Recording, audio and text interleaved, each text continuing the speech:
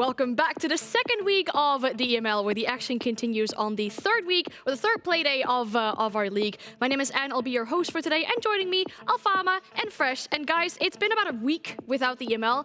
Feels like a long time. Yeah, already. We feel like we live here all the time, and we expect to have matches every single day.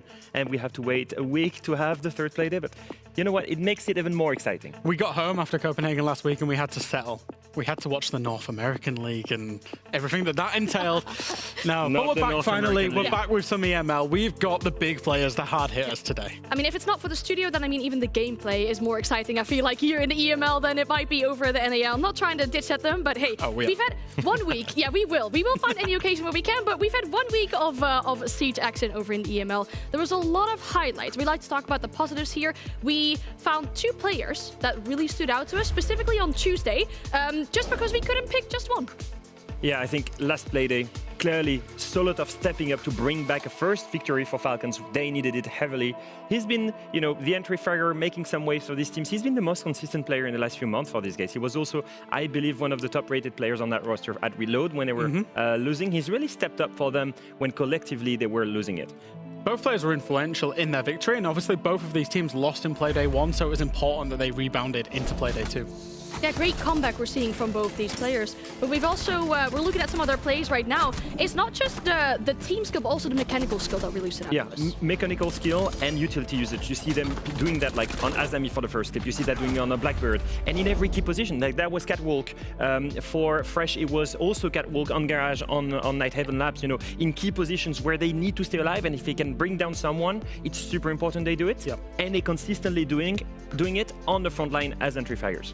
100%. Now, it's only been 2 play days, I know, but we've already made a top 3 of the players that have stood out to us the most so far, starting with the number 2 and 3, just to keep the number 1 the secret for now. Yeah, number 2, Freck, we've just spoken about him, but number 3, Loira, taking off the IGL role, G2, he's impressed us so much. He looks back to himself and that potential that we saw ahead of G2 qualifying to the 6th Invitational at the start of this year, I would say, Leo. Yeah, the fact that we're seeing guys at 25, 28 kills after only 2 matches, for me, is crazy. The fact that we're seeing Freck on 5-0 in entry, when he had a huge negative entry rate last stage, it's a massive step up for this player, being really young as well. Just as a reminder, he started playing in Tier 1 only a few months ago in Stage 2 of EUL last year. It's such a big step up for this guy. And I mean, we said we're going to keep the number 1 a secret, but I think if you followed any of the EML last week, you'll probably know who it is. Yeah, absolutely. It's going to be always on the side of Virtus.Pro. Really the spearhead, I think, in terms of the killing department for that team at the moment. And they're playing so well, and he's individually playing so well. You said it was crazy, 28 kills on the side of Loira. Always has got 28 kills, but having played less rounds than Loira so far, he is fragging it out. By far the best KPR I've seen in a long time, and at the same time, the guy has a 3 KD in Tier 1 in Pro League. Nuts. He's been the staple player for this VP roster. You had a 0.3 KD as well, didn't you? I had a 0.3 KD. Yeah, exactly. Great. You'd be in a top 10 10 times the player. 10 times, like, I was just 10 times worse than always. Great. Nice reminder.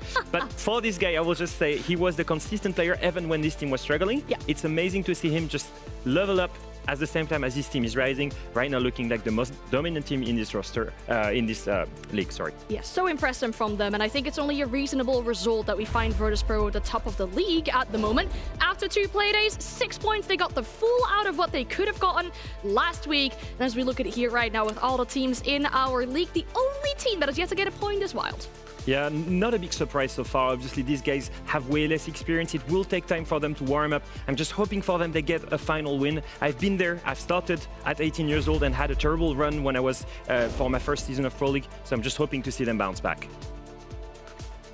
We're looking at the schedule as well with the 5 best of ones that we have for today. Obviously, the number 1 in the league, Virtus.Pro, has to take it up against Fnatic later today. Yep. Wild have a difficult match again with G2 for that very first point. Would you say lopsided matches today? I would say there's a favourite in every match. I will say, I said at the end of last play day, and I'm going to say at this play day, there will be 2 upsets today. I'm not telling you which 2, but there will be 2. That's an easy one. Like he's just saying random facts. I will tell you before each game if it's going to be an upset game or All not, right, based entirely on vibes. That's awesome. I cannot wait to see that. But obviously, we've had a lot of siege in all these regions so far. Now, you two, obviously, you're going to go over to the Telestrator because they want to show you something with the rework clash, and you better say nice things about them in the Twitch chat. You better be nice to us. I'm not very nice to you, Leo, so I don't know how they're going to be nice to us. Well, maybe because we can say something that's quite on point. We'll say something about Clash. I think that Clash has received an amazing rework, and we've seen her being played by professional teams across multiple regions, and we just want to show you how Clash is extremely useful at every stages of the rounds.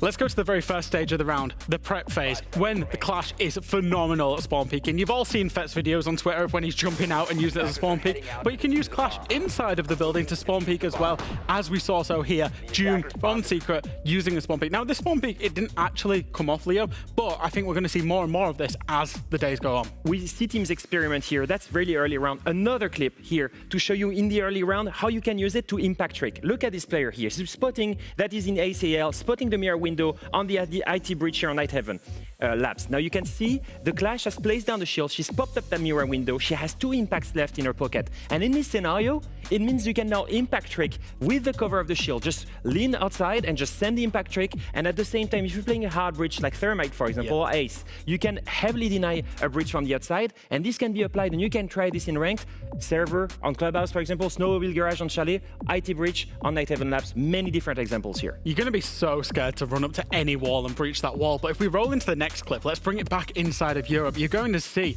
a Capital, a Sophia trying to clear this Clash shield inside of the logistics office. Now, this is a key area on Clubhouse when teams are attacking the gym bomb site. You will see behind the Clash shield a mirror and a smoke with a mirror window, mute jammers, utility, everything to protect this position. And as the clip rolls on, you can see the mirror is just playing safe behind that Clash shield, using it effectively as a mirror window. And it's a double, it's a triple stack. And realistically, this position can just not be cleared whatsoever by the attackers. It's the fact they're using the smoke and the shield to create a choke point, and that can be used in the middle to late round. Another example is in the very late round. We're gonna see here a situation where they're in a clutch situation. You're gonna see here Asa and Nako. Nako is running downstairs to C4. Asa is left alone versus 3 players of VP on the bomb site. He retakes the whole way there. He's gonna place down his shield to try and get kills on the attackers. He gets down here on this window, then gets even more aggressive and removes another player. In this scenario, he's now used the Clash to take more position, kill 2 players, and then he plays down the shield to protect himself as he goes for the diffuser. Now, Shepard is running into it. He's slowed down. He managed to kill him because there's a really thin gap between the bomb chassis and the shield. But that's just one example to show you guys. Imagine someone is with him. Someone can go for the diffuser, he protects him with the shield, and he can use it as a mirror window, kinda, to try and get the kill. For me, Clash is useful in so many of these situations across any time in the round. It was a huge buff. Clearly, this is the reason we're gonna see more and more of Clash being used by teams. It's many different things we've shown you can try in ranked, and hopefully we're gonna get to see more Clash clips from you guys.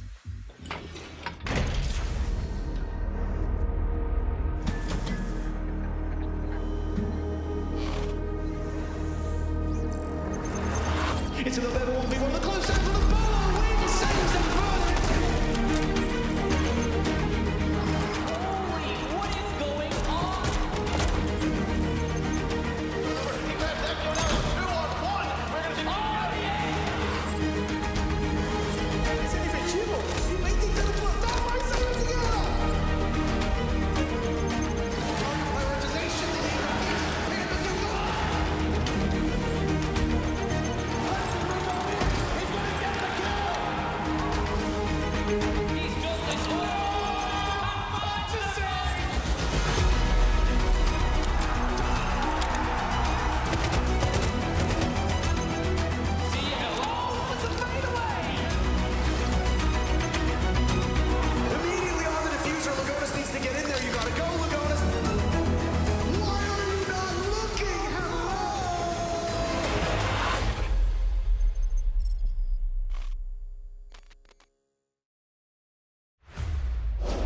Well, that was some great illustration from you two. Great explanation. I'll do my part in saying nice things. Also, the camera work, absolutely amazing. Shout out to Easy, I believe, for all of that as well. Yep. To make it look it's very pleasing on the screen, I will say. I'm sure we'll see more Clash, probably in this first matchup already even. I mean, Secret are Shields enjoyers, I think we've seen in the last stage. They're playing against Wolves today.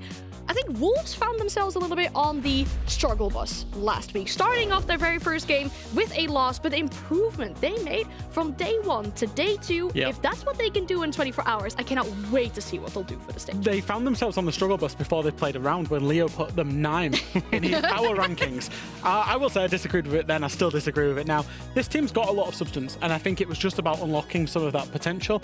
They did have a difficult play day 1. I don't think they played as they would expect to have played up against G2, but they came back and they showed real resolve last week in that game against Fnatic. That was a huge comeback. Yeah, I always try to be fair to these teams, and the reason I placed them was obviously because of the poor performance in Malta. I have to say, last week, they brought 4 rounds to G2. They lose 7-4. For me, that's already a win in some sorts. They were not looking, they were not getting stomped. That's what I mean. And then they played against Fnatic and they beat them. So there's still potential in this team, and they've just proven they can be that annoying dark horse that on any given day in a BO1 can take you down and avoid you qualifying to playoffs.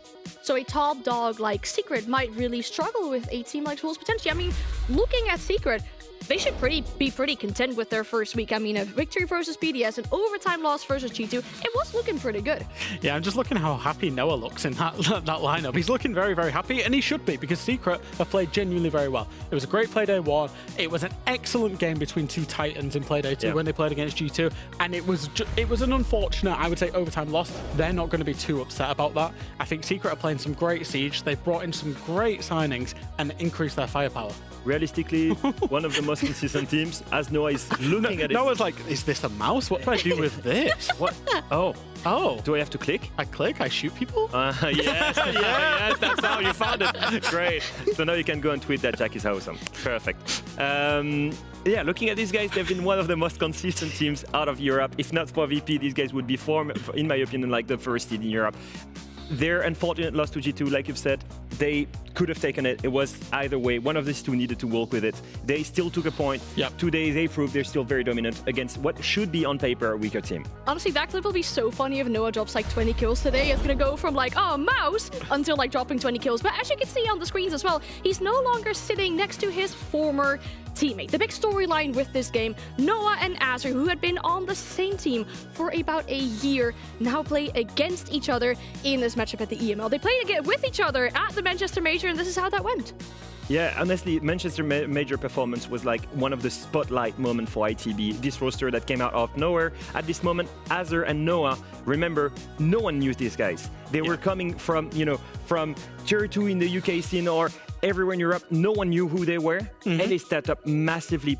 In my opinion, these two guys parting away. That music. As we see them part ways, these two guys are right now the spotlight players on each of their rosters. It's sad to see that it didn't work out on either ITB or when they both went to Fnatic afterwards as well. And they're now on separate rosters, but I think they're both enjoying their time on their separate rosters, as you can see from the EPS and the stats here of the head-to-head of 2 players. Playing slightly different roles, it is fair to say. However, they've both become linchpins for their team, despite not having actually been there very long. And I think back about the very first times we saw Noah in competitive and how hard Fabian was going on him, because it wasn't an easy start for him all the way back here, but he's really become a staple in his current roster as well, looking back at because we just want more memes in the EML as well. We're looking at it once again. I mean, it is a big storyline. I heard it's loved by everyone, so we're just making more memes. Exactly, we're just the meme generators, basically. Yeah, I think we should have fun as well. I think that's what we're here for as well, right? Watching these games together, having a good time, but we need to find out where we're heading to as well. It is a best of 1, as we mentioned earlier. Let's have a look at the map, Veto. See where this matchup will take us. It'll take us to Lair. Yeah, so it's instant redemption, I would say, for the side of Wolves. They played it up against G2 on play day 1. Now, if you remember that game against G2, they got a 3-3 attack split, which I think for Lair is pretty decent with how the map plays out. It's pretty expected, but also against G2, that's pretty good. Where Wolves went wrong, which is where they're starting, is their defenses on Lair. And in Kendra's timeout, it felt like they were really not sticking to their game plan. So it was a big chance now in play day 3 a shot of redemption on that specific map. Yeah, looking at this, you think Secret, they're not big fans of Lair. They've played it twice in 2025, lost it twice, one at SI, and one at Reload against Furia. But they lost 7-4 against Furia. Yeah. They look pretty good against Furia. So, in my opinion, Secret right now are not necessarily in a weak position to play against Wolves. I'm going to give you, I said I'd give you which games have the upset potential. Game 1 has the upset potential. I'm calling it. All right, I'm happy. I'll be very excited to see that. I mean, thinking back about the timeout or the interview with Kendrew as well. I mean, you mentioned it's kind of like a comeback for them if they do better now on layer. Kendrew's telling us last week as well, once you get that first win under the belt, the confidence is just going to be so much better. I mean, we're looking at that today, hopefully, for Wolves, but our matchup should almost be ready. It's time to bring our casters in. We do have Dev, Marta, and Pengu joining us. Guys, it's very good to see you back on the EML. How are we feeling?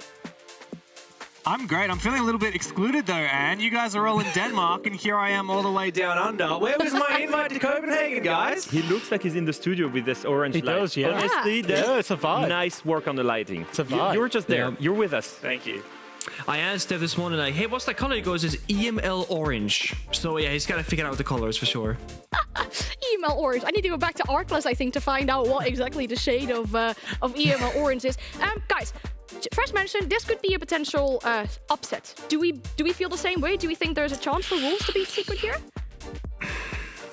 I feel like, on my take, I don't feel like there is an upset story here. I feel like it's pretty even grounds for me, at least as a spectator of this matchup. I feel like it's up to who's the better team, and they're both going in kind of 50-50 in my mind. Yeah, I think the best reference we have is, of course, both these teams play G2, but you look at the differences, right? Like, Wolves kind of got pretty handily taken down. Team Secret took them to OT. I know that at the start of the stage, you guys on the desk were very much saying, I think it was you, Leo, saying that you thought Secret was one of, if not the best team in EML at the moment. And we haven't seen that so far, but I mean, put Wolves away handily, and maybe they're on the way to proving We it. haven't seen that so far, really. I guess we didn't see the stage. These guys had a comfortable first win, and then I don't think week one has reached Australia. Yeah. It's a bit far in the past. Yeah. They may be ahead in time, but they're maybe behind on what's happened in the EML for the first week. It's okay. Before this gets out of hand, before you guys start literally arguing with each other, I'm going to send you guys off for the first match. So Dev and Pengu, please take us to lair.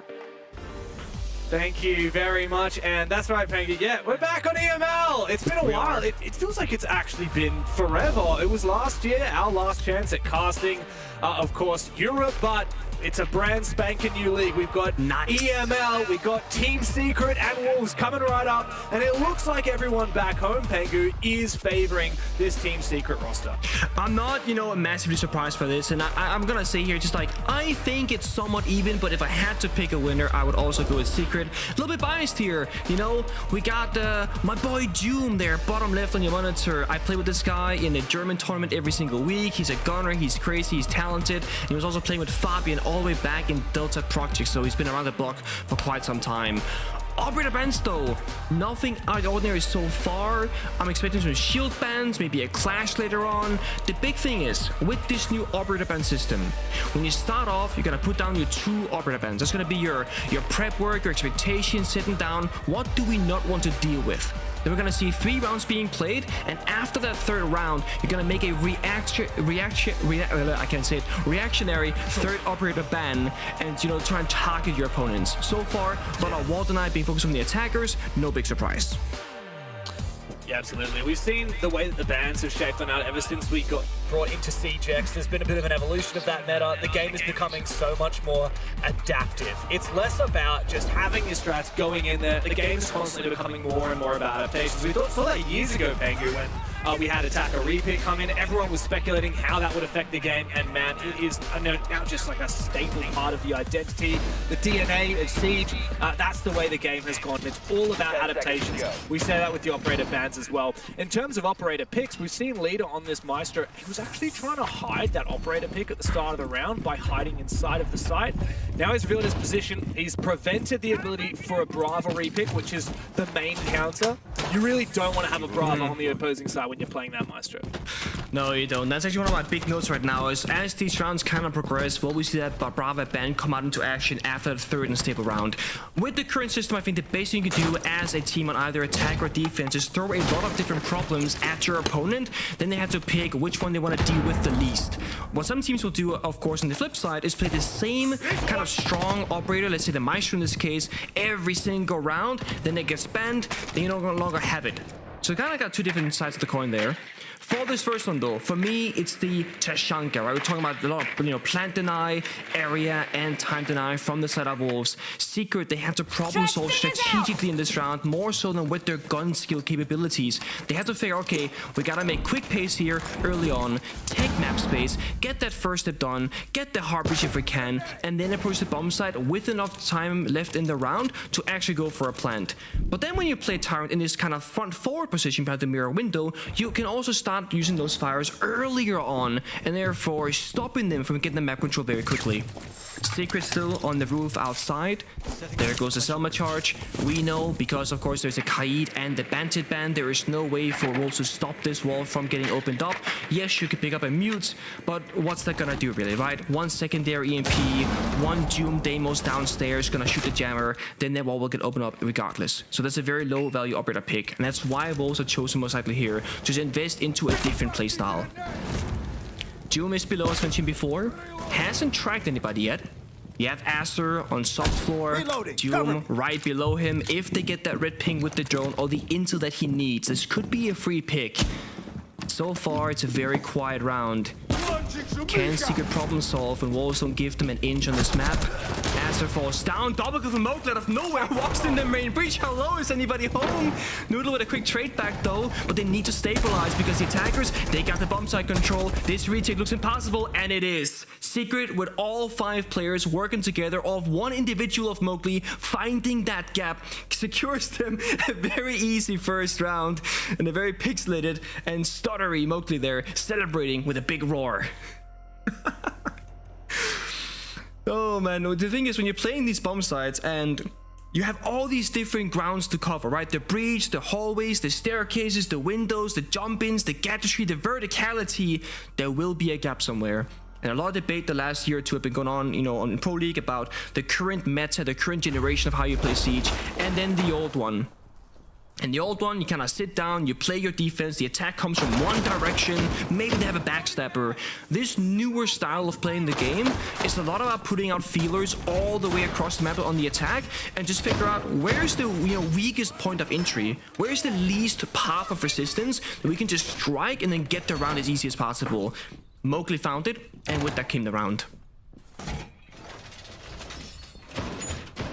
Speaking of the different operators you can bring out, Tashanka Maestro round 1, Tashanka Clash in round number 2. Let's say Wolves bring out, I don't know, a third operator, something else, right? It could be a Solus for downstairs, a Pulse, a Valkyrie, whatever. Then Secret will have to figure out which one, again, they would least like to deal with. So Wolves, yes, they didn't get the round victory, but they are showing a lot of capabilities and flexing their operators to each individual bomb site and tailoring it. And what I really like about this as well is Tyrant is now on the Fin rear.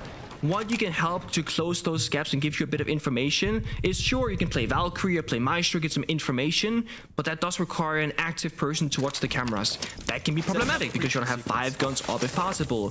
By playing trap operators, Lesion, Fenrir, Ella, etc., you can put traps in certain areas and not have an active gun watching them.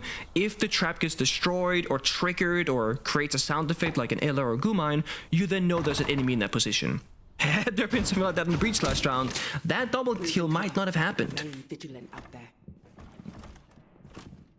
Very kind of mixed results on Clash so far across all the regions. I think right now the hot topic is Clash is super strong or Clash isn't that good. I think with the changes, overall, I think Clash is a weaker operator. That's my hot take, because now you're putting in players' ability to make the wrong decision into the mix. With the old Clash style, you would never put the shield away, you would always sap, you would never die. Kind of like how you play the Monty. With the current Clash in effect, players might put down the shield sometimes and die, and now the operator, the gadget, is completely irrelevant. If you play Clash perfectly in a round, I do believe the current version is better. But with the natural case of players making mistakes, there will be rounds where it has less value. Vertical being done, and just as I say that, all of a sudden Clash is stacked. Trying to put the shield down the hallway, gets backstabbed. And I'm just gonna say it right now, if that was the old Clash, you probably don't even go for that kind of aggressive front forward play, because you don't need to. You can't swing, you can't put down that shield. Wrong decision gets punished. But it's again the gap found by Secret in the right spot at the right time. June goes in, Tracker active. Aster falls as well. One by one, they will go down. Noodle on a single point of HP. Great shot from Leader though to try and bring back those numbers. But once again, the bomb site, the biggest focus point for the attack, is getting weaker and weaker as time goes on. Waiting with Doom's second tracker. Surely it's gonna go very soon. Just waiting for it. The timing. Nope. He's gonna sneak in the side instead. Find one. Look for a second. No bullet count on the smoke there of Leader will create a couple of issues for him. He's gonna peel on back. Noodle, yes, 1 HP. Leader as well, but they're stuck in each of their corners. Looking for a crossfire, can't quite find one. Savage rotating over to go for a plant attempt instead. Nowhere to cover. No util, no drones, just a raw 2-on-2. The flank is there. The shots go wide. Savage knows he's gonna reposition. 4 seconds to go. Savage, where are you going to plant? Trap procced. 0 seconds, and they don't start planting. Savage, where have you gone? Where did you go? Instead, going for a kill? You don't trust the cover, you don't have the information. They had the bomb side at the very end there. Guess what saved the round? The Fenrir mine, sound cue, nearsightedness to give the defenders just a little bit of a bigger chance. As I just said, tech timeout from giving Wolves. them the map control. Like, we realize they're doing a full like clear, right? And we're giving them the map control in literally 20 seconds. Like, realize what players they have. They have a Jackal, right? They want to go for a full sweep. Shh, like, we gotta be quiet, James. You again, like last game day, to extend and like deny their info. If we want to bring a tub as well, guys, to like, you know, do like a rat play like underneath like fucking Dokumi calls and shit like that. Also, like when you go to these power positions again, Azami's up, guys. Azami's open again for Master, for example. Like, you can play King with the Azami, and then you just hold the entire site. You know what I mean? Like, Mute Mozzie is up, Vigil is up. You know, like don't leave so early, guys. Like, extend early and then fall back. So overall, it seems like fighting more, not giving anything up for free. But I will also say from Kindred, the coach, it seemed like it was a lot of things he was covering. It wasn't like, guys, we're not following the game plan, or guys, we didn't do the prep work. It was a lot of like, play this operator, play over there, don't fall back, hold your ground, set up the crossfire, don't like whatever. It was a lot of different things. And despite, you know, winning this round and a clutch due to time running out, and both going for a kill here, not going for a planned attempt, they should have probably lost that round. It wasn't looking that pretty, so I get the early tactical timeout. I hope the players there can make the right adjustments and get, you know, a consistent, a stable round victory. Yeah, big one to clutch on up. Alright, so full transparency there, Pengu. I unfortunately missed those 2 rounds, so can you give me the brief? Like, let's say anyone's just tuning into the stream now. Yes. What's the laydown of what's happened in these first 2 rounds? Have they looked good at the start for Secret, and then just an awkward clutch-up reply from, I believe that was Noodle on the Wolves side in that 1v2? Yes, so very first round, Mowgli, you know, top floor attack, they open up the windows, the doors, the breach. Mowgli just runs in the breach at the perfect timing, gets 2 kills, the bomb site falls. Secret very much victorious in the 4 versus 1. In that second round, we had Krex on the Clash, just like the notable operator, and he died very early on by getting shot in the back. And when Wolves they lose these early power positions, like Kendra was saying, they don't seem to have a very good adaptation for a plan B. So again, they fall apart, they die. Secret on the bomb site, but then they clutch through time running out. And just like the last 2 rounds like we're going over, an early manpower loss for the defenders. Secret are getting very aggressive. A little bit of damage taken here to Savage. Gonna have to be cautious as Noah's down on the ground. And Secret do appear to need to regroup. They don't want to turn things down. Look at how deep we've got Mowgli here. He's so tempted to go for a swing. We need the rest of this squad to recompose. And there we go, Noah back on his feet again. Already a lot of ground taken here by the Secret side. Wolves really forced back early.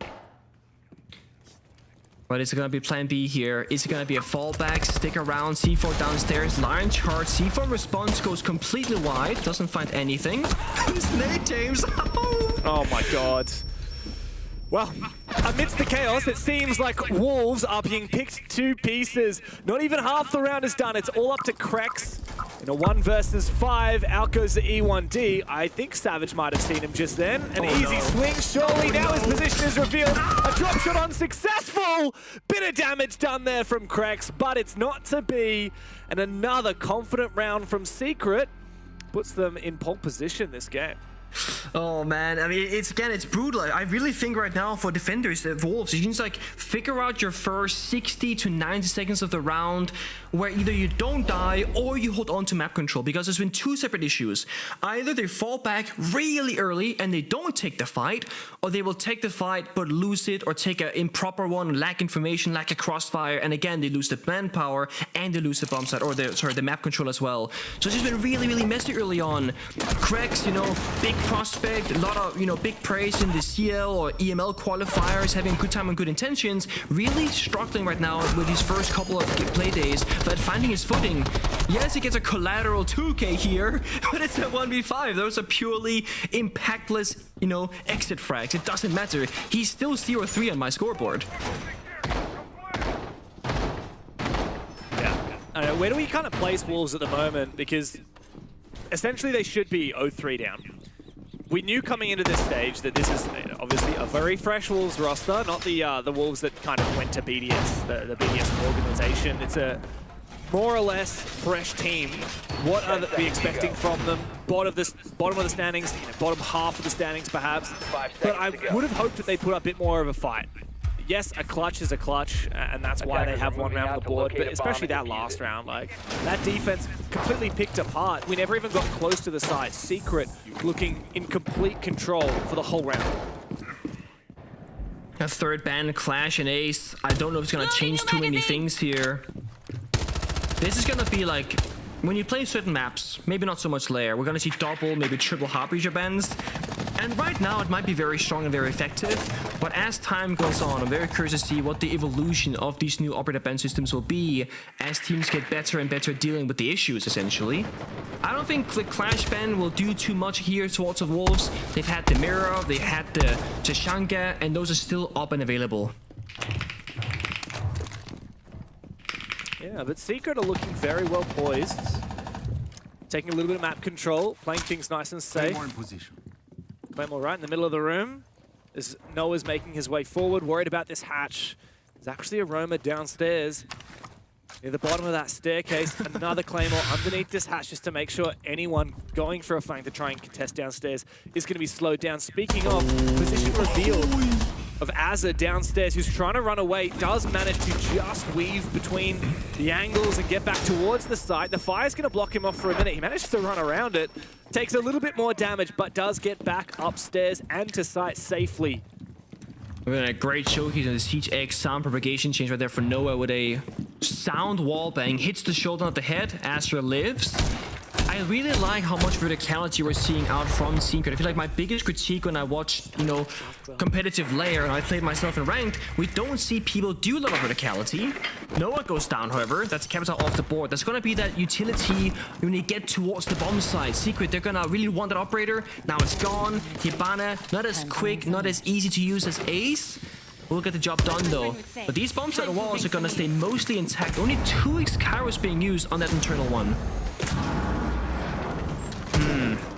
Let's see here. Tappity tap goes to DMR. And Wolves now, they can play far back, right? They got the Shanga, they got the Guri, they got 2 C4s they can use downstairs. Sprint down the Holy Savage. No one's there to help. No, as Claymore gets the kill. Beneath that hatch it was. With 40 seconds left, Mowgli finds the gap once more. Same spot we saw in the very first round. Going for a swing. Oh my god, like that, Krex gets his first actual kill in this matchup. Fire everywhere. Another smoke getting popped from the attackers. Where is the way in? Red pings, Maestro cams, crossfires, more fire to go. This attacker doesn't stop, and Krex finds more and more in this round. Doom will burn, and Wolves looking much more comfortable on their defensive rounds now as they figured out what the pace is gonna be. Play for the map control, don't fall back, and then set up the bomb set with that plant and into deny.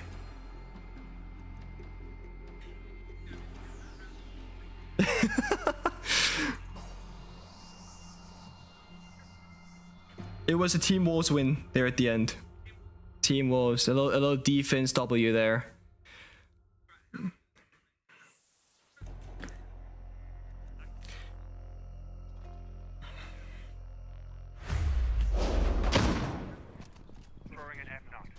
All right. You are correct. I'm gonna say that. So I can hear James on my end, but we cannot hear you like the stream, James. So you are not connected right now. So I look like I'm talking to myself. So I'm just gonna talk to myself actually, because I'm gonna respond to your points. I'm gonna look crazy. But yeah, essentially. Oh, I was gonna point this out actually. No one put down that claymore downstairs. And you're thinking to yourself, why would you do that when it's just like a hatch drop? You'll see it, you'll shoot it, whatever.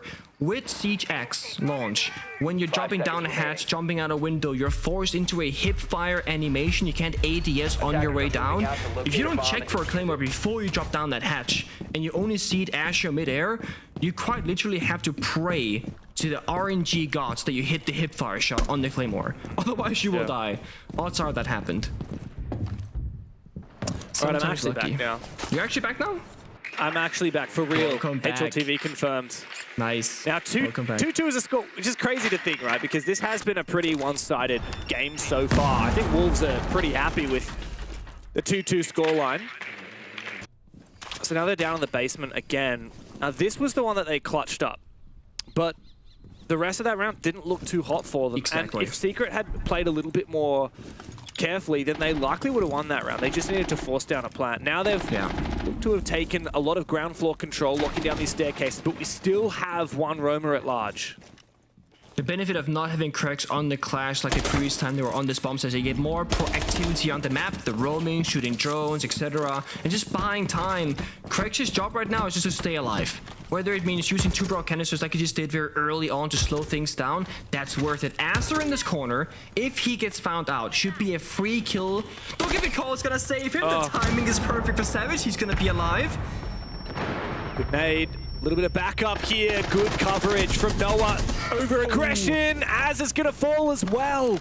Another extension from Wolves that doesn't pan out. But thankfully, Noodles found something. It is just up to him and his iconic duo of Leader. The two of them now in a 2 versus 4. A minute and a half still to play as that Dokkaebi call rings out. I've seen this one before. 2v4 previous time around as well. And yes, the first Dokkaebi call got a lot of value, but that second one, not anything at all. Bit of a shot missed there from Noodle, but has a good read. Loses the gunfight. Now a 4v1 for Leader instead, going upstairs. He's got gas babes to work with, but just an SMG-11 in hand. He's going to look to try and take this fight upstairs. He's been spotted. A lot of damage and the injure onto Doom. Good flashbang over the top. And now he's got to make sure that he plays his cards to perfection. Diffuser is on Adrian. Down on the site, Team Secret can start to force that down. Leader forced to rotate down this staircase, and it just doesn't look possible. He's going to have to hit some of the best shots of his life to make this work. And of course, it's a Blackbeard watching him. Speaking of, that's a shot and a half. Now he's got gas babes to work with, and we might be cooking here. Noah's already low HP. Savage needs to keep peeking for information. Be careful not to aim down sights, but he takes the risk, and it pays off. They don't fumble the 2v1 this time around. Team Secret are once again in the lead. Oh man, again, it's incredible how much value you can get unintentionally with the right use of like a Dokkaebi or a Lion. It's because it's a global gadget, right? Let's say the same thing in Finka. You have a teammate who's injured, so you go for, a Finka stim, but then you're healing somebody else across the map unintentionally who might get saved in a gunfight. What happened here with the Dokkaebi is Savage about to walk into that door with no idea that Aster snuck into the corner, and right as he enters the room, the phone starts ringing and Savage backs off, and in return they get 2 kills. That was like the round defining moment, and it wasn't even necessarily intended, but it certainly helped out that attacking round. Yeah, what we've seen as well is every single time there's a numbers advantage here for Secret, Wolves, they just don't have a way to fight back into it safely. On that bomb site, in Secret, they did all of the natural ways that you attack that bomb site. There was a lot of pressure from various angles, and Wolves just continue to feel, oh, they're creeping in from this side. They're putting pressure, they're displacing us here. As soon as there was a numbers disadvantage, Wolves really only had one choice, and that was to swing. And they're not going to win most of those fights. Expectations for Lair? Typically, I would say like a 4-2 favoring defense or a 3-3. I would say it's a defender-sided map more often than not, but of course it depends on operator bands, who you are as a team, what happens in the rounds, etc. The matter of the fact is, if Secret did win out in that 2v1 on that first basement attack, they'll be up 4-1 currently, definitely beating the bar of attacking rounds here on the map. They can still get there though. The 4-2 is waiting for them. Exothermocharge being placed down. Jammer on the wall. Secondary EMPs in the pocket of the wrong player perhaps, as Doom is on the opposite side of the building. Not sure they can use that hop region just now. That's the bomb side door, by the way. Doom is right by it. He's just waiting for a call of some kind. He's got a yellow ping. Because he don't want to risk his position. There's a little bit of a spray, so Krex is a bit suspicious. Oh, the read is perfect. The timing could not have been better for Doom as Krex went for the reload. And he used the hole that Krex himself opened to claim his life.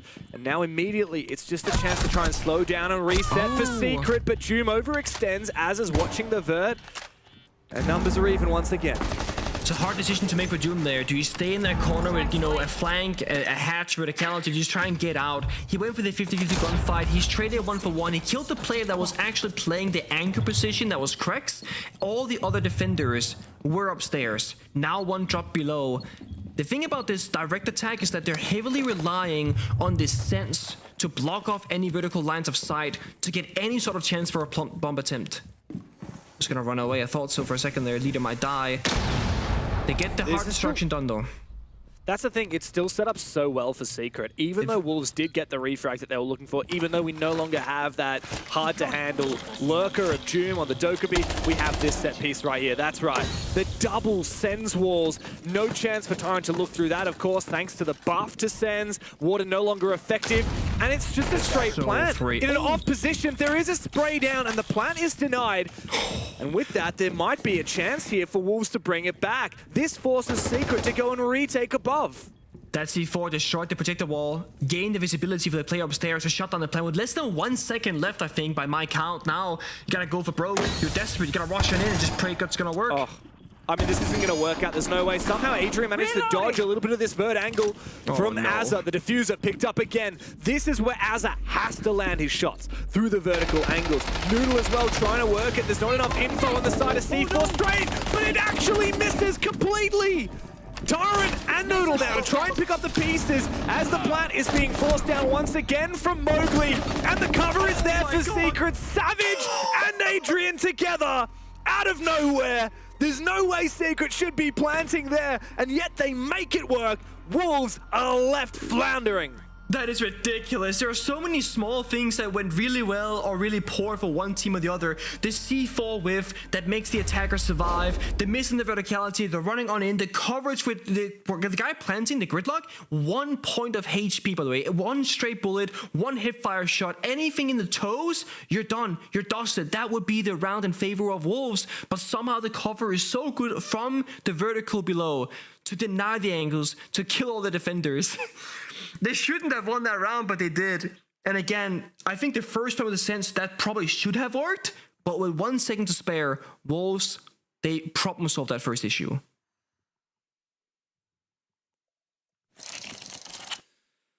Oh, wow. Let's see it here. I want to see the timer on the planter. The C4 destroyed like a small portion of the sense projector wall, and that's how they could see the planter. Look, that's like 0 point something. It's so close. Yeah. By the end of it, it just came to making sure that this Secret player that was planting could get it up. And it just came down to everyone from Secret saying, guys, look, we lost our main win conditions, so now we just have to get a little bit messy with it. And they did that, to their credit. Came down to 1 guy planting on 1 HP, and the rest of them just, okay, peek everything. Just keep peeking. All we have to do is make sure that this diffuser goes down. A little bit messy, he says. Yep. That is one of the messiest things ever, but no, you're right. And what I really like about Secret as a roster, when you look at the names, right, you see Mowgli, Adrian, Doom, Savage, Noah. You probably think all of those players, maybe with the exception of Noah, they will do the crazy play. They will hit that nasty shot. They will seek that opportunity. This entire roster can really go for those, you know, invest everything into one thing and believe in it, strat. There's not going to be any small ounce of doubt. The call is there, guys. Walk in, plant, cover. And they're gonna go, okay, let's do it. Ice cold. I love that. I love when you have a whole team that commits to something too.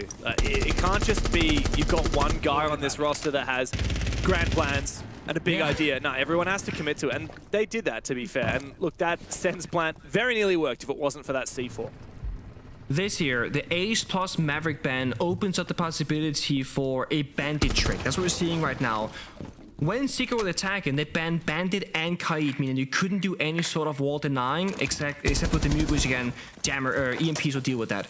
This is forcing Wolves on the attack to always have to go below the bomb site with a verticality, an IQ, or a great nade in the floor.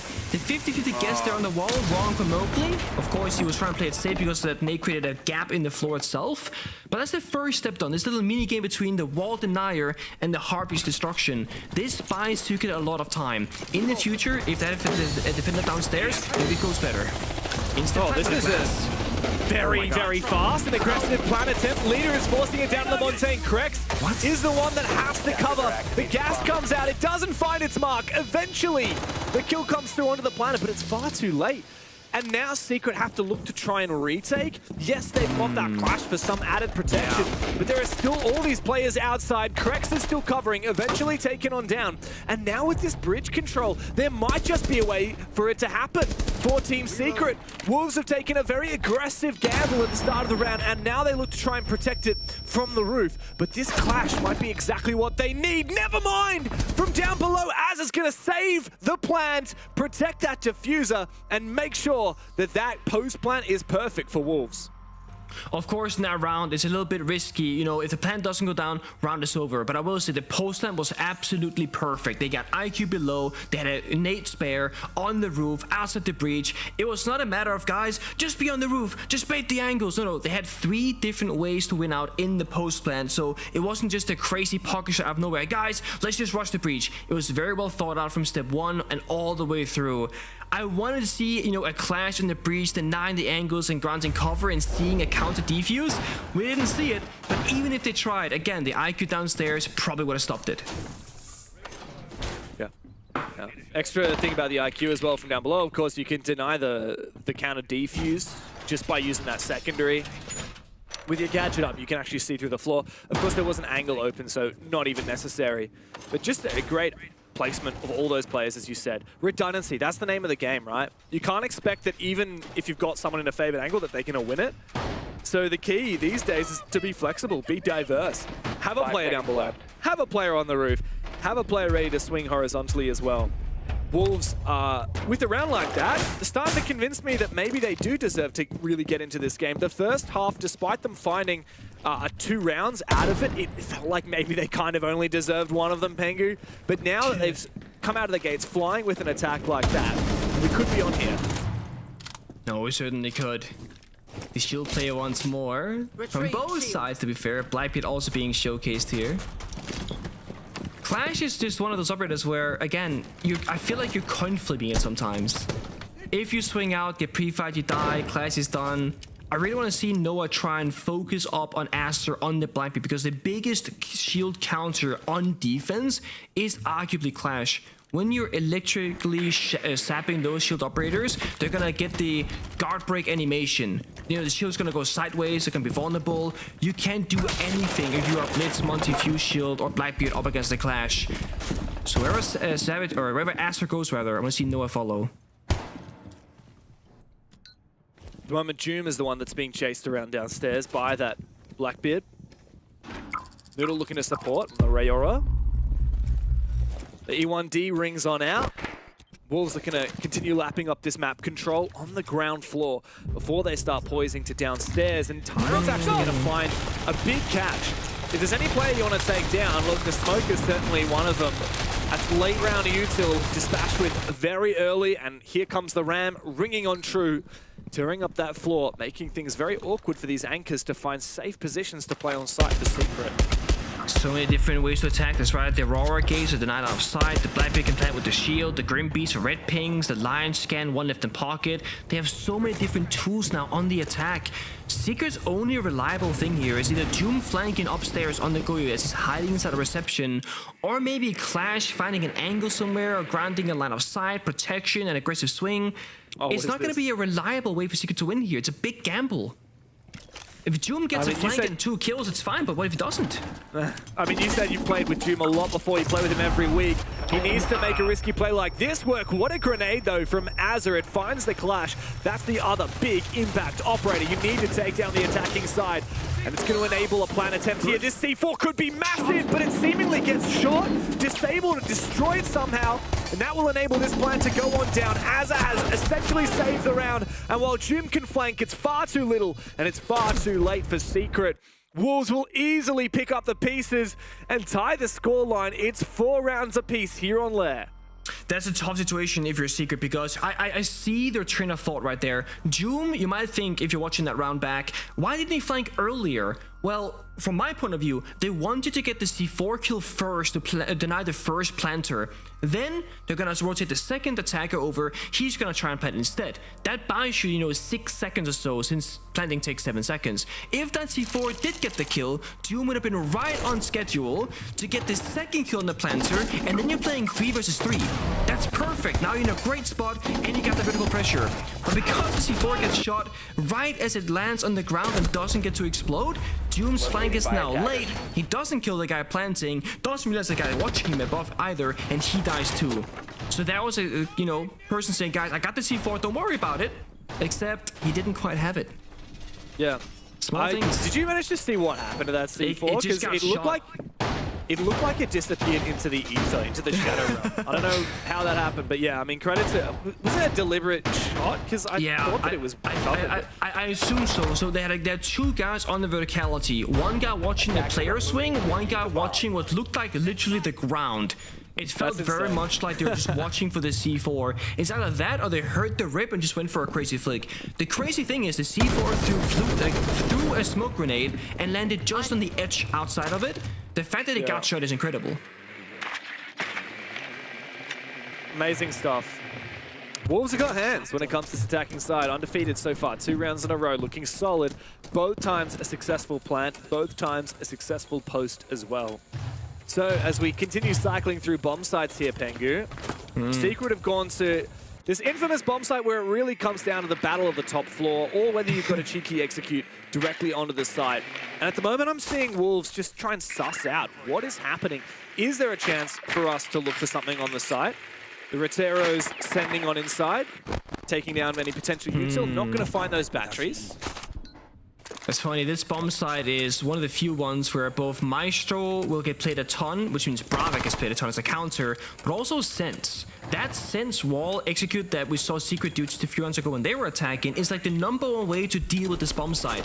The big difference here, again, the bandit is open. Secret are playing it, and they're denying that first step. Mowgli finds a 2-piece out of nowhere, and look who he took down. Sense, that's bombs that execute. And of course, the floors, the self-destruction. This will cause problems for Wolves. It's time for Plan C, which might just be sitting into this doorway and take a risky gunfight. At this point, you just have to take some risks. You have to. I don't know how Mowgli got away with that. Clearly just unaccounted for. He swings for 2 in this hallway, perhaps. Yeah, Wolves have not been aware. And here comes a C4 from Doom. It's going to find Tyrant looking for another one. He's got his position on lock, though. He doesn't even need to swing. Noodle goes hunting. It's up to him and Az that are just trying to find a kill here or there. But Secret really do not need to give them an inch. Straight to the Dread Mine. Bit of a pre-fire. Really, you don't need to peek here, even if you're Savage on that top floor. All the gas is being burnt. The round is pretty much done.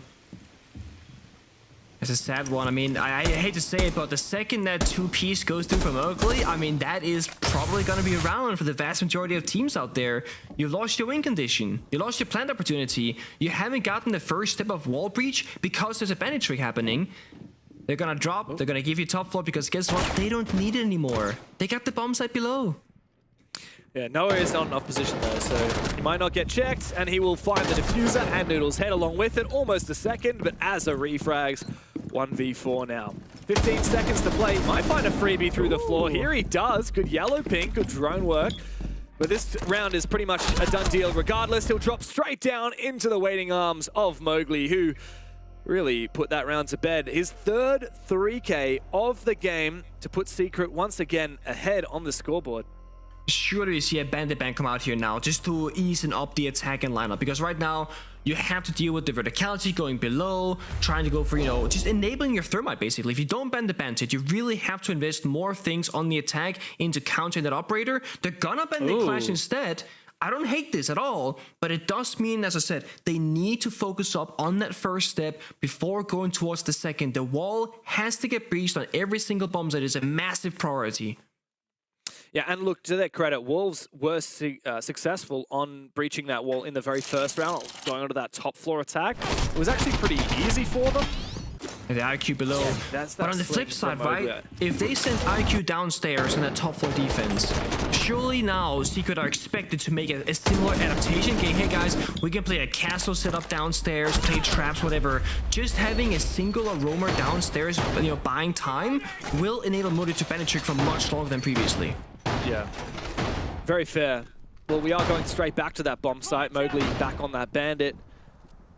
I do wonder where Savage is going to put these cameras as well. Is this going to be to enable that roam downstairs? Is this going to be for plant denial? Of course, we know that Wolves are not afraid of going for those heavy explosive pushes on the site. They did it with the Montaigne last time around. This time, they have that sends. We do see a camera placed below to try and enable this roam game.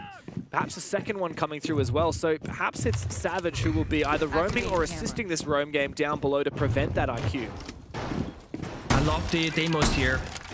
It was a tagger repicked at the very end of the picking phase, essentially, from Bok into Demos. This is saying, hey, we can still do verticality similar to a Bok to deal with the bandit, but because we are expecting a roam presence downstairs, we have Demos plus Dokkaebi. The first step right now is finding those roamers downstairs and just creating space below that hard destroyable wall so they can get the breach. And with Dokkaebi Demos, you should have a much better time achieving this. First Skyro is being done upstream. Gonna go to the roof. Yep, they want that breach. Another question is, can Aster and Tyrant get the job done below? Noodle has Skybridge. So trying to cut the map in half right now, essentially, and just buy space. Take all the time you need. You need this to happen successfully. Yeah, but we don't have any players from Wolves in the building down below as of yet. As I say that, Tyrant actually makes his way downstairs. He's looking to try and take control and put that pressure on Mowgli from the vertical angle. Az has now made his way in as well. This is the first step from Wolves. As you said, it comes down to that roam hunt straight into that disruption of the bandit juggle. But keep in mind, we do have Savage's Valkyrie cameras. One already taken down.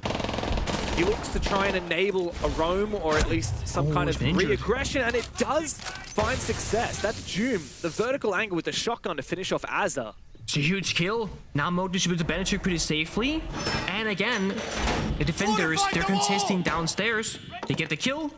Now they can just leave it be. Now, they've also fallen back into R6 room, reinforcing off this wall, preventing that ground from being taken. They take the advantage and they fall back. It's sad because Krex was outside the building the entire round on the roof waiting to do his job. Now inside instead on Skybridge, gets this wall breached instead. No bandit trickery there from Mowgli, has those pre-placed elsewhere. The issue with that breach is you can't really get in. So the door is still going to be your first bet, and the door is not very nice either because that crossfire we see is established. Sense wall could help with this. And this can be held in a passive fashion here by Secret. Oh, the C4. Just waiting. Now C4 does go out. Doesn't find any kill as of yet, but Noah does time his peak well. He takes down Krex, and Wolves are not looking too hot here. Noodle having to go for a swing. Misses his chance. Gets completely 180'd by Mowgli. It's a direct trade, leaving Leader in a 1 versus 3 with 10 seconds to play. All he's going to do is bait for kills here. As you said, Tengu, there's no way to make it through this breach. Bullets peppered his direction, and it's a locked case for Secret. They find match point. Took them a little bit longer than they expected, but it is theirs for the taking. Oh man, so the defenders there are Secret. They're playing 4 individual C4s in that round. So the attackers, when they start rolling in those sense walls, they C4'd it to deny, you know, the wall from going up. Then they roll out another one. The C4 comes out again. The one way they had to destroy the crossfire from the defenders was the sense gadget. And then you have so many C4s, you can just toss them out like it's candy. It doesn't matter. Well, you have the perfect counter. I really do think that a lot of these rounds are being decided on very small margins. For example, Damo almost dying from the verticality, not being able to utilize the gadget below, finding the kills, and losing that map pressure downstairs. That's a huge loss in that round.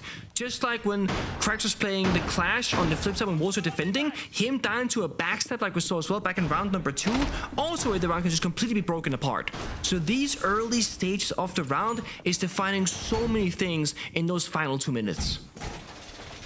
It really didn't feel like that was plan A for Wolves though, right? We know that last time they attacked that bomb site, they wanted to go for that external breach. That was in theory what the strat was here as well, try and kill that bandit and Deimos down below. Didn't work out. They had to pivot, they had to go for an R6 room attack, and like you said, that's walking into a dead crossfire. It's a bit of a Hail Mary to try and make that work with the Sens. So Wolves, they're being met with contention at every turn, and I think that's where I want to credit Secret.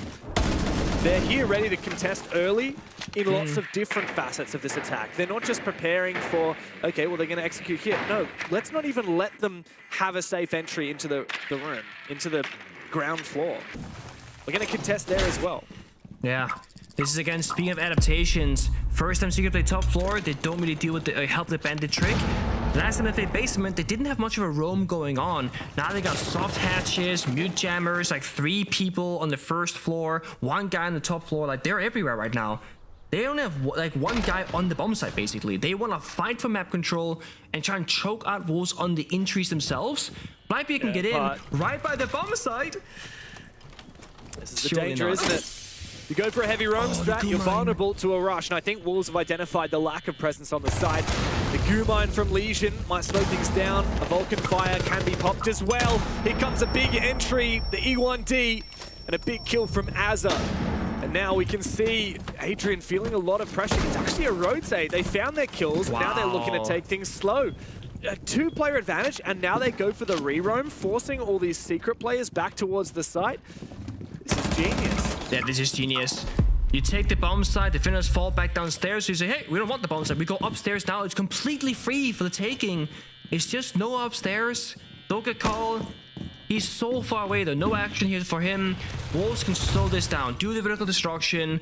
Get those lines of sight. They can do the exact same plant as previously, but Blackbeard walking on in, holding those vertical angles, using Aura, and this should be a free plant. There is no plant deny whatsoever. No C4, no nothing. Just that Kuya fire. Yeah, and that's going to be gone in 20 seconds. We're still 40 seconds to play. Don't have to worry about those goo mines. Can be easily shot out. This is, like you said, picture perfect here from Wolves' beautiful attack. Use that early aggression, whittle down the numbers, and then play it slow. Play it as if it's a 5v5. Ooh. Noodle takes a lot of damage there. I do need to be careful, though, in these next 20 seconds, not to lose players, because that's their massive advantage right now, the numbers. Azza forcing that plan down. The rest of the team getting disruptive. How is Savage allowed to sneak through? 1 HP, but he's still got a dream. As the plan is going down from Tyrant, a re-attempt now for Wolves. 25 seconds still to play. Noah does find his kill. It's a 2v2 in the post plan to try and stave off defeat. But Team Secret, they need to make magic happen now, and it's all up to Savage. The magician who made the plant denied in the first moment of that attack. And now he does fall. Wolves just scathe away by the skin of their teeth. They keep this game going. And it's again the very small things that are defining what happens in these rounds. They had 2 or 3 separate Goyo, I think it was 2 Goyo canisters on the default plant position. Something and what they had done, maybe trying to take the Secret, top floor I'm gonna be quiet. If they're just they're doing the same side, the same attacks like every time. the same attack. Just So bring what we can, some impact. We can just go for the same shit, like so what we can do, can we adapt some Goyos for these default positions on the site as well for late rounds? Because if we can remove their drones and not make them clear those positions, it will fuck them up for the execution as well. And maybe we can try to flank at the same time that they're trying to go for the execution, because the gridlock is... Listen, we just play, let's play Matcho, let's play 2, let's play mute for sides, let's give them side, and then let's play the Valk to flank like the that side, okay? Okay. Okay. And just gonna go for the same side to, like, as long as we go impact and the 2 we're out, we can deny everything. Yeah. Confidence up, guys. I can play the Maestro. Huh. Very specific things there. They're just like building one shot and saying, this is what we're gonna do with it.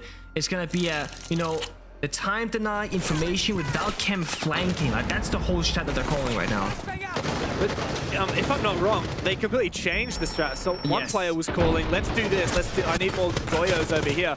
And then another player was like, no, guys, can that? We're going to use Tuberau, we're going to use, what do they say, Impact? Are they changing the side? I was a little bit confused by the call. Yeah, so I think it was Twister starting off the coaching support staff of the team, and Savage talking after saying, no, listen up, guys, this is what we're doing. And obviously when you have a coach and you have players in the server, one thing is to observe it like we are right now, neutrally, non-emotionally. We see what happens, we don't feel the pressure and the intensity what happens in the game itself. So we think this is the problem. This is what we see. When you are a player, you feel things very differently. So Savage right now, I don't want to say overruling his coach, but saying, guys, this is the actual problem from the server's perspective of things, and they need this one round to work. Secret, they need this 7-5, this round right here. Absolute worst case, they go overtime, then they can go back to the drawing board, of course, without their coach, and figure out what they want to do instead. Yeah, to their credit, I think it was the right call from Secret, right? Because the coach, I believe it was calling to go back down to the basement, which, of course, they have now lost twice. Whereas, who was it? Was it Savage overruling him and saying, I want to say it was Savage, yeah. Yeah, let's go to the first floor. We won it the first time we played it. All we have to do is prevent their drones in the early round. All we have to do is deny that wall with the mute, with the tuber out, with the impacts. They're not going to get anything. But hello? It's funny because I was going to say the same as the support staff say, Goyo Cannon's default, that was a problem. I saw the same thing. This though, double shield hallway, C4 goes wide, creates an entry path. Oh, you're in trouble. You're in so much trouble.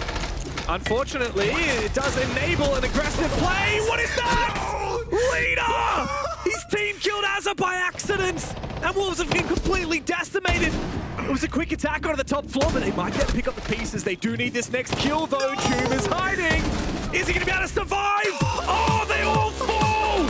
Savage holds his ground on the top floor, and out of nowhere, Wolves fall to Secret.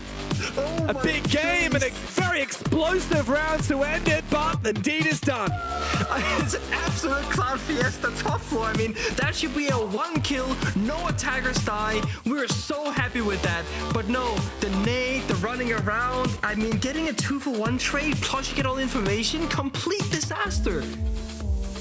What to say about that round? What to say about that game? It felt like that game really just dragged on and on and on. Wolves, as soon as we wanted to count them out, they kept fighting back, and yet they capitulated at the final hurdle. It's a team secret game all day long, and we'll break it down on the desk after this.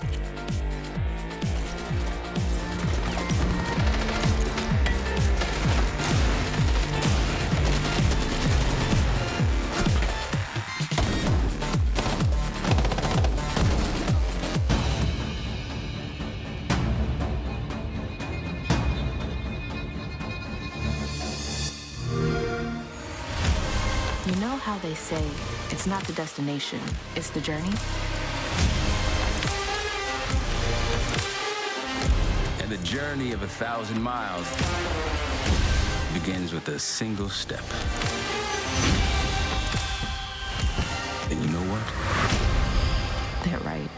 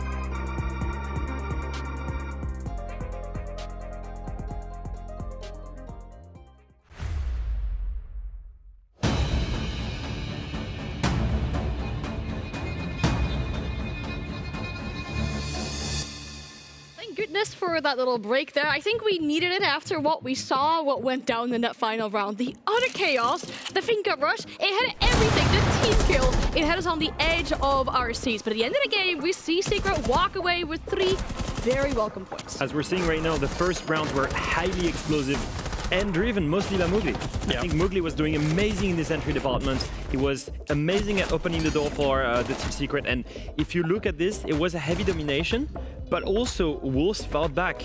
And they fought back especially in these attacks that we're gonna see here. With the rehearsed attacks, the basement attack that worked 2 times by the way, the rush plant on the bridge wall. All of these things were really well thought and well worked, I think, as an attack team. Even the very final round that you're gonna see here, but for, I think, a miscommunication. A nade and a blitz pushing onto the same nade.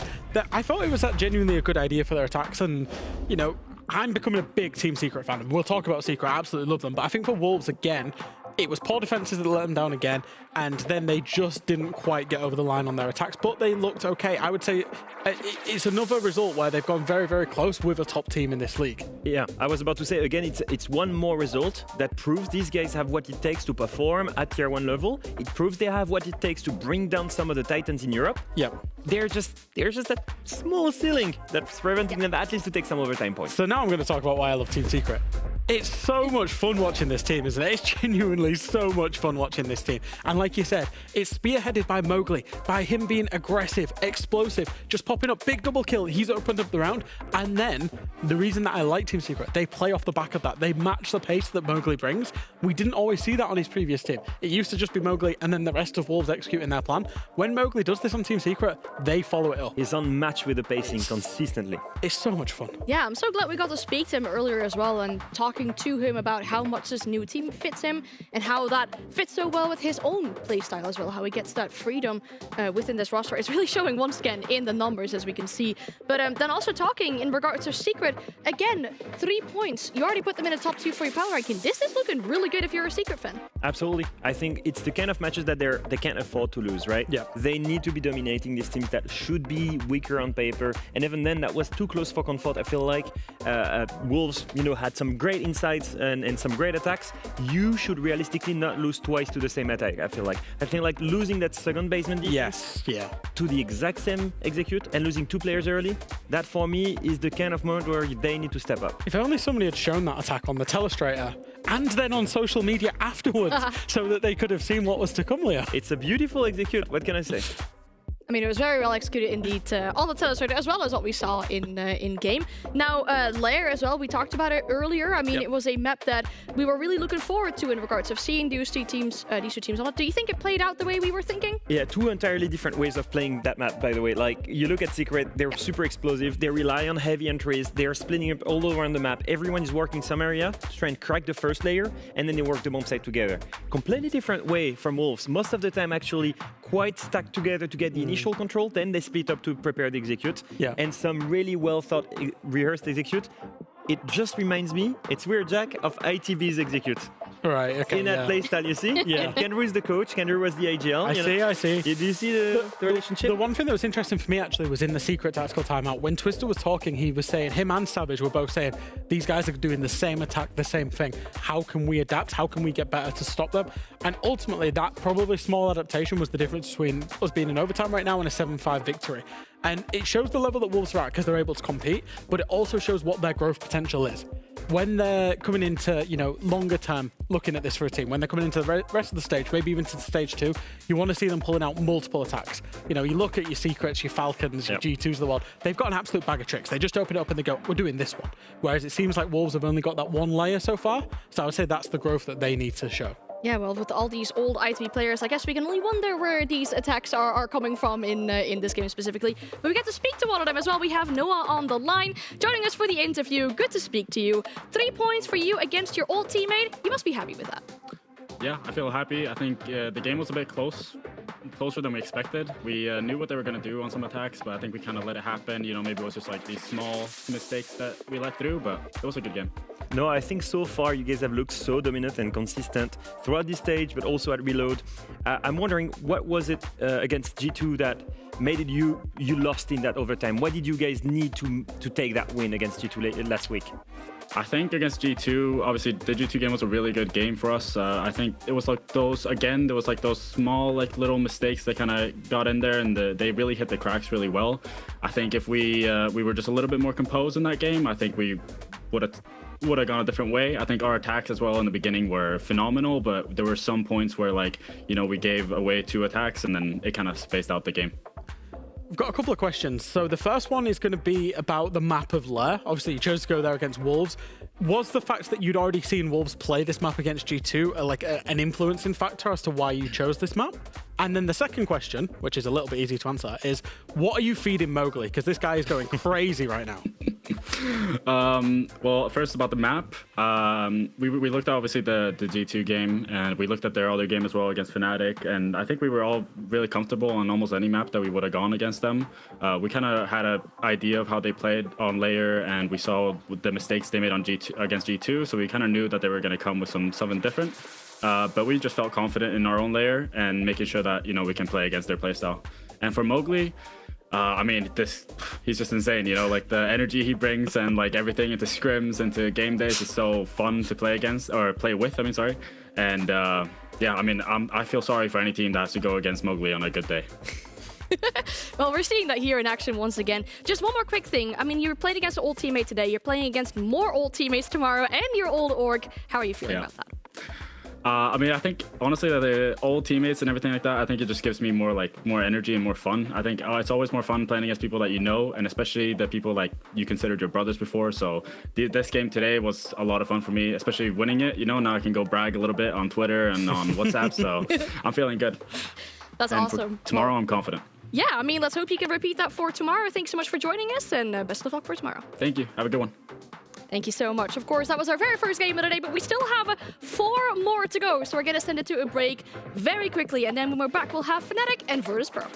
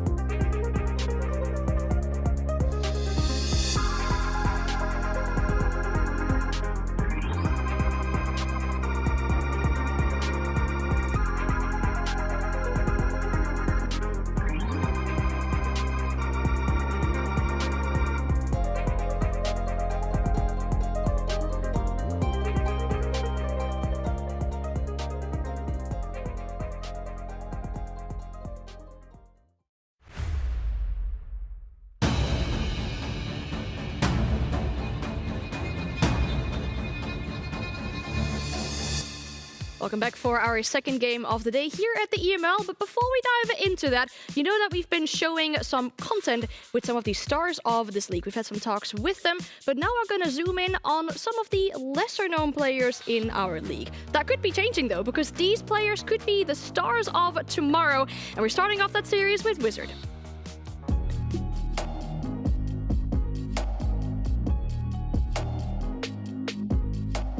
Hey guys, welcome to Stars of Tomorrow, and today we're gonna be speaking about Wizards. Wizard is the new pickup for Fnatic. It's a big surprise because he's actually replacing another rookie, and we're gonna talk a little bit about his journey coming here from console. Yeah, we've seen him come from the console community. He's only actually been on PC relatively recently, played for a team in Challenger Series called Good Intentions, and I think that's quite surprising, Leo, because he's very new to PC Siege. Yeah, exactly, so he's just transitioned right now, and if you look at his stint, that's the only thing we have about him. It says Challenger League matches with his team.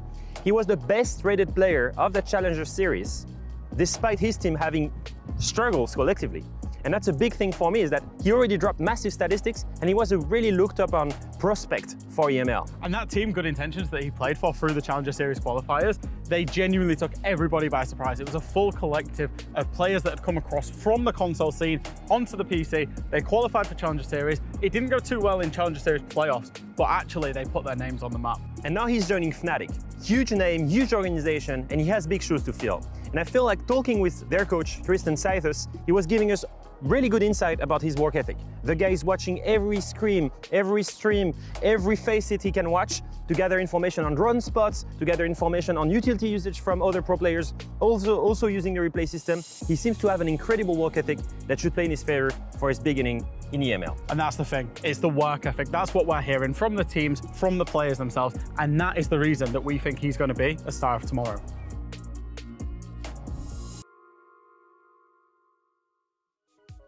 Was it high up there on the rooftop, or was it? It was hot. It was. A few of us got sunburned. Well, Oh. Pengu got sunburned.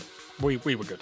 Maybe it was my accent, sorry. I meant high. Like, was it really tall? I mean, I have a fear of heights. I don't know. You don't, right? We were climbing a ladder that was like pretty decent. Yeah. Not that high. We're fine.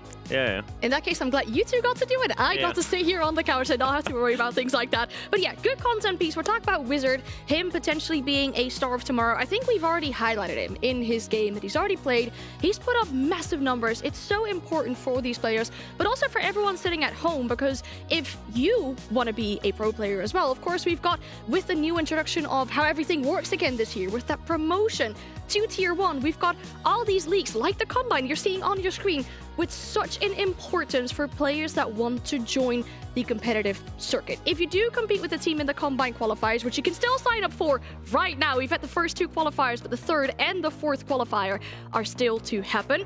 And you compete with your team, you can gather these Tier 2 points. There's 2 more competitions again this year where you can get these points.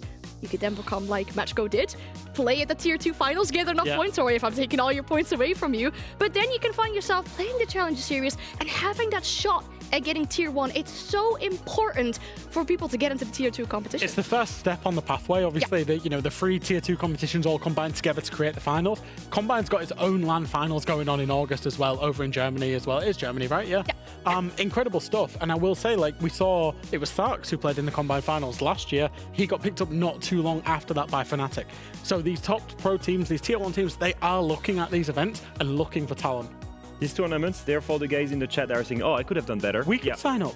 Yeah, we could sign up. You guys can sign up. Anyone can sign up. And that's the good story. Even if you want to go your level right now, you go and you play this Tier 2 tournament. Maybe you're gonna get first rounded. It starts there. It starts there. It started there for me. I started in Tier 3, grounded through Tier 2, and then I got the Tier 1 opportunity because I got the spotlight from Tier 2. This is the kind of moment that matters if you try to make a living of your dream. It's actually huge to have this possibility to be able to qualify yourself through Tier 2 into Tier 1 as well. I mean, for everyone sitting at home, if you think you have what it takes to compete as well, make sure to sign up for the Combine qualifiers. If you want these two guys to jump on the rooftop again and make this video about you in the future of being a potential star for tomorrow, make sure you do sign up for the Combine qualifiers. And I'm also really glad you mentioned Sarks, because he is in fact playing this matchup. He was playing, like you said, the Combine finals just less than a year ago. Traveled to the other side of the world already to play video games, and that is just how it could go. But when we look at Fnatic, I wonder, is it too early to get happy for this roster? I mean, it was a good start against Wild, but versus Wolves to 5-7, what are we really looking at? It's always been war for these guys. Out of 24 rounds, they played 23, you know? They always try their hardest, and they have the highest highs and lowest lows. It's so inconsistent. And at the same time, you look at this roster and you think, two of the best rated players are rookies. They're building. They're still maturing. The problem is the results are inconsistent. Yeah, and that's the big problem. It really is the big problem, is you don't know which Fnatic's going to turn up on the day, or even inside of a given round. You know, you look at that game against Wolves last week, they seemed seemingly in control. Let it go, and you're thinking, oh, Fnatic are throwing one, and then they do nearly the craziest comeback that you've seen in a long time. And I think, you know, they've got to take the rough with the smooth. I think with this roster, they bringing on so many rookies, they're going to have games and they're going to have periods like that. It's about keeping their spirits high, nurturing those rookies, and hopefully the potential you've seen in them, you will realize that at some point. There's still a lot to like about this Fnatic roster, but it was an inconsistent first week. I mean, one team that certainly didn't have an inconsistent first week was Virtus.Pro, their opponents for today. The only team that has managed to get the 6 points out of the potential 6 points from last week. So a huge improvement. If we're looking at the last stage, we're seeing them for the first time on Siege X. But there's another thing that has changed for them, because they're finally playing on some decent ping. Oh, crazy. They're like, obviously they're boot camping, they're playing on good ping, they're feeling themselves, and they're putting up the numbers. 6 points out of 6, as you say, Anne. There's a crazy stat up there on your screen, Leo. 95% cost per Shepherd. Yeah. 95. I mean, that guy is disgusting. Okay, the rest of them have all got great costs. I'm not gonna lie. Zero entries. Being a support during EML with Shepard and Brida in the league was just disgusting. But as you can see, they are clearly enjoying. They're calling themselves the 20 ping enjoyers, not ping else matters. Stage 1 of EML, they're playing from Belgrade at bootcamp in Serbia, and I'm not going to say this is the only reason why they're doing well, but it's certainly a contributing factor.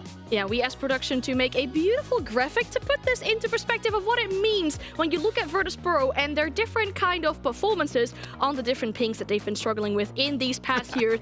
This is where you are, in the middle. We're looking at the low ping for them right now. 20 ping is considered to be relatively low ping. We've seen them play with 0 ping on LAN before, and we've seen them play with very high ping, which is what they used to be doing. And if you look at this, I mean, so far, 0 complaints, currently first in the EML. It's looking really good. If you think of it, it's been a consistent pattern for years. VP struggles to qualify to international events. When they reach international event, they're playing LAN on 0 ping, and they destroy everyone. Usually, it's very rare that you've seen these guys fail at international events. It happens from time to time. They had a 12th finish at some point in 2024. But if you take that out, and you look at their records, when they go to SI, they always make main stage. When you look eventually at their STR events, they almost always make main stage semifinals or grand finals. These guys, they're master of Siege. When they're given the right conditions, they're gonna prove that they're a dominating team.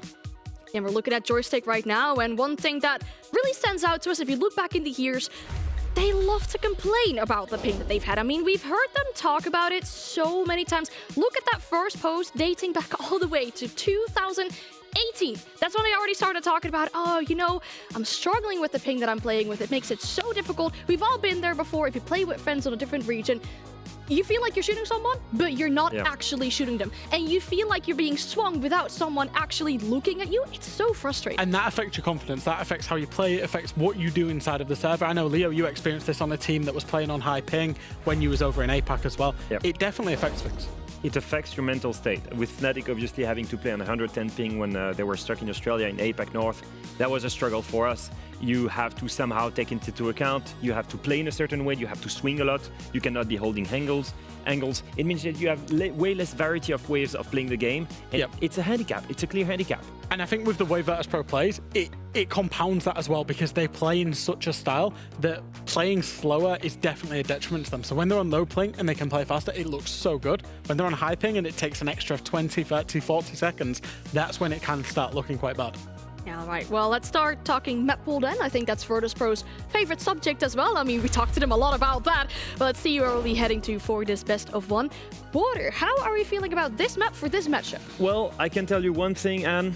None of these teams have won that map in 2025. Great start. That's a great start. Now some positives, please. They will improve whatever happens. Now we'll say this, VP for the longest times have loved this map. It's been a strong one in their map pool. Not the strongest one, but one of their 5 map pool. Yeah. So they know it pretty well. It's been one of the maps they've played, but I would say fundamentally over the long term, teams have been happy to take them there because it doesn't necessarily fit their traditional style. That being said, new Virtus.Pro on this patch, on this version of the game, on this ping, I would actually argue that this map would feel very comfortable for them. I was about to say, VP is much quicker, they adapt quicker, they bring the blitz, Joystick failed with it, but it's gonna get better. You know, they bring the demos, they finally play meta. With the synergy that we know of the previous VP. So playing that map is gonna fit them, but also for Fnatic, smaller map for border, the best one to counter-strat, and they have votes of VP on it. So on both sides, very interesting. I will say VP will benefit from the off-season, likely having reworked that map during that time. All right, awesome. Well, I hate to bring back the ping subject once again, but we've all experienced playing what it's like playing on 0 ping. I mean, it's really, really good. The 2 people that we're going to bring in also have some experience playing on 0 ping. I mean, we have Dev Marta, the showmatch endurer. We've got Pengu as well, the former world champion. Bring us to border, please, for this next matchup. Thank you very much, Anne. Can I just say, I thank you so much for the comparison here. I feel like we have similar levels of experience, Pengu. Like, I can't remember how many world championships you won, but I personally don't remember you like at the show match at SI24. So I've never won a show match, so you got me on this one, James, honestly. And the thing is, the fact that that gets mentioned by Anne, I know how happy that makes you, and it pisses me off. I'm actually undefeated playing on stage at LAN. I don't know about you. Undefeated, yeah. It's time to dig into it, and guess what, Pengu? A lot of the old guard from back in your heyday are actually in this match right now. In fact, most of this VP roster was your ultimate rivals back in 2019 in the Team Empire versus G2 days. And man, it's crazy to think that in 2025, Dan, Joystick, Pasha, Shepard, always, this is still a championship contending roster. They're undefeated so far in the EML. They are looking in peak form. On the other side, we got, you know, Fnatic here. You are here, that good old Apex shield saying, Fnatic are so good, they're gonna go top 8 this event. No, they're not, okay? This is, of course, a European roster now. It's different, they play in the EML. Fnatic, they have not made a single international tournament through qualification since joining the EU Pro League scene. Yes, they were in Rio, but that is an invited tournament, so we're not gonna count that one exactly, right? It's by qualification. They're looking to try and make it to the international stage. To get, you know, some more points on the board right now, their opponent, like you mentioned, James, it's Virtus.Pro, which looks like the best team right now in the entire region. How scared are you if you're that Fnatic right now? You're playing VP on border, and you know they can play shields now. And shields can play an integral part of this map because you can go in with those fast attacks, Blackbeard or the Blitz, for example, or do very slow, disciplined map control with the Monty, which always will log in on this opening round. Attackers are moving to defuse a bomb. Poor Fnatic. There's no doubt. Fnatic do have a right to be scared right now. They're also on defensive border, which is very claustrophobic map. This is the smallest map in the pool, and it can be very attacker-sided as long as those attackers can dislodge these key power positions. But guess what? As you said, we've got that Monty, we've also got the Capitao, we've also got the Blackbeard, by the way. And yeah, this combination is going to be deadly for VP at clearing these power positions from Fnatic. How long can they hold on to this ground? To add insult to injury, of course, the Clash and the Sami ban will just make that map even more claustrophobic. Yes, you have Castle, but other than that, you can't really create a lot of safe space on defense. There's a Renegade really slowing down always right now. Grobby's gonna stick to this spot of East Stairs, and the longer that Fnatic can just stay in their first positions, the better. If they fall back very early, they're giving up so much for free towards Virtus.Pro. A C4, a Toxic Babe gets the kill and stalls for more time. Great start for Fnatic. They have fallen back safely, but drained a lot of time and util here. VP, though, they can start to take their control of Office. Actually, a reinforcement inside of Office of that single wall will establish another beachhead for Fnatic to play off of. That numbers advantage, though, taking down Joystick, one of the key killers for VP. That's huge. Always starting to flush out this control of CCTV. Pasha coming to support as well. Good progress from VP, but as you said, numbers in a deficit, that's not a good look, and it's going to be hard for them to get back into it as a result. But the value there, you see it always just walks in CC, gets control, buys back some of that space, and now pressure downstairs onto Jax. He's gonna rotate around as well. The question is, can they clear out that office position? I think they've given up single wall actually. Oh, Groby's just swinging it in Fountain instead. So Fnatic are giving up more and more space while fighting for the control. And there's one counter fire left in pocket of Shepard. That one fire could clear out one position. Oh, and that's a good shot as well from Groovy. Holds on to his position. Coverage from Fire Extinguisher behind him. And then 180s to find that kill. The hard breach is going to expose these positions even more. Always, though, doesn't have a gun up. And a fadeaway opportunity from Grubby as he falls back down that hatch.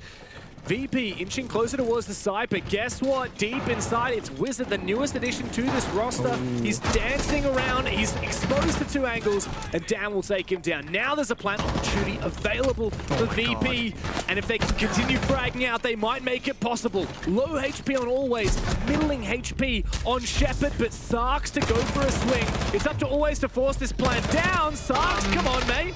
Eventually does get that kill, and with it, Fnatic can easily get the counter defuse off. VP, a valiant effort, but a good start on the defense from Fnatic. Yeah, really good attempt there for VP despite the poor situation they found themselves in. And I gotta say, if the Blackbeard doesn't go for the ADS swing, aim that 3-on-3 as the bomb is going down, maybe that round plays out differently. Kudos to Fnatic for fighting back, not being afraid of taking any of those confrontations, not being able to say, guys, we gotta go for it right now, 3, 2, 1, let's go together. But this early play, the C4 with the Toxic Babe, then they fall back, reinforce that second layer, play there for 1 minute, then fall back and play just by the bomb site itself. A very clear plan for Fnatic, or a very good adaptation for every stage of that round. Yeah, VP need to be careful. Even just a little thing like a C4 at the start of the round can disrupt that momentum, slow things down. Still, it is scary to think that there was a 3v5 and that execute near the end looked pretty close. Just goes to show the power of VP in their current form. The more I think about that last round, the more I have questions about, like, what if they planted by the bomb site chassis instead of planting by the window, or like all these small mini things, you know. And when you're a player in the server right now, if you're VP, for example, you don't have time to think about the past. You gotta think about this upcoming round, because yes, this map of Border will tend to play kind of similar across all 4 bomb sites. You pretty much always need to take East Stairs control, security break room, and armory and or archives. Because once you control the top floor, you will control what's beneath it with that verticality at the same time. VP, they didn't have that many gunfights last round, right? There was BB as shield taking it mostly. They have 3 shields this time, James. They got Blitz, and the Blackbeard, and the Monty. And the only 2 guns that are on the board is Ash and Capital, highly important utility operators, right? Ash to deal with the mirror windows, and Capital for the fire and for the smoke. I'm curious right now, who's going to make that first entry? Who's going to take that first gunfight? Always can always walk up with the Monty and get information, but who's going to be the supportive cast behind him? A Blitz? Danger having too many shields, you do need someone gunning. It's actually a play on the AC balcony that does a lot of damage onto Wizard. Forced on back. Reinforcing the back of Fountain now for Sarks. Fnatic are in a little bit of an awkward position. They're falling off these mirror windows. They just need to peel back the layers of this defense piece by piece. Waste as much time as they can. It's a great, I mean, you said it perfectly. Piece by piece, mirror windows are done. They got security tag we spoke about. I'm pretty sure with that, they also have more or less East Stairs control. Now for that second step, armory and archives. Once they have all these 3 areas, it's just about controlling what's beneath them. The one thing they are kind of lacking is verticality. We need to see Joystick stay alive throughout this entire round if they're planning to go for Vert. We see 3 defenders in office. Fountain fully reinforced, C4 downstairs. I feel like, again, Fnatic, they have a great read on the counterplay here. Yeah, speaking of Vert, it comes down to that C4 from Fnatic on that defensive side. Wizard playing inside of Workshop. Pressure on the top floor, though, may come out from these shields as Joystick finds the first kill on a Grubby. In goes the Blitz, straight on into Office. Base checking the angles, bit of damage done onto Pasha, but he 180s! Double kill from Sarks! That could be the top floor held now from Fnatic. VP floundering. Shepard needs to try and look for that refrag. Always is left all alone. Needs to try and go for this kill. A lot of damage done. Eventually, the frag comes through in favor of VP, but A lot of damage done by Sark's, worth his weight in gold in this round. 35 seconds in a 2v3. This is not looking good for Shepard and Always. Absolutely disgusting attempt there upstairs. Planned halfway through. Can this happen? No, gets shot. They swing at the same time. Toxic gas as well. 20 seconds. Shepard. 95% cost, by the way. Support player. Consistent player. But in a 1v3 at 15 seconds? I don't know, man. Nope. Straight into the line of fire of Jegs. What a round there from Fnatic. Got to credit to them. It really came down to one man. It was Sarks in Fountain to 180 and take down that Blitz. I don't know about you, but have they changed the way that Blitz flashes works? Because it used to be it doesn't matter if you're looking towards him or away from him. You get flashed the same. It's just the range, the distance that you are from him. So I'm not sure if the 180 was necessary or just for style points? The 180 definitely mattered, but I will say this, the flashbang radius is a little bit too far away. Blitz's flash radius is actually almost melee radius. It's very, very hard to land a consistent flashbang with Blitz. And this is one of the things I was going to talk about. VP are not really a shield team. They don't really have shield players. That's been one of their big weaknesses for a very long time. They are now playing them, but they're going to be a bit behind the curve with the experience of other teams, for example. And I think that round showed it. Always walks in, his feet gets shot down to 20 HP. That's like a quote-unquote rookie shield mistake. The Blitz flashing from way too far of a distance, also a rookie mistake. Yes, Sarge turning around definitely had an impact on that flash not landing, but even if he was staring at Blitz, he only gets partially blinded. So it's a bit of a mishap from the Blitz player Pasha, but also a great play from Sarks. Yeah, credit to Sarks. Really saved that round. 4-1 so far in his first 2 rounds. Fnatic off to a good start on their defensive side. Certainly not what we expected coming into today. No. There were a lot of matches on the docket today that we thought Pengu might be a bit one-sided. And this was definitely one of them. This is the best team in the league at the moment in Virtus.Pro, up against a Fnatic that's still in a rebuilding phase and has been unfortunately mediocre for quite some time. Now they're looking solid. Can they keep this momentum up? Yeah, I mean, I think my prediction for this was like a 7-2, 7-3 at best. Fnatic, they got the first 2 already. I will say for Virtus.Pro though, they've had a very clear plan that second round, fast in, peel it back layer by layer. And dare I say, if Sarks doesn't get that 2k, I do think that round is going to be a pretty clean one for them. So of course it's going to be about consistency. Can Fnatic either make all the right adaptations for all of these rounds, or can they have an individual player step up to the challenge and just do it himself and get those couple of kills? Right now it's about utility. Fnatic, they have said, okay, we got that one defender left, the castle that can change the landscape of the map itself because of that clash in the Sami ban. So therefore VP they say, okay, these castle barricades are going to be very valuable. Let's pick the floors, just spend the first half of the round, clear them out, enable all these long sides, long angles, and take it from there.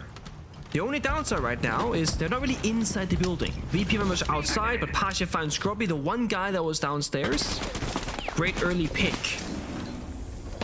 What's more, Grubby's util ineffective now on Solus. No passive util to bring to the cards. Not like your Fenrir, your Castle. That util is gone for the round. Whatever the plan was with the Solus, whether it was just drone hunting or perhaps a late round information in terms of the plan, it's done. Sarks has re-roamed over to Customs. So there's still a lot of control on the ground floor here for Fnatic. I think the Solus plan here, ideally, is to just figure out where the plan is going to be going down.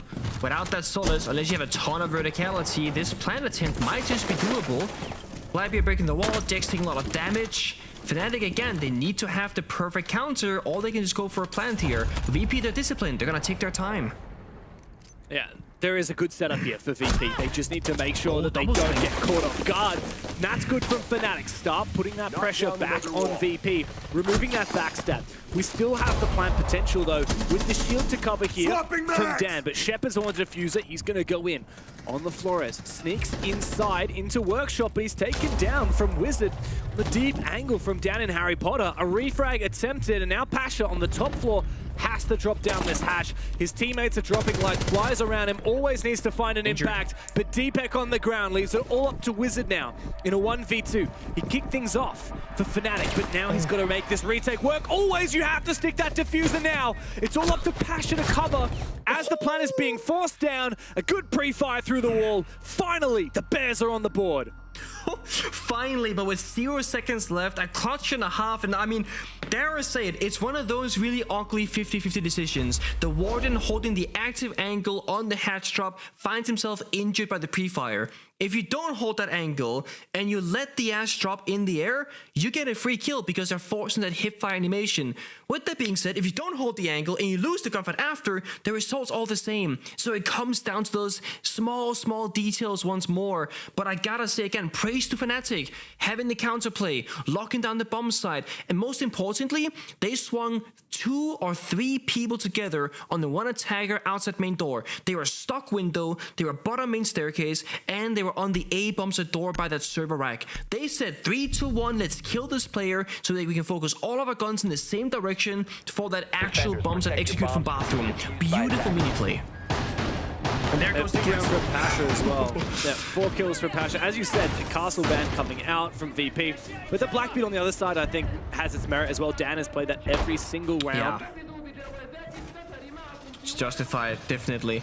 The only issue with banning out one shield is that now there are all these other shields you can play. But Blackbeard is definitely like the odd one out because it has that primary weapon and brings the frag grenades as well on top of it. So you get a bit more map clear with the utility. I feel like banning the castle makes sense because now you're taking away all that nice, comfy, cozy gadgetry that can change the map around. But Fnatic has done such a great job in the first 3 rounds at just taking those gunfights and running around the map and rotating, giving up map space, going to that next level. I don't feel like Fnatic will struggle too much with the castle being banned off because they've already adjusted to that just when they saw the Asami clash. Yeah, that's right. You're essentially banning 3 operators that are of a similar class or style here from VP, Asami, Clash, Castle, all of which put down util, or use util, that creates these power positions and it changes the architecture of the map. Early kill. Dan goes down. It's a big one here for Fnatic. I'm not sure how that happened from Grubby. Oh, just an aggressive peek onto the window. You can't really be affording to lose those if you're VP. You know what term I like for that? We mentioned earlier the classes, the same styles, archetypes. They're the same archetype of operator. A little subclass there, you know? I like that. Yeah. Now, with the line falling early, this gives me round 1 vibes. It was joystick on IQ getting C4'd outside E stairs. Oh, there it is. Outside on the rappel. Just got found, I guess. Unlucky. When VP lose a player very early, they tend to slow down the game even more so, at the very least so far in this game. And Fnatic can use this to their advantage. Fnatic, they've been good at lashing out first when they have to make the hero play. Right now, I would argue, they can sit tight for a very long time and just play their very decided corners. Play the power positions. They do just that. Yes, Grubby finds a kill, but he's playing, quote-unquote, safe instead of off. He's not getting too overzealous. It's very good from them. Very safe angles for the most part here from Grubby. Until that. Yeah, overpeaks a little bit. I'm not sure. Was that a re-peek there from Jags onto the same angle, more or less? Big kill. A lot of these moments just have gone begging here for VP. Even the fact that we had a player downstairs inside the bathroom looking to cut off Grubby, but didn't actually find that kill. It's just kill after kill isolated here for Fnatic. VP not looking too hot, I'll be honest. These attacks have been very rough around the edges. They found 1, but it's going to be a 1-3 scoreline, more likely than not. See if they can clutch up. Kuman down the hatch he goes. They gotta go fishing for kills. I mean, 2v5, that's all you can do. Hope they make a mistake somewhere. Catch them off guard 1v1. But there's 5 guns up, no one's watching cameras. Fnatic, again, they're ready for a fight. Freebie. Yep. At least always have found 1. Starks, a good player to put down. It's actually Grubby this round, though, that's been the deadly one here for Fnatic. Straight on in. Cover and sound. Another nice shot here from Always, but the trade comes through. Wizard on fire today. It's up to Shepard in a 1v3. Try and win the unwinnable round for his team. Out comes the fire. He's going to have to run straight into the line of sight, and yet Jags will put him down. What a game from Sarks so far, by the way. Looking happy on the face cams. Grubby, the same can be said for him. Fnatic, with what has seemed to be one of their best results so far. They're up 3-1 against the #1 team in the league. I already touched upon the the attack and operator bench too much. I think it's hard to predict exactly what the intent is, but the Twitch and the Nomad was the first two choices here. Of course, Nomad is about locking down the map or stopping defenders from swinging into those aggressive angles. Grubby keeps, you know, dancing between Fountain, Office, and East Stairs. Nomad in that situation can make him play a lot more passive and not go for as aggressive swings, for example. Twitch, we know that VP loves to play around information. Want better information to have that Twitch can also sap utility at the same time. You get information, they lose information, and both is a very open map. Those Twitch drones get a lot of value very quickly. I do like these kind of, once I say targeted bans from Fnatic, it does, again, I keep saying this, it feels like there's a very clear game plan, they're all committing to it, and Virtus.Pro can figure out exactly how to deal with it.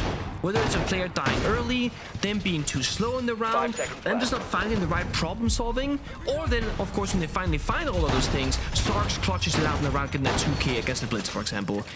Virtus.Pro, they need a lot of things to go right, and there's always something in each and every single round that doesn't go their way. Even the round that they won comes down to a super close clutch, for example. They want perfect siege. They're not being given that right now by Fnatic. I wonder how much of that is theory crafting from Fnatic and how much of those target bans are based on information. We haven't seen VP play Border since the 6th Invitational in February. Oh, that is a very early kill on Pasha, straight into the frost mat, and then what on earth is going on for VP? 2 players down in the first 40 seconds of the round. Always ineffective on that Deimos pick. Pasha completely destroyed. Here, a deployable shield makes Joystick's entry a little bit awkward. He's about to come up right against it. Likely to lose the fight. Head up, a little bit of damage done. Grubby on the floor, almost finished off. C75 in hand, looking to try and confirm that kill. But there's protection deeper inside of Office. That's Jegs. He's going to fall on back. So Grubby's a dead man, but that's okay here for Fnatic. They have an early advantage. Yeah, cut your losses. You got 2 kills, Blitz and Deimos, massive value, and Grubby even did damage onto Joystick. Just let him bleed out upstairs. It's fine. Half the round still to play. A lot can happen right now. And Virtus.Pro, when they had the 2v5, we saw always step up. But he's dead this time around. It's Shepard, Joystick, and Dan, who's all been having a bit of a hard time in the individual gunfights so far against Fnatic. We gotta see them now step it up instead. The issue is, only 4 drones left remaining. The shield up of Pasha's Blitz is also in the grave. You have 1 Dokubi call left for free information to act upon. That's it. So they have so few tools to create space to find openings. Ooh. That was a very close shot there from Dan. Almost saw the angle. Player deep in Workshop.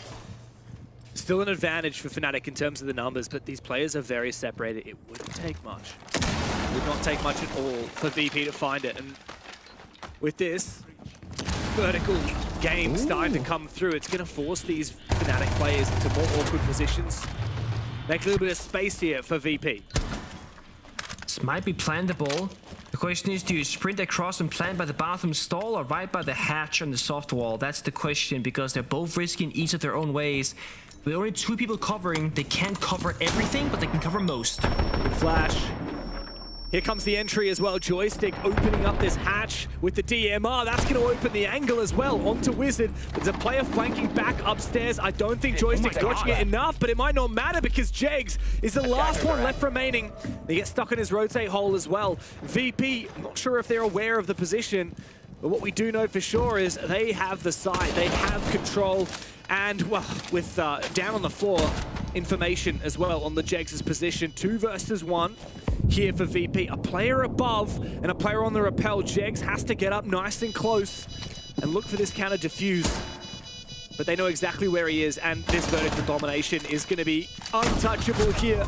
Nothing that Jegs can do. Attempting the shotgun blast through the floor, but an easy lockout there from Virtus.Pro. They're on the board, they're here to play, and they're looking strong, finally, on this attacking side. Yeah, this is what I mean when I say that VP, they want to play a perfect round of Rainbow Six Siege. Was that perfect in every single aspect? Not at all. A lot of problems, things didn't go their way, but they got what they needed to execute their plan. They needed to get a guy down that hatch and then 2 people covering. And the big thing, they didn't just have Shepard drop, go for an instant plant. He dropped, he was holding angle, they were feeling out the movement from the defenders of Fnatic, then they got 2 kills, then they stopped planting. They had 1 drone on the board in that entire 3 versus 4.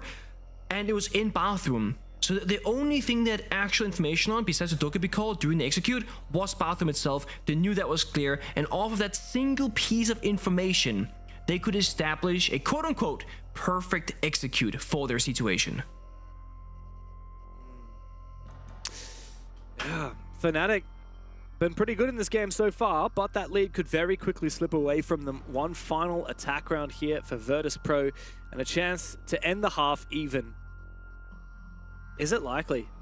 I don't know, VP, they looked a little bit rusty in some of those earlier rounds, a little bit of lackluster shield play, as you said, from them.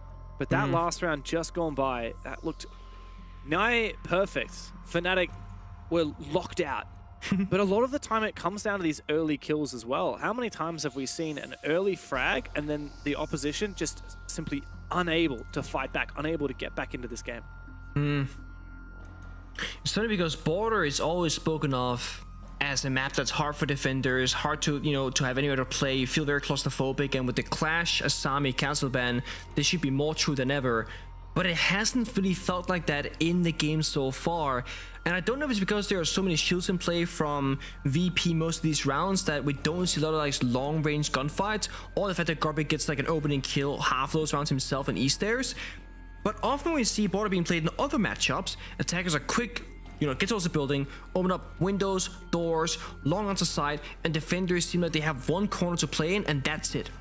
I don't know if VP are going in with the exact game plan to fully utilize the operators that they have chosen to ban. So this is either them banning operators they think would kind of make Fnatic play the wrong style of Border, make them a little bit uneasy, they can't hide in their corners, or it's VP saying, you know, we want to ban these operators with a specific strat in mind, I'm just not seeing it. VP are a very good team. They can play disciplined, they can play slow, now they're playing shields, but we're not seeing the same kind of VP as we did in the first play day and second play day. Could be the first loss that VP suffer in EML so far. It's 2-0, Fnatic. only undefeated team. Yeah. You know, Fnatic. and it's not to downplay them, but Fnatic, as I said, they haven't made a single international tournament since they joined the European Pro League EML. They haven't. They're not supposed to beat VP. They're not supposed to beat the bigger teams in Europe. Not yet. That's what they're working towards. Getting a win here would be massive for this roster. Yeah, and the win that Fnatic have so far is against Wild, which is, of course, one of the lower-end teams. Yeah, they just came from CL. Exactly, one of the Tier 2 teams, essentially, in Tier 1. Yeah. And even Wolves, who unfortunately haven't looked too hot, that was a loss for Fnatic when they played them last week. On the VP side, I mean, they really set the expectations very boldly when they took Falcons down, which were perceived to be the best team in the region, 7-2 in the opening play day. That was such a statement for VP, and that's why we're so surprised to see them trailing behind. 3-2 is the score currently in favor of Fnatic on the defensive side, with one last chance for Virtus.Pro to tie up the scoreline before we move onto their own defenses. When you're in a situation like this as a player with a tech pause, of course you see the mouse, they can't really talk amongst each other, that's not really allowed, but you sit there with your thoughts, thinking about the upcoming round, what you can do, counter strats, specifics. And then you might sometimes have a player go, guys, we're going this bomb site, we're doing this strat, I thought of something crazy. And this, those great kind of things can happen from tech delay sometimes. I've seen it myself, I've been there. One thing that was called out really well from Fnatic was that frost trap on the office window. It perfectly caught the blitz on the office jump in on the previous round and just instantly got the kill. It's those small things where you gotta try and pick up the patterns of your opponent. And if you rewind 3 rounds prior, Blackbeard was on that office window every single round that they were trying to attack office. So when you ban the Blackbeard, what are the odds of a shield jumping in that window instead? Like a real shield, you know, a Blitz or a Monty. That's where the Frostmat goes down. It's genius, and it got them a freebie, and it could have gotten Fnatic the round, but we saw VP, of course, clutch up in that 3 versus 5. One thing I did notice as well at the start of last round, so the Deimos was picked, I believe it was the first time that we've seen Deimos picked by VP in this game so far, but so is the Lion. And literally, as soon as Dan spawns in on that Lion, he hits the E1D, everyone from Fnatic froze dead in their tracks because they didn't want to have their operator revealed for that Deimos. Sorry, that was, yeah, I think that was that round. Maybe it was 2 rounds. Oh yeah, no, it was this round. On the money. Overthought myself for a second. But yeah, so Fnatic even have a solid read here on how to be ready to counter that Deimos. Don't get yourself revealed too early. Of course, it makes you vulnerable to being tracked by that Deimos when the round starts. Fnatic are looking surprisingly comfortable despite going up against such a strong opponent as Virtus.Pro. The question is, can it continue? And if these rounds start getting closer and closer, 3-3, 3-4, 4-4, when it comes down to it, often experience ends up winning. And when you compare the years of competition, the majors, the finals, the SIs, whatever, I feel like one team gets really, really far ahead over the other. And that's Virtus.Pro, baby. These guys have been playing at the highest level of play in Europe for, well, as you said, even back when I played Pro League, like all the way back to like what, 2019, like late 2018.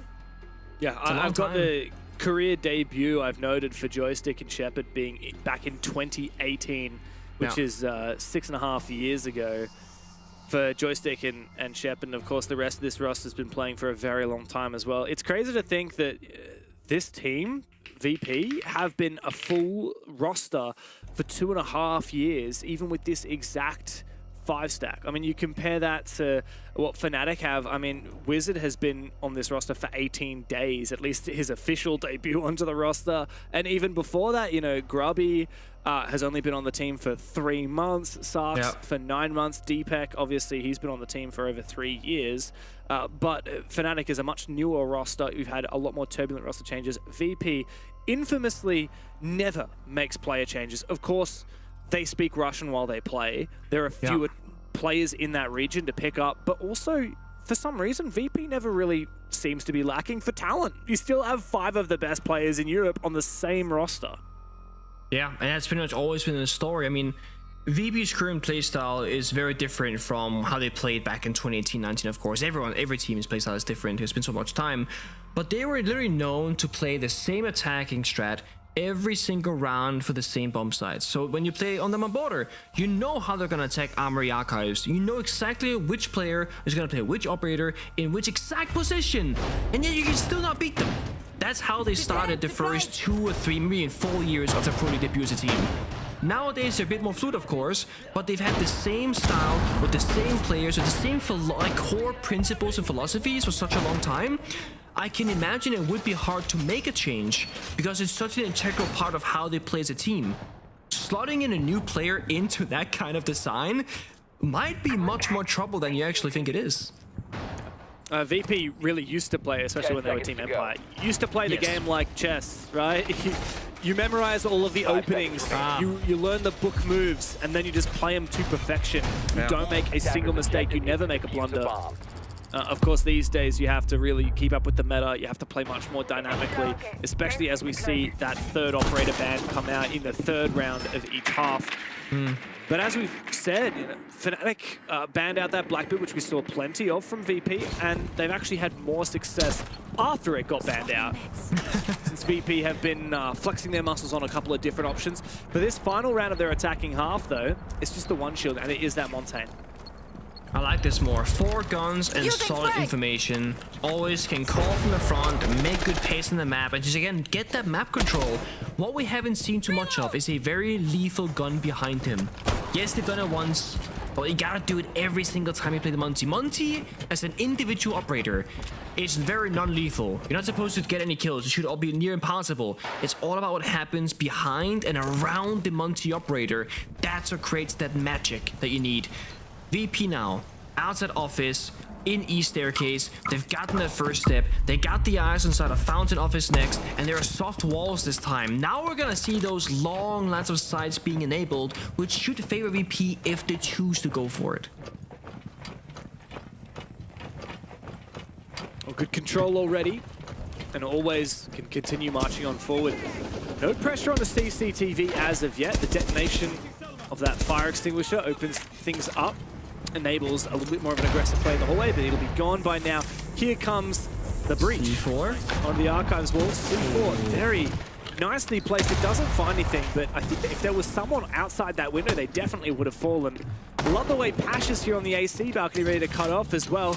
Next up, always turns his attention over to CCTV. There's the Fenrir. See you later, Sarks. He dropped straight down the hatch. One last player here from Fnatic on the top floor. He's here in Armory.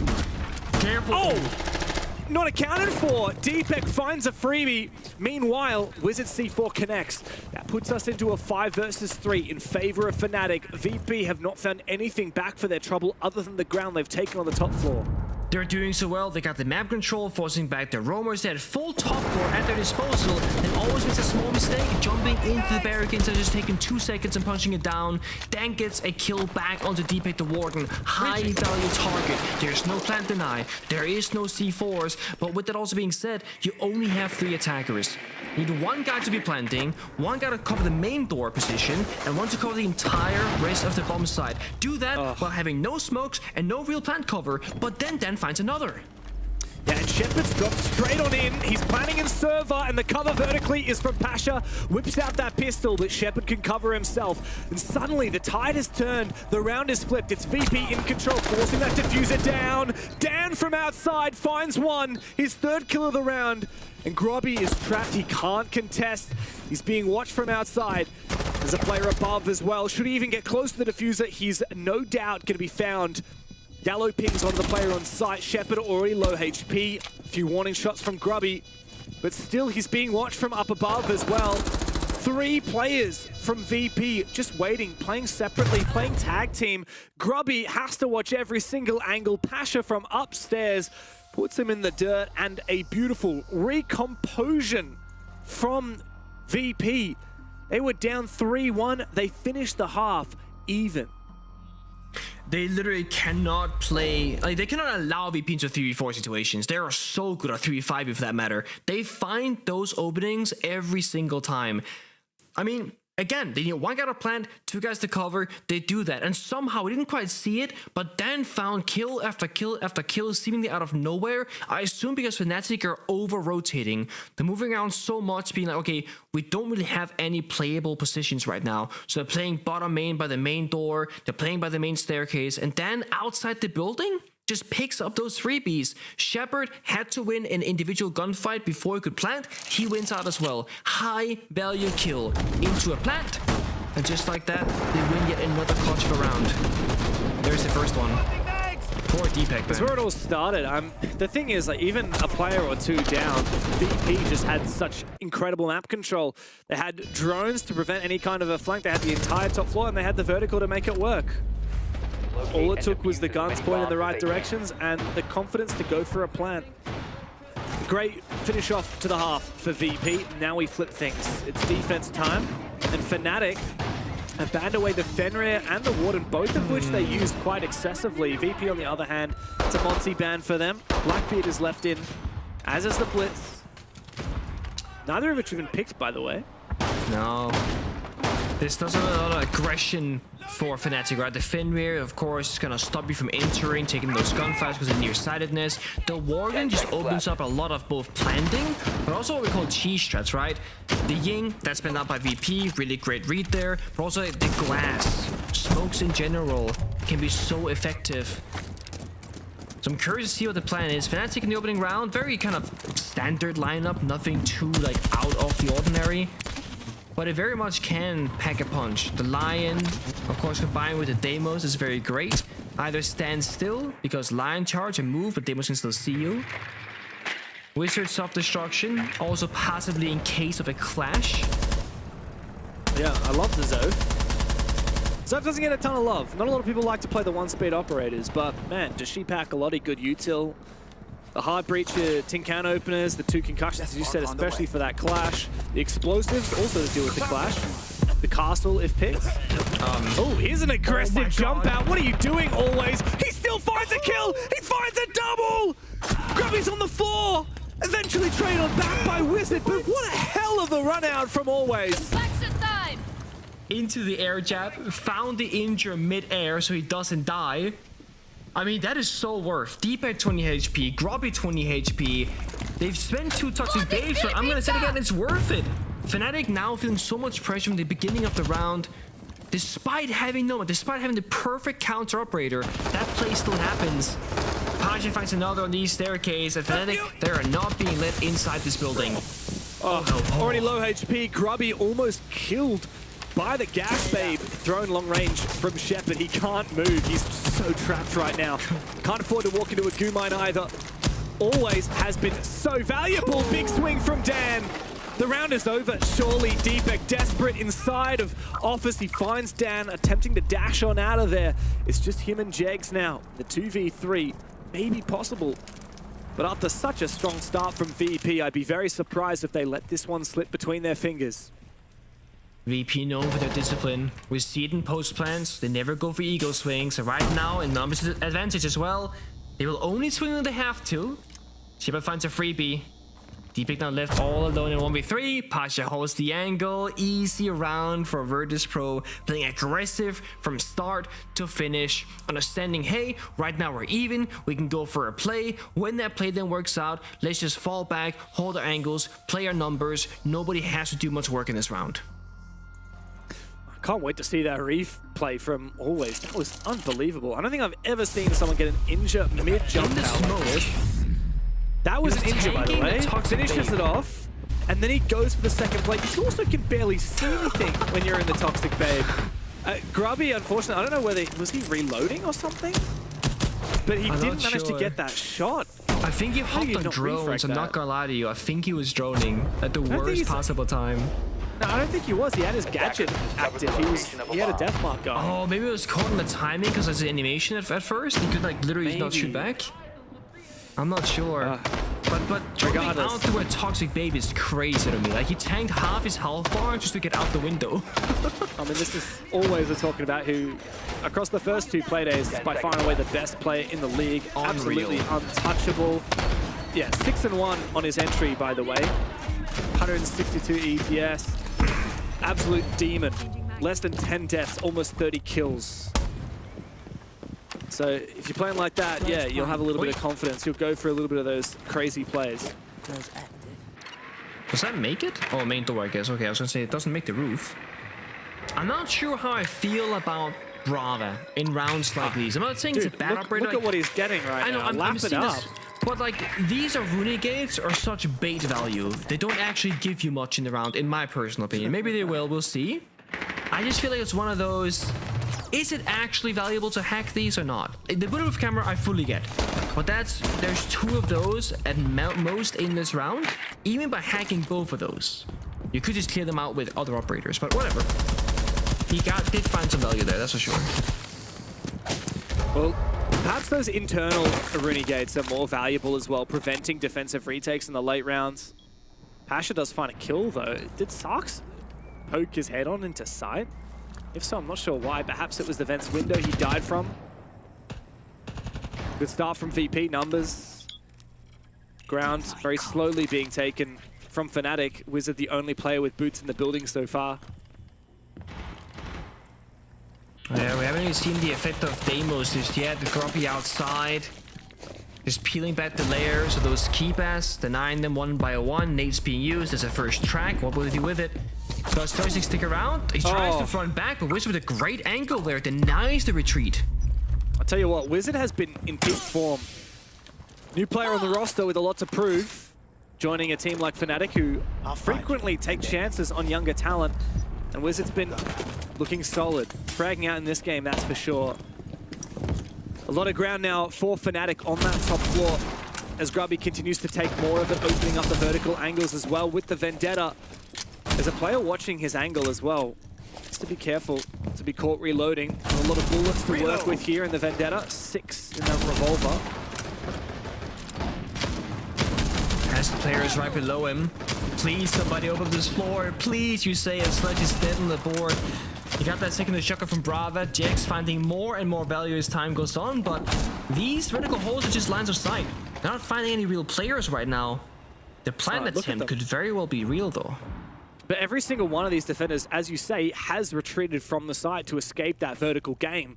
And that enables things for Fnatic. It opens the gates for a plant opportunity on site, but guess what? We've got info here from Shepard. He can watch as the players drop, and he sees that diffuser start to go down, but Deepak from the top of the main stairs cuts the map in two and prevents the retake here from Virtus.Pro.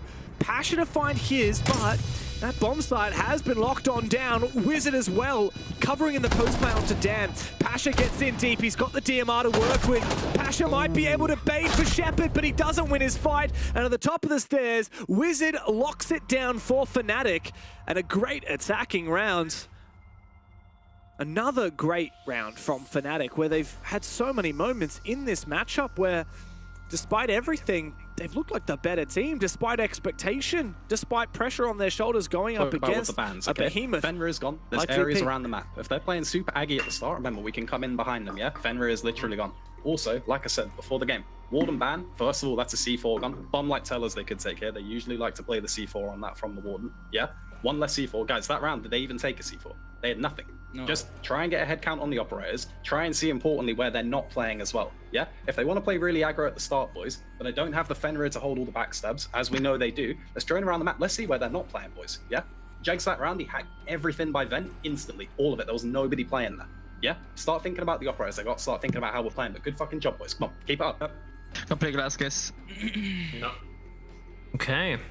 Finding the gaps, classic C. Yeah, but it's very clear, very like precise, and it's what happens. It's what you gotta do. The only kind of thing about those words is that it sounds a lot easier than it actually is. Just drone it out, figure out the operators, where they're playing, and where the gap is. It sounds so simple. Executing it, however, not so much.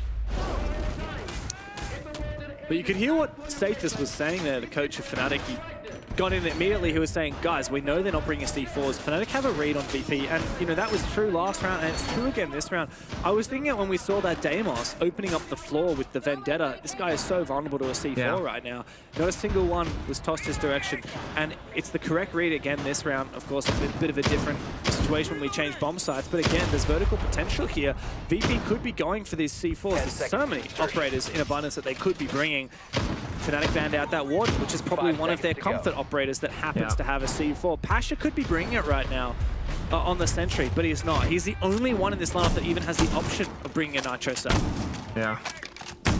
Well, it's true. I think Tristan Sathis, coach of Fnatic, said they like to go, you know, Falcon tellers, and that's where the Warden C4 comes in. So if they don't have it, they're not gonna have one. So you're right. Like, they have the perfect read. They're also playing 4 beat boops, as I call them, likely to replace the Fenrir ban as well, because it acts similar, right? You walk in the door, the beeper goes off, you know they're there. Fenrir does the same, beeper does the same. But now the Brave pick also makes more and more sense with value, because if they're banning the Fenrir, and VP will play double beepers to replace that operator, now you're playing Brave to hack those beepers, they won't work anymore, and that gap exists again. So backstabbing, very high potential. If Brave gets in, if Twitch gets in. Utility game, Fnatic definitely winning. Yeah. But they gotta also win their first gunfight. Yeah, there's also Banshees you can hack as well, in terms of value you get out of that Brava. Good info as well, lot of info. I mean, when you bring Brava and you bring Twitch, that's a whole lot of extra drones that you usually don't have available. Information becomes aplenty for Fnatic, and they've themselves into the building a little bit as well. They really want to try and take that kill. They take a little bit more ground. There might be an opportunity here to go for an attempted plant with the Glaz to cover. Brava once again into the site, hacking. There's the value. There's the beat boop, as you say. There's the Banshee as well. Wizard likely to catch a player here. I like this so much more than last round. Again, much more higher value targets to hack. It weakens a very important part of the map. This right here, Wizard looking for the kill, has the yellow ping with a 50-50 angle. Always won't swing it, again disciplined as ever. Waits for him to walk on him because always has verticality on his side. He's got teammates above.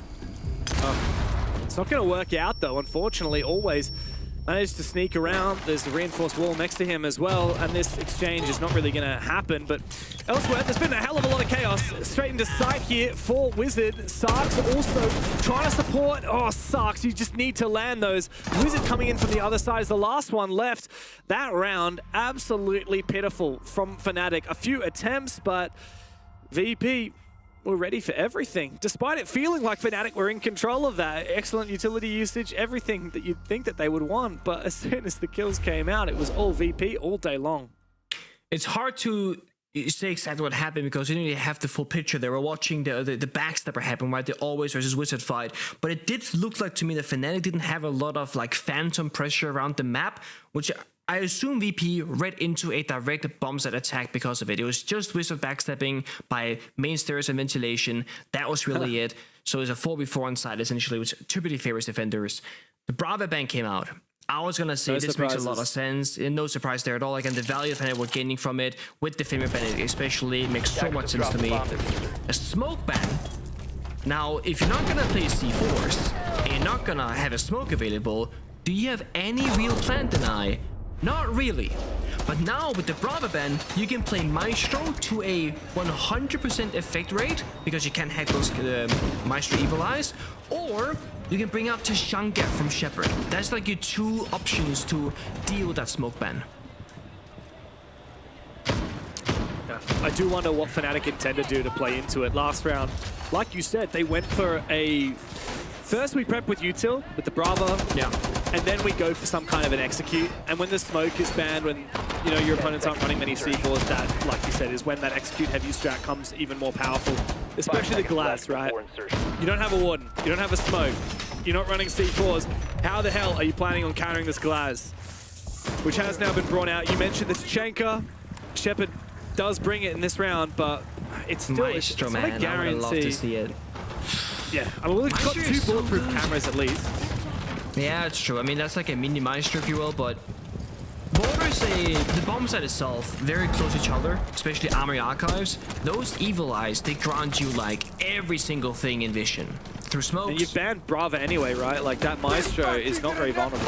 Exactly, like there's no, like, you can't cook grenades anymore either. So half the Maestro spots are like near impossible to grenade. At the very least, it's hard to comfortably grenade them.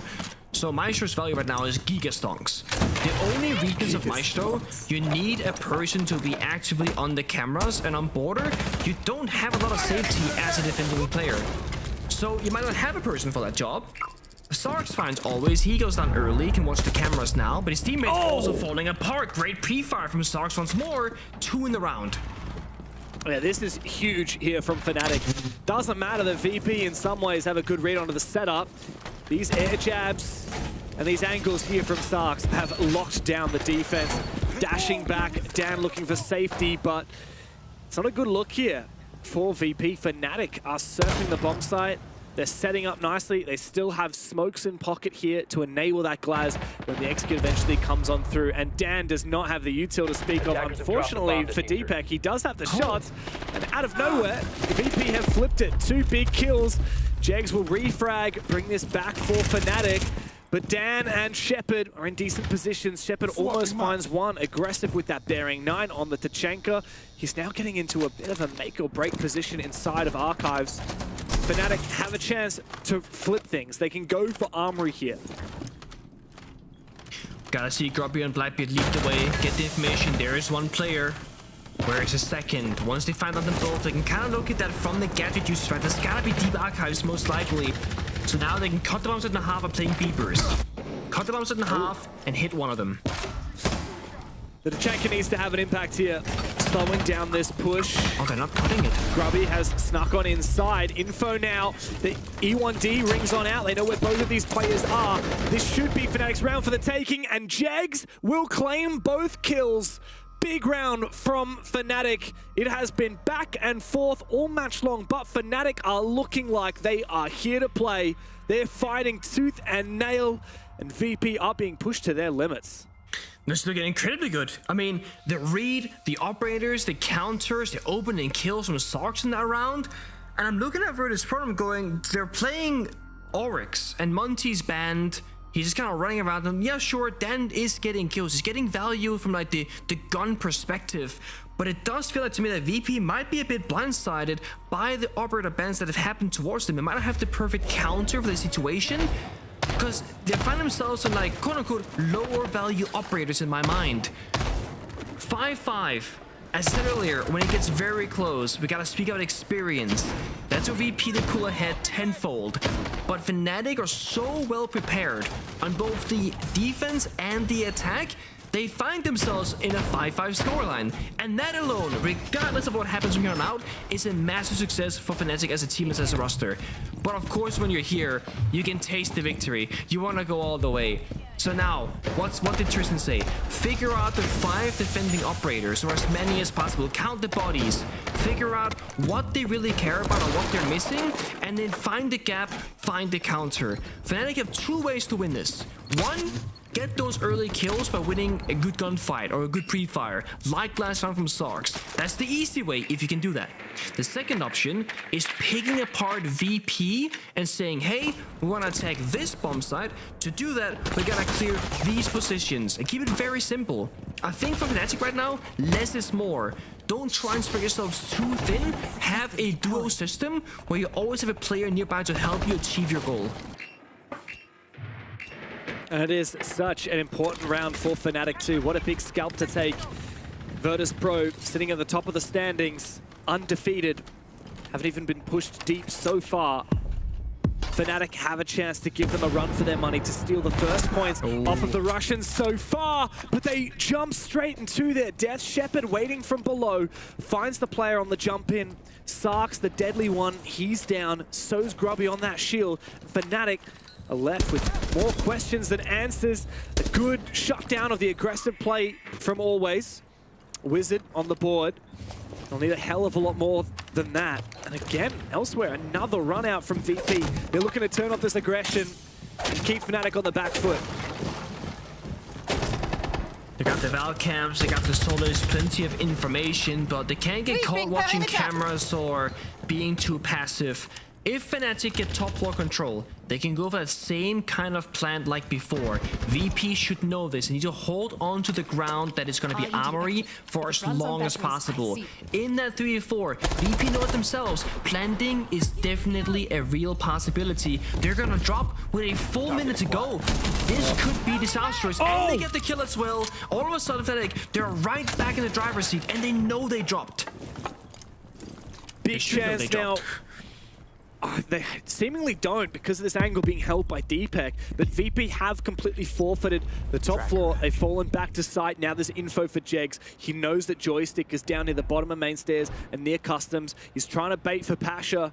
Shepard is the big playmaker in the vulnerable position on the site. Pasha as well to support. 30 seconds left to play. Fnatic, how do you make this one work? You're gonna break apart the floor and choose your plan spot. Do you go B window or hatch drop?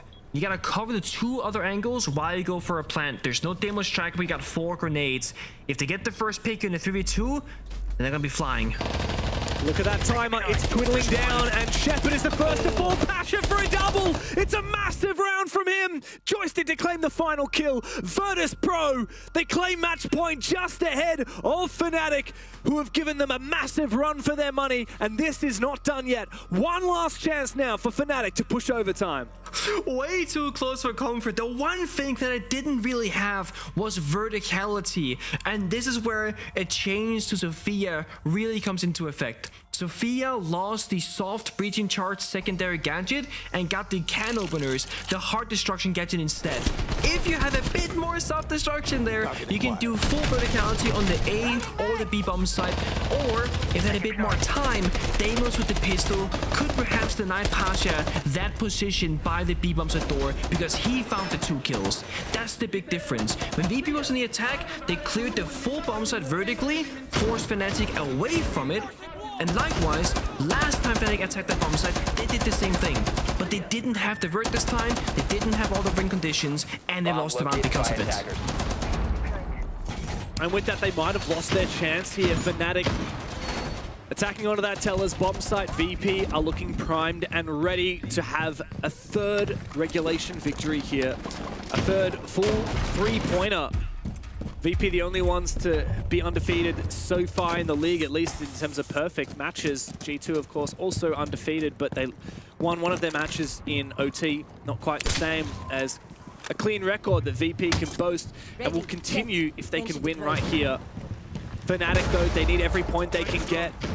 the guarantee that they end up at the top end of the standings here. They're currently sitting on the outside looking in 5th place. And we know how quickly it is that Fnatic can fall down in the standings. It's a rare time these days that we see this Fnatic roster at an event. Of course, we saw them at Reload. They didn't even have to qualify. Can they qualify for the next event? Remains to be seen. VP holding on to the site. Fnatic poised to look and pressure on the top floor first. The pressure they're building. If you make a mistake early on right now as an attack on the entry and you've died first, you put your entire team in a much worse position. Fnatic normally in the building fast to go for kills, now holding these passive angles, hoping for a freebie, a donation if you will. Just Pasha with a perfect read, avoids that long line of sight, takes a bit of damage down the rotate, but gets in alive. That's the most important part. VP aren't giving up anything for free. Half the round burned, only just now gotten Archives control for Fnatic. They're gonna be very slow in this round. Time might just be a problem. Yeah, it will be, because Fnatic were banking on getting a kill on that rotation upstairs, but Pasha managed to escape with his life. Good map control taken, though, for Fnatic, but at what cost? 1.5 minutes and no kills? It's not good enough. Still a lot of control of the top floor, still held by VP over on Office, and this is where the drones come out. Wizard starting to see where these players are hiding inside of Office. It's a crossfire. He didn't get as much information as he needed from that position. And now the pressure is on for Fnatic as VP hold on inside of Office with that crossfire. It's Dan holding down the line. Problem is all the soft walls. There is few places to play right now for VP, but on the upside, there's only 2 drones alive. So intel for the attackers. Deep starts off with 1. 5 versus 4. Take a breather, Fnatic. That's the first one. There's many more to go, and if you're too slow, that Tashanka fire will be a problem. A breather, yes, but not for too long. A second kill here, this time for Wizard. Big one! Pasha goes to try and make a rotation into Passport, and Grubby shuts him on down. 5 versus 2 now for Fnatic, and the chance at overtime is theirs for the taking. Information as well onto Shepard, thanks to the Deimos. They need to look to form up a plan. But have a look at that timer, it's ticking down by the minute. Joystick and Shepard have to try and deny this plan to the best of their ability. The Tachanka fire looking to try and keep it at bay, but Jex is coming in from the side, and Deepek, he's made it a 5v1. It's all up to Joystick with the world stacked against him, and it's a flawless round to rocket Fnatic into overtime. Against all the odds, not getting the opening kill, being low on time, not being given anything for free by Virtus.Pro, they gotta take Office with 0 drone information. They gotta say, guys, we gotta walk in this room, clear all the corners, all the angles, and cover each other. And they do it flawlessly. No one dies, barely anyone takes damage. They do the vert, they get the track, and they get down into a safe plant position. The most important thing for Fnatic, they are now backstabbing and kind of warping around the map. They were attacking from, you know, the long hallway double door Office, from Archives into Fountain. Once they get that control, 2 players straight down east stairs, get another kill, and they go into the bomb site through the windows and the breach, not the hatch itself. So now they're really playing the map. To make things even better, Fnatic are staying on the attack inside at OT, VP on defense. And with how things are going, I think this is exactly where Fnatic, they were hoping they were going to end up at. My Pengu, VP are being pushed further than they've been pushed so far, and God, I mean, you look at the matches that they've played Falcons for goodness sake. They were meant to be one of the top teams in the league. Gen.G, yeah, bit of an easier opponent perhaps, but Fnatic, we didn't expect them to be at the top of EML. We didn't expect them to be vying for one of the top places. They've been a middle of the pack team, maybe lower middle even, for quite some time here in Europe. And now they've taken points off the big boys and gunning for a win. And onto the attack now as well. They looked very solid second end of that half. Can they keep that momentum going? I know they've been to Tashanka as the supplement to the smoke ban, right? But I don't feel that the gadget is ended up finding much value in these rounds per se. And the drone work and Deimos and even Dokkaebi to a point, they've been very valuable for Fnatic. I feel like a mute here instead of a Tashanka who did so much damage. You get a C4, remove camera, get a primary shotgun still, which of course Tashanka and G work similarly. Shepard now playing a very forward position. The nade is running towards him. He's gonna crawl away. He's okay. But right now, I just don't see the real value here of the operator pick. Always. Elsewhere. Does find his... Oh god. Not a good look here for Fnatic. 2 kills coming out from VP. Isolated. A third one always. When in doubt, I guess you just got to swing to win. Wizard's gone down, who's been unbelievable here for Fnatic. A top frag, especially since that rehost. 9 kills already. Always hungry for more, though. This player looking to sneak on inside. It is Sarks. Don't think Always knows he's already inside. But it doesn't matter because he'll take his head off anyway. It's up to Jegs now, and he'll take down Always, but it's a 1v5 required. The first entry into overtime here, not looking quite as hot as Fnatic were hoping. Very lackluster, but you can't really put it down to much other than Always went absolutely nuclear, and the rest of VP held their lines. It's crazy how different a round can play out. It looks so easy for Virtus.Pro. Fire from above, fire from below. I take it back. Tashanka is the best operator in the game for that round. He gets the final kill as well. Beautiful. Yeah, not often you see a Tachanka gadget kill, but in tandem with that fire extinguisher, really gave him no choice. And that is match point now for Virtus.Pro. A second match point for them. A chance to right the wrongs of what happened just before we went into overtime. But of course, they'll have to do it on the attacking side. Fnatic, though, I mean, they've already claimed 1 point from this match, but there's a second one still up for grabs if they can win these next 2 rounds. For the people at home that are not too familiar with the new operator ban system in competitive play, rather, of course, you ban 2 operators in the beginning, you play 3 rounds, then you ban the 3rd operator. When you go into overtime, you're keeping the same bench that you picked in regulation on both sides. So Fnatic, when they're defending, they banned Nomad, Twitch, Blackbeard. That's not going to carry over into OT. So nothing really changes, just in case anybody was curious. It carries over directly from regulation, and of course, when you're defending, you ban the attackers. When you're attacking, you ban the defenders. So both teams will be very accustomed to these operator bans. So the deeper you go in the series, you know, entering overtime and whatnot, you're gonna get more and more aware of what the possible issues will be. Missing a certain operator, being target banned, because you're gonna be having more rounds to adapt to it, essentially. So that's why we're seeing these different operators coming out, Sense being brought in, Sledge all of a sudden, Virtus.Pro going for a very different approach than that in regulation. Yeah. Of course, you mentioned target bans. That's exactly what Fnatic did when they were on that defensive side in regulation. It was Nomad, Twitch, Blackbeard, all of which were specific targets onto these VP players. I'm reloading! And VP struggled, surprisingly, on their attacking side. That first half was pretty rough for them. It started off with a 3-1 lead for Fnatic, but as you said, Rainbow Six is a game of adaptations these days, and that's where we need VP to step up. It's a different beast to regulation now, and they have match point before them. Good news, there's no frost traps on the board this time for Fnatic. Good news for Virtus.Pro, that is, because last time they played Blitz, that's how they died. It was straight to a frost mat, and nade right behind the Blitz. Miss input, perhaps. This time goes into the window to clear out the goo mine, most likely here.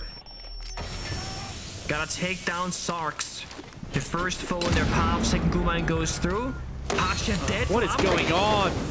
That's a massive mistake there from Pasha, and another kill as well for Fnatic. Things are not looking too hot here for VP. It's just Shepard and Always. As I say that, Always falls, and the round is done for Fnatic. Very lackluster there from Virtus.Pro. Fnatic barely had to do anything other than hold down the line, hold right click, and click on some heads. We're going all the way to round 15 in the most lackluster of ways for Virtus.Pro. Fnatic have a chance at claiming a second point out of this match. Both rounds in OT so far had the exact same outcome. VP, they played heavy E stairs, killed all the attackers. On the flip side, Fnatic played security, killed all the attackers as well. Вы должны просто, блядь, принять решение какое-то. В смысле, блядь? Вы когда отдаете верх, вы там ездите, входите в размен, вы должны принять ебаное решение. Если вы решили отдать ебаный верх, вы должны себе отдавать отчет. Вот если вы, например, бочки играете, у вас есть тачанка, вы должны растянуться по этому первому этажу. Вы не можете стакаться в ебаной мастерской в 3 чела, нахуй. И 4-й у вас заперт в кабинке. Вы не можете так делать. Вам нужно идти таможку, у вас вся стена пробита. We did not enter the building fast. I think we should literally just open the fucking main door. Literally one of you maybe get a Brava or Twitch behind me if they have any fucking, because they have procs. We can live drone you. We can live drone you. We can play Twitch and live drone you in, you know? I love that. We're getting the Russian breakdown. We don't get a word. Grubby just dropping the FM going, let's just in the main door and just... Damn. The contrast between these two teams. I think it was Kajeka talking, I'm pretty sure. Yeah, he's like fully stratting things up. Like I heard Tachenka this, I heard whatever. And then we go to the Fnatic side and it's Grubby just saying, guys, I reckon we just throw out common sense and just run in from the main door. I love the contrast here. Then he doubles down because then someone goes, but I think they have a beeper, and he goes, doesn't matter, we'll live drone you. Like, we're literally just sending you in, like, it doesn't matter what's there. I love that. Big call. I mean, if you're going to go out, you go out with a bang. There's only one more round to go in this game, no matter what. It's either VP or Fnatic that get the 2 points out of this game. And my, what an upset it would be if Fnatic claimed the first victory over Virtus.Pro here in EML 2025. VP have looked stone cold in the first week of play. Here coming to the second week, not quite as hot as we expected. Just gonna point out that Shepard is now playing mute with his C4. I like this very much. It's perfect for the Dokkaebi, the demos, for denying the drones, the walls, etc. as well, to make it more safe upstairs. This is a great round for it because, again, it's the first time. It's an adaptation. Fnatic might not be ready for it. They got the Dokkaebi. They don't have the demos. This is the play right here. The live drone in main door with Nuke chasing behind. That's what Grubby called for. And Starks has gone very deep all the way in customs already. No one in detention to worry about. He's going to try and hold, wait for a rotation here. Problem is, this could be a one and done kill. Joystick is not in position to be exposed. Always is very close. Sarks for a rotation. There's a single player on site. It's Shepard. And I think they know about it. Out comes the Dokkaebi call, the logic bomb. Shepard likely to fall victim here. Sarks has to land this shot. This is his moment, and he does! That's the player down! Fnatic now have the bomb site. Virtus.Pro have to look to try and recompose and get back into it. Pasha to open a vertical line of sight and look down into sight. But they have no idea how many players have stolen control downstairs.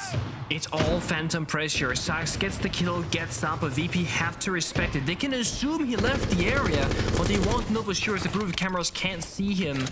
Fnatic, they get the freebie, but it did cost them a fair bit of time, and they committed 6 drones during that play. Some to help, of course, Sax and the Nuke, some upstairs as well. VP, they hold the map control. They have the vertical advantage. But Fnatic, they got numbers advantage. They can send more bodies against the problem upstairs, but it always equalizes down to a 4-4. But this might be where VP get back into it, especially with Joystick getting aggressive on a CCTV on the back of a Valkyrie cam for information from his dead teammate. Shepard has been worth his weight in gold despite dying early in the round. He's helping the rest of his team pick off Fnatic one by one, who are now trailing behind in the man count and getting desperate, having to retake this top floor. Big investment. Dokkaebi is dead as well. They got 1 call of value, but that was really it. 40 seconds. Where's the gap? Where's the opening? Fnatic, they're approaching the side directly with no smokes, no nothing. Can they really do this? Well, they've taken down the Val cam for information, so it might just be possible. The plan is going down here from Deepek. Grubby looking to try and cover. Is there info? Deepek falling! A trade, but it's not going to be enough. Numbers still in favor of VP, as that diffuser needs to be picked up by Grubby. Starks the player on the top floor, but the goo mine meets his demise. It's all up to Grubby now in a 1v3. He's feeling pressure, he's feeling bullets, and he does fall to damn. It was an onslaught and a half, but the Bears remained undefeated in EML 2025. Fnatic pushed them to their limits, but VP cannot be stopped so easily. Oh, they certainly always fight back again. That experience, you can never count them out, but I gotta really praise Fnatic. The prep work, the operator bans, the adaptations, taking VP all the way to max overtime. Again, that is a victory. They get points on the board, and they prove that they are a team that is capable maybe of more than they could previously. Well, we were hoping for upsets. You may call that one. We'll see what the guys on the analyst desk think after this.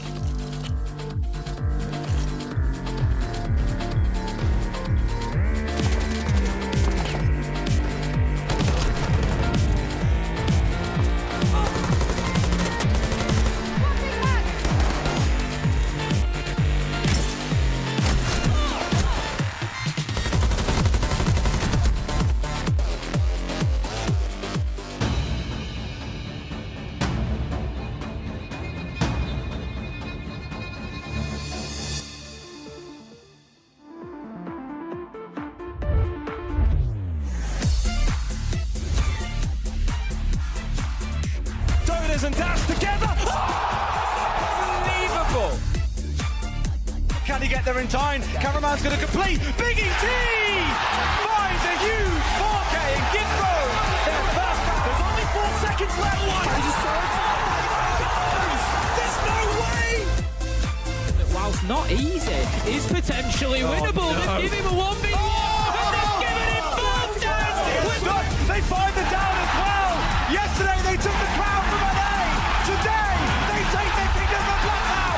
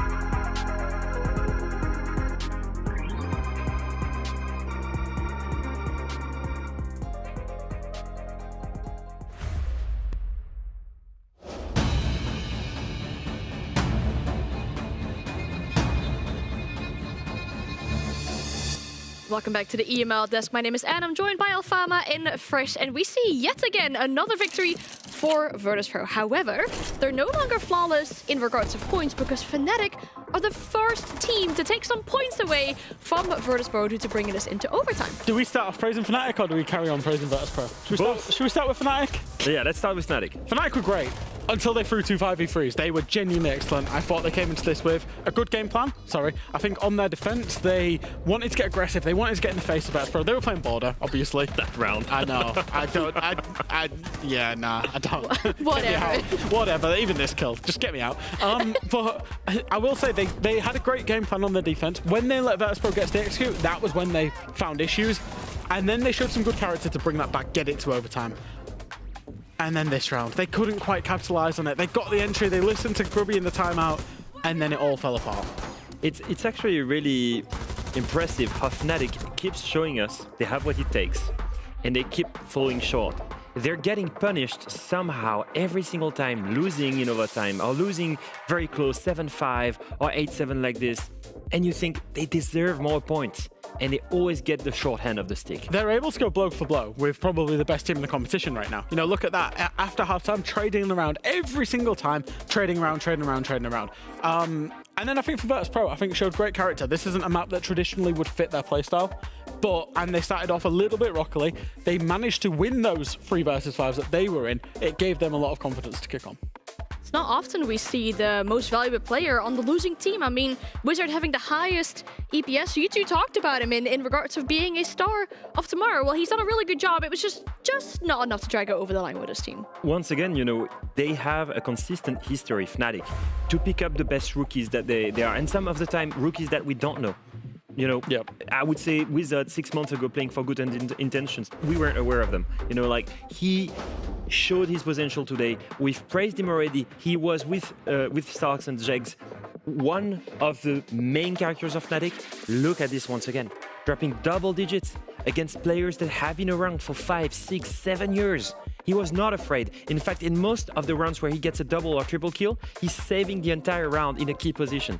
It's impressive to see him develop as only an 18 years old. And it's the 3rd match of his career. Yeah. And last match, he was already the MVP.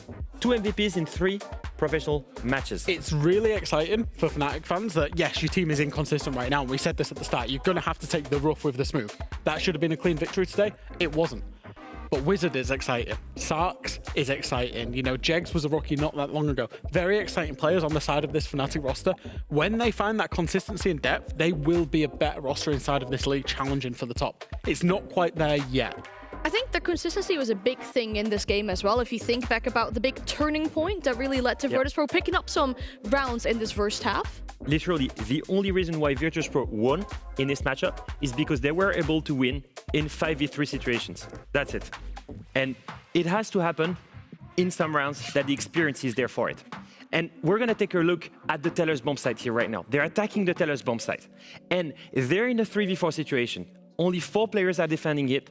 And look at the position. 1 in Tellers, 1 in Customs, 1 in Bottom Metal. So effectively right now, you've got 3 players that are watching the Teller's bomb site and a single player in Workshop watching the only safe plant spot. Because you should always know, guys, if you're attacking this bomb site, you need to plant in the bathroom side. Now, if we take a look at what they need to problem solve, first of all, the Workshop player, second of all, the player on site. Let's take a look at the real footage. Look at the positioning. As we've mentioned, you've got your four players here. Now, you're going to see Shepard on the office hatch. Is going to be coordinating the whole attack here. In this 3v4, he looks around and his teammates are ready to help him drop. Now, look at this from Joystick. This is key. Joystick from the vert above Workshop flashes the only player that could see the drop, and that way Shepard can drop and start planting. As soon as he's done, Joystick looks at that player and he locks him down. Boom, first kill. Now, the second threat that you can happen here is Deepek. Deepek close on site, he can go and flank Shepard. Look at this positioning from Dan here. From bottom lower stairs here in his stairs, he can go look and look at Shepard. Boom, second kill, and he knows the trade is coming. He's waiting for him, and because he's on a really good ping, he can punish him by just waiting. And once again, amazing play from Dan. It's impressive. Shepard goes for the plant. These guys have effectively turned in a few seconds a 3v4 into a 3v1. That's the quality of Virtus.Pro right now. These guys are on another level when it comes to adaptation and synergy. Some really impressive stuff from these players, especially to turn that man disadvantage around. It keeps on bringing them towards these victories and pulling these rounds back in their favor. We get to speak to the victors as well. Of course, here on the EML broadcast, we get to speak to Joystick. Good evening. Hello. A close match, but you get the points in the end. How are you feeling? It was so tough. I really hate this map border, so when it's picked, it's really hard for me, but we won. So it was really so tough in the start of this map. We were losing 3-1, I guess, or something like this. So in our mentality, we need to come back. So yeah, well, I don't know. I mean, you mentioned you hate this map. Well, something we noticed over the years that you don't like as well is the high ping. A big change for you guys. Yeah. Boot camping in Serbia, 20 ping. Talk to us about how important it is for you guys to play on such low ping. Honestly, in Rainbow Six X, I don't know, it's registration of the bullets is better than before. So this is one aspect, and the other that we have lower ping, and it's really affecting the game so hard. We feel it so much. So we can feel more confident about our gunfights, not to be scared to, especially holding in angles, because when you are holding it with a high ping and someone with lower ping picking you, he has advantage. So yeah, that's how it works. We are just more confident in gunfights. Joystick, how did you deal with some of the operator bans today? Fnatic obviously came with a very clear game plan for you guys on border, the Nomad ban and the Smoke ban in particular. Honestly, we thought that with the Nomad ban, they will play more aggressive about west stairs. They will run out from the kitchen door, from the stairs doors, but they didn't. I don't know what was the plan, but maybe they want us to bite and to waste time to control them. Actually, I don't know what was the point on this ban, because they didn't do anything aggressive. In my opinion, we were expect more from them. Joystick, you've just mentioned it. You guys were led 1-3, and then I don't know if you saw the breakdown I just did, but you guys once again turned down the situation and managed to win that round. When you're in this man disadvantage situation, who takes the leadership? Who makes the call? Because this was perfect. I think we will we were trying to understand what we can do as a team, to understand what we need to do to kill the people or to plant the bomb. So if Shepard with the plant, he understand that we can plant easily. He drawn the master side, server side, and understand that there is only mirror. I said that I have flashes, so we just communicate and throw flashes, and it was perfect. Yeah, I saw that you show it, and it was amazingly perfect timing. Yeah, that's the synergy for you guys. I mean, we just saw it, but honestly, it was a masterclass. Thank you. It's amazing to speak to you once again, and thank you so much for your time, Joystick. I think we can all get used to a little daily chat up with Joystick after each game, because it's been going really well for you guys. I said to Pasha that he need to go to interview, but he said you will do interview until we lose. So I'm with you right now. We'll see you the whole season then, Joystick. Yeah. I hope so. I hope so too for you. Well, thank you so much for your time, and have a good rest of your day. Thank you. Yeah, have a good evening. Bye. That's awesome. Well, I'm just sad we didn't see Joystick play Blitz again. That's it. That's my only. I don't think he's ever going to play Blitz after last week. Guys, one mistake can happen. I'm telling you, if he goes on the Blitz again, he won't do any mistakes again. He will be great. Yeah, who knows? Maybe if he goes on without the Blitz, I guess maybe we'll see Virtus.Pro lose, one day or so. I don't know. They came close today, I will say. Again, top teams get over the line when they need to, and Virtus.Pro managed to do that, but they did come very close because Fnatic put up a phenomenal fight today. Yeah, it was a very long game as well, so I reckon all of us can take a little bit of a break before we head into our third match of the day. After this, it's Gen.G and Falcons.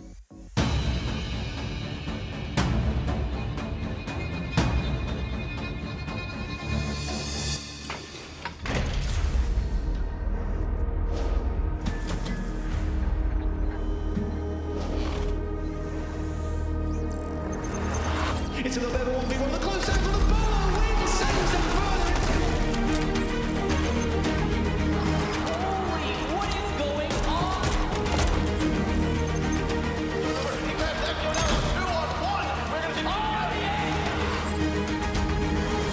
C'est effectivo, il va intentando plantar, mas saiu de guerra. Prioritization,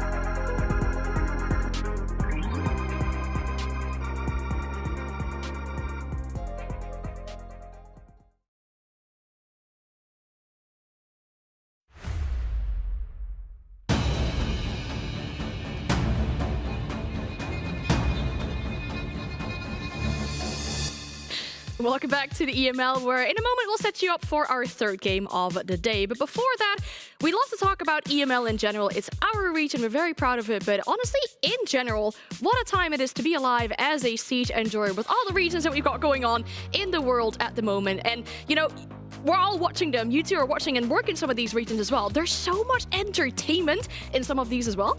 We've been very fortunate to watch the SL with Jack. We have. And honestly, we've seen some absolutely crazy moments. Look at this guy flanking. He kills a player. Look on the bottom left here. Who do you see? A smoke. And he doesn't see him. For some reason, he thinks he's injured because one of the other players is called being injured. And so he just walks by his side. And then look at Tuku here. He doesn't react. In perfect trigger control from the Argentinian IGL on the very last round. That was just amazing, Jack. Yeah, and then this game, ENX against Black Dragon. ENX managed to win this round, but Sexy Cake, I mean, he's not rolling back the years with this one. He whiffed 3 different times, but then look at this clutch that comes out, and absolutely incredible. Gets the shotgun, the double kill, the collateral. SAL for me has been such a fun region. Like, obviously, Brazilian Siege is the best Siege, but it's not just Brazilians. We've seen the Argentinians, like we saw with 9Z, come in. They've made a big splash as well, Leo. Yeah, South America League right now offers us some high-quality footage, and then some really entertaining footage. For some reason, the gameplay over there is just amazing, and you can catch that every Saturday and every Sunday. Yeah, I feel like the quality, obviously, in Brazil is amazing. It's not without a reason that they've got the most recent event winners coming from that region.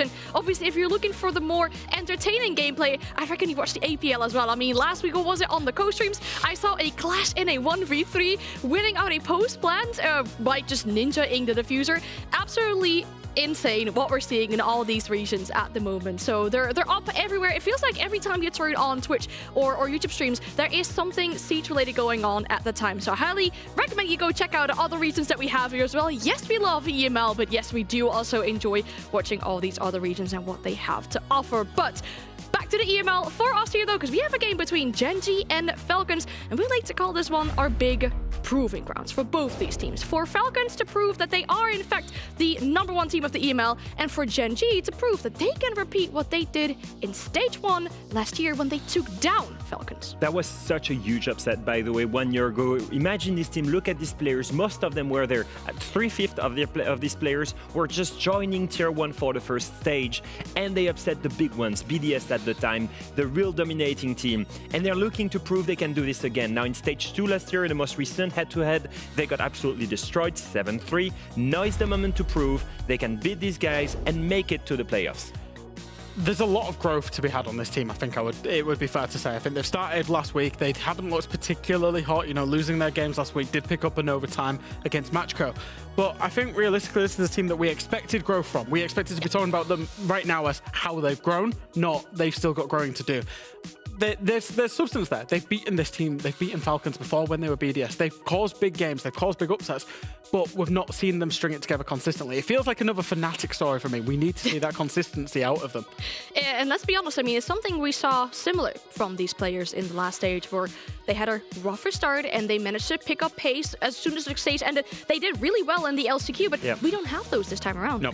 They were not achieving that. In the end, they were all the way grand finals of LCQ and never breaching that ceiling. And I will say one thing, I think this roster is looking miles better. I think the players on him, Aza, I think he stepped up massively, by the way. I think Azox on the very first game was stellar, dropped double digits. Deadshot was, in my opinion, one of the best players on Wolves. So this roster overall looks way more composed. Looks like they have one big strategy and they follow it. They look better. Is it enough to break it to top 4? I don't know yet, but at least they're maturing and they're better than last stage. You know how every time you drop like really, really good analysis and I just go, I actually really like this? I love the jerseys of Gen.G. Have you been paying attention to anything Leo said? Or you're just like, oh, the jersey. They're so clean. I love a clean jersey, the color scheme. Yeah, big fan. If their team could replicate great performance, yeah. I mean, we're so used to seeing all these Falcons players as well in the t-shirts that they were wearing in the last stage, but they have got completely different jerseys as well. Can we get a jersey review on the Falcons players? Oh, it's really good. Come on, white and green. It is actually quite good clean. Yeah. Right there. The color scheme is good. Yeah, and the star because they were. Maybe we need to do a jersey power ranking. Oh, I'm doing that. Next stage production is doing it. Not next stage, next week. Well, we'll make sure to get our eyes and everything ready for that, or fashion senses to get that going on. But yes, that star. I mean, we're looking for this big era again from Falcons. They need to prove themselves that they are, in fact, the #1 team in our region. A rough start, though, last week, and they took it lightly. Immediate improvement on the second day. Yeah, I've slapped myself. I'm back into it. But look at this Falcons roster. We know of their quality. I don't need to talk about their quality. What I do need to show you is the stats on your screen. Shaco.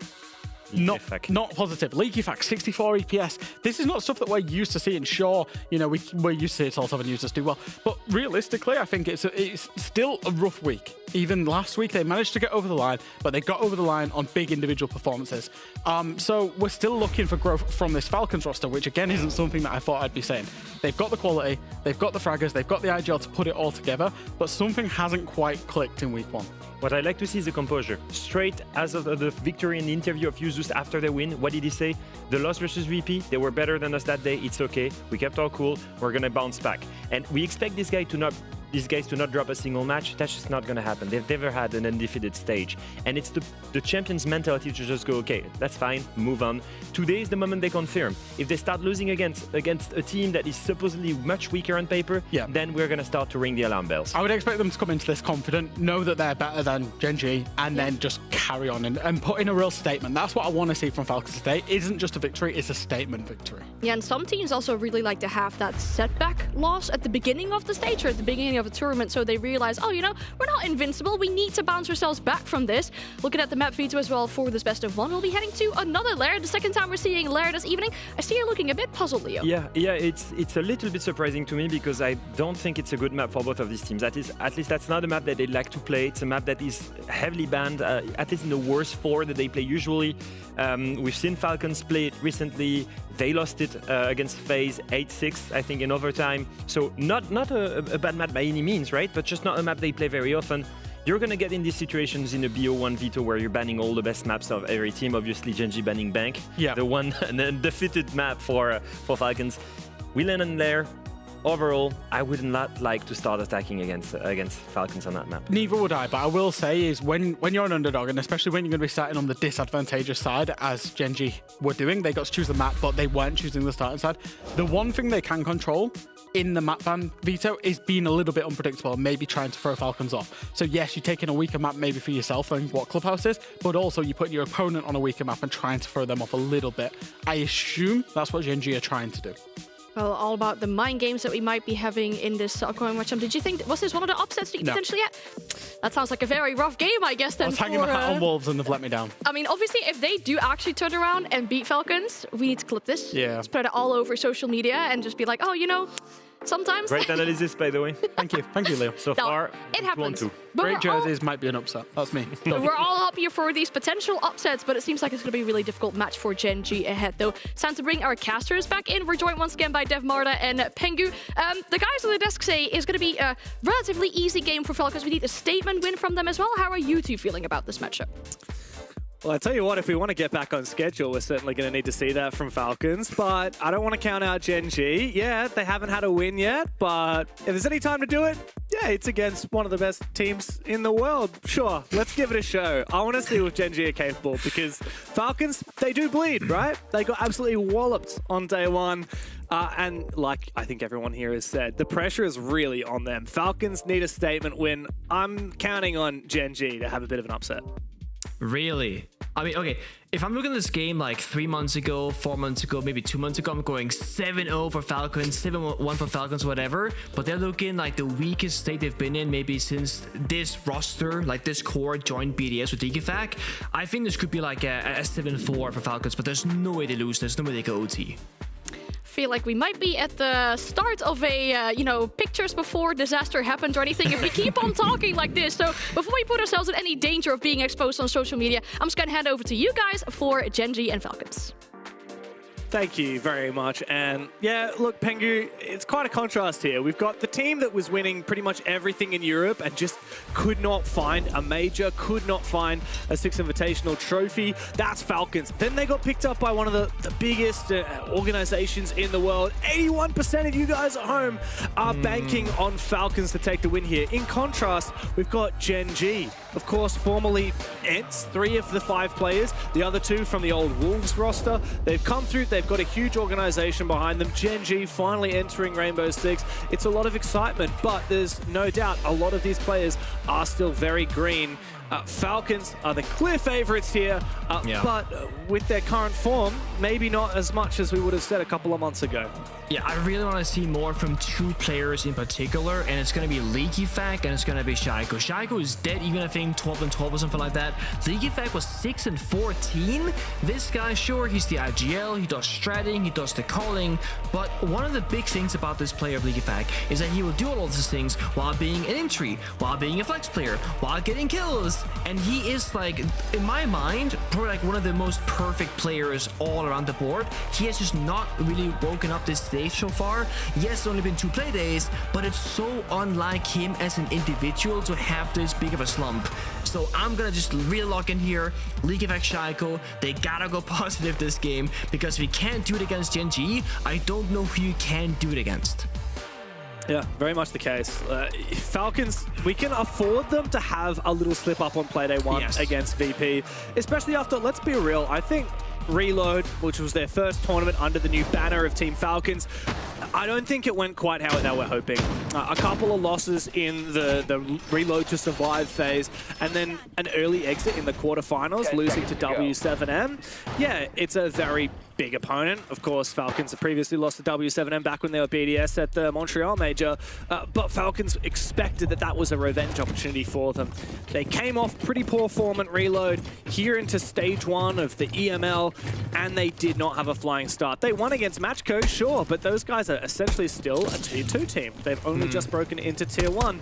We need Falcons not just to be beating teams like Matcho and Gen.G, they need to be destroying them. They need to be taking the fight to the top teams in this league, and they need to be gunning for more championships, because they are yet to raise any silverware since they got picked up by Falcons.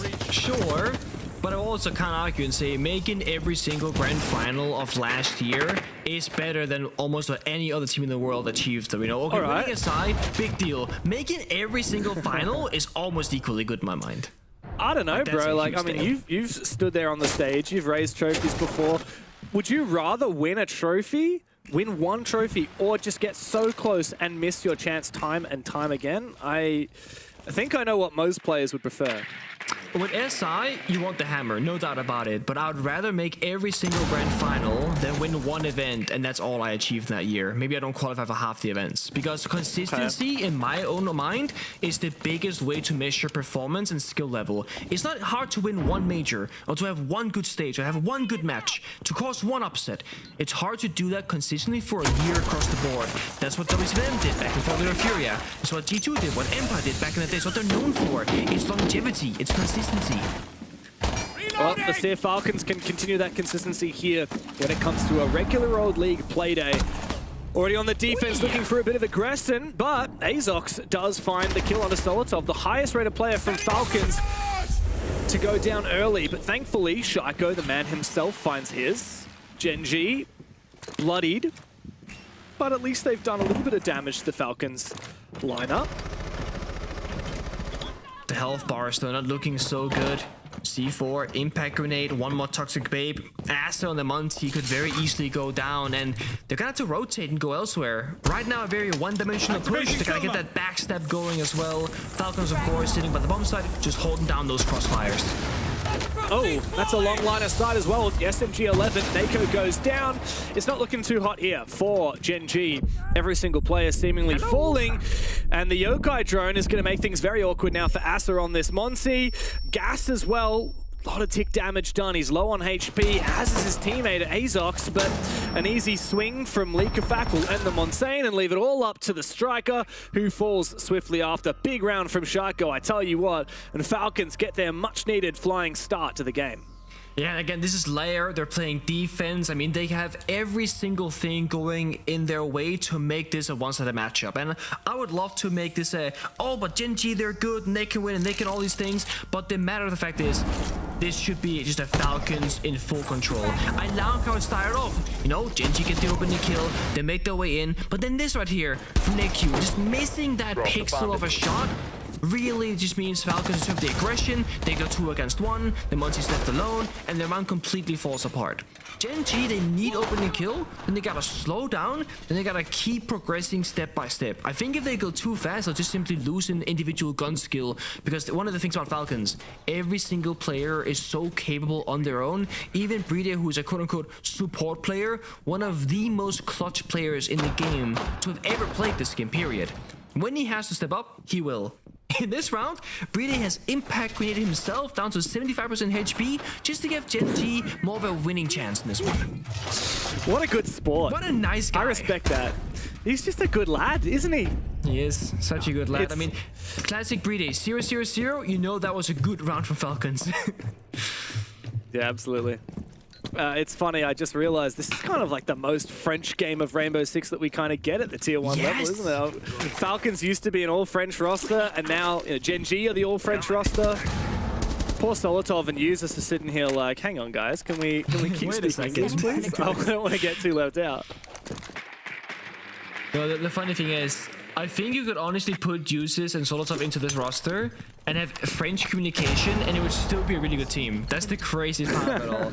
Now, the more we hear from Falcons' tactical timeouts at various events, we've actually seen just how vocal Solotov as a player has been for this roster. There's been an individual time where you and I were casting Falcons, where Solotov said, hey, League Effect, like, let me call this round, I got the perfect counter strat. So while I am praising League Effect as being like this great IGL, it does come, of course, with the support of his other teammates like Solotov, who is a very vocal player.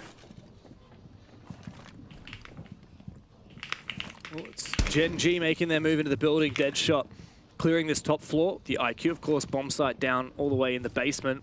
Where was that run out? Didn't manage to see where that was. Falcons do have a little bit of her own presence, but it's really just Users loitering on the first floor blue stairs. He's so close to falling back to site. For the most part, this is a full anchor-centric setup, and there's not a lot of vertical game here on the attacking side. So I do have a bit of a concern here for Gen.G. How are they going to dislodge these players on side? Well, you're all right. You definitely want some vert here. Also, another hard destruction is the Ace. Ace is dead now. 0 hard destruction. All they get is that hatch, I guess, at this point. Normally, you want to take the hatch, break apart the entire floor, lock down those angles, then go for plan attempt. Now, they can, of course, try and do that, but probably not. They got the glass instead, they got smokes, and they got a ton of grenades they can utilize. So we gotta see the glass be the shining star of this round. Otherwise, I'm not sure how they can do this. Really gonna have to brute force it. No hard breach to speak of thanks to Skies going down. Really, this is going to be the most predictable attack you could possibly think of. It's Asa standing here with the Montaigne on the doorway into sight. Desperately Deadshot looking for a head to try and make this a little bit easier. Nako as well. Oh, hello! Shaiko aggressive! Stewie 2K'ing through the smoke, a big kill. He's also going to take down Deadshot on the hatch up above. It's a done deal. Azox tries to find a backstab as Asa pretends to go for a play on the other side. There is just nothing here for it. I mean, this nade is a cheeky idea, but it doesn't even break down the barricade, and there's nothing for it. Attempting a shot with the pistol isn't going to find anything for Asa, and Shaiko and Leakafak will easily mop up a flawless round for Falcons. And it looks pretty casual on the player cams here as well. Just a small smile there from Shaiko. I think they know that they should be in the driver's seat, and they are. Leakafak and Shaiko both very much awake and alive in the server, hitting their shots, getting their kills, doing what they should be doing. So it's just all around, it's just a great game for Falcons. Not much to talk about. Gen.G again, lose opening player, lose the Heartbreacher, don't have the verticality, and when Blast and sprints on in and dies a Shaiko on the locker's door here, that's round over. Like, that's where you lost your final win condition. Falcon also utilizing a very overpowered yet underrated part of Siege. Holding F on the barricade. Barricading all those 3 doors on the flank, it just breaks apart any backstab possibility, and it completely denies the nuke any kind of way to sneak in towards the bomb side. It's great to do when you don't have like a Fenrir or an Ella or those trap operators that can't watch your back for you. Just simply barricade the doors. Well, I'll tell you what, how many kills have we got so far for the entire of the Gen.G roster? That would be 1. This is a good start. for Falcons. This is what we were wanting. This is the domination that we were hoping for if Falcons are to prove themselves as back in form. A lot of proof for these guys that were once known, and pretty much all of last year, they were known as the best team in the world, despite not actually raising any trophies in the official Rainbow Six circuit during that time. If they're going to contend for any majors or any SIs or anything like that, then they really need to show a lot more than what we've seen from the last couple of months, especially what we saw last week. I love me some Maverick tricking here to get open those walls. A big change with Siege X. Electrification is once again neutral.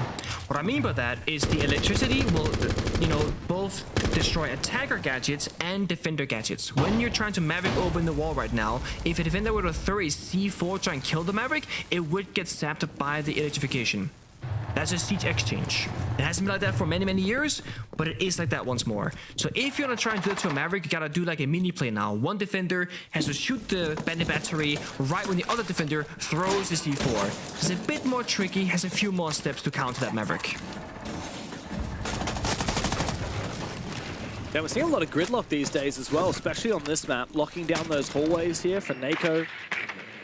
Making sure there's no re-aggression here from Falcons, which we know that they love to do. I mean, talk about last round. Shaiko getting aggressive onto that glass, and see it right here as well from Leakafact. Now, he does manage to sneak around a lot of these tracks. Ooh.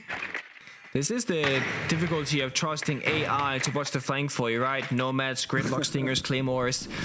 If the AI doesn't shoot back, that's the issue. It just makes a noise. So with the right timing, Leakafact has a perfect flank opportunity. Brava hacking the bomb site information, then get zapped with an EMP technique from the BP. I like this progress from Gen.G, but we've seen this sense take so many times from different teams. Oh, here we go. Really have a counterplay. No, they have 3 C4s. Yeah, but are you going to be able to throw a C4 when up above? This is just a blind shot through the smoke from Shaiko, not nearly enough. And the kills start coming through for Gen.G. It's a 5v2 in the post plan for the attacking side. And there is nothing to be said for Falcons. A pitiful response on their defensive side when met with what has come to be a very in-fashion attack. It's an easy lockout of the final couple of kills, and everyone falls on the Falcons side. What an abysmal defense from them when met with a very beautiful execute from Gen.G.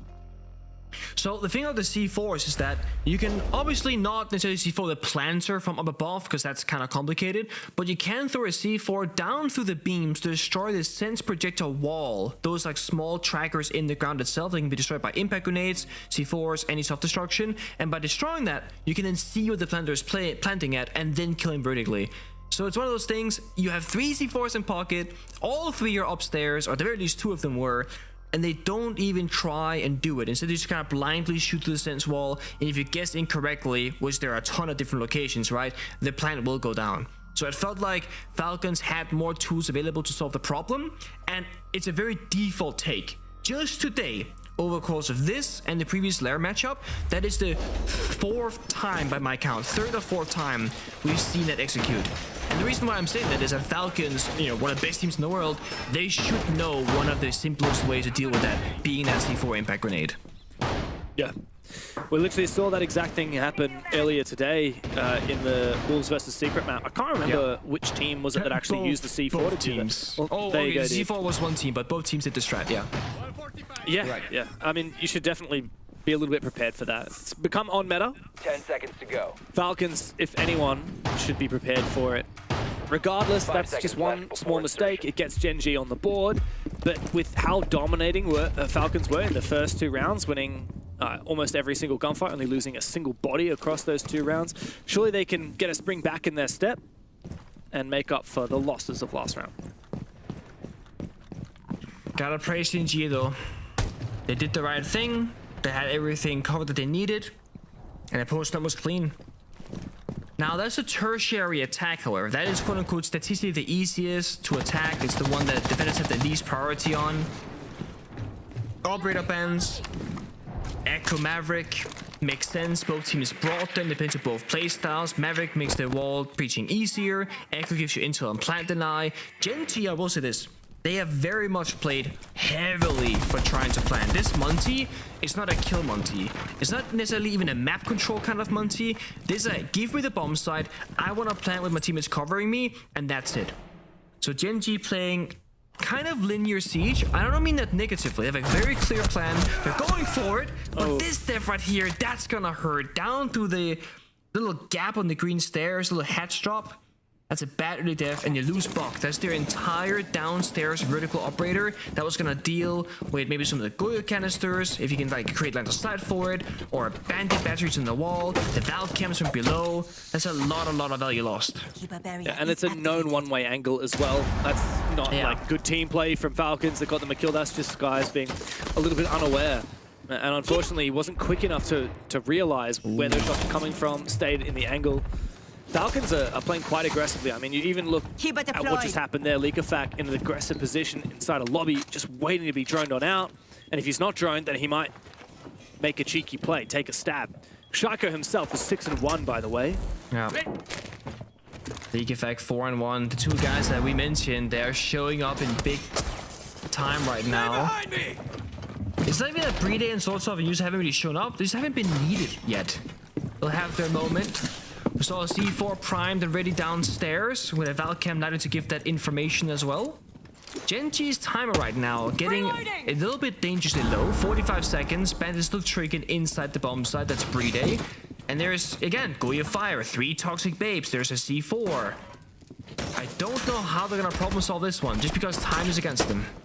Yeah, that's the thing. There's no way that Gen.G should be able to make this one work. The C4 detonated a little bit too late. Doesn't get a kill, but it does do a lot of damage to the very healthy Gridlock here, who's now on her last legs.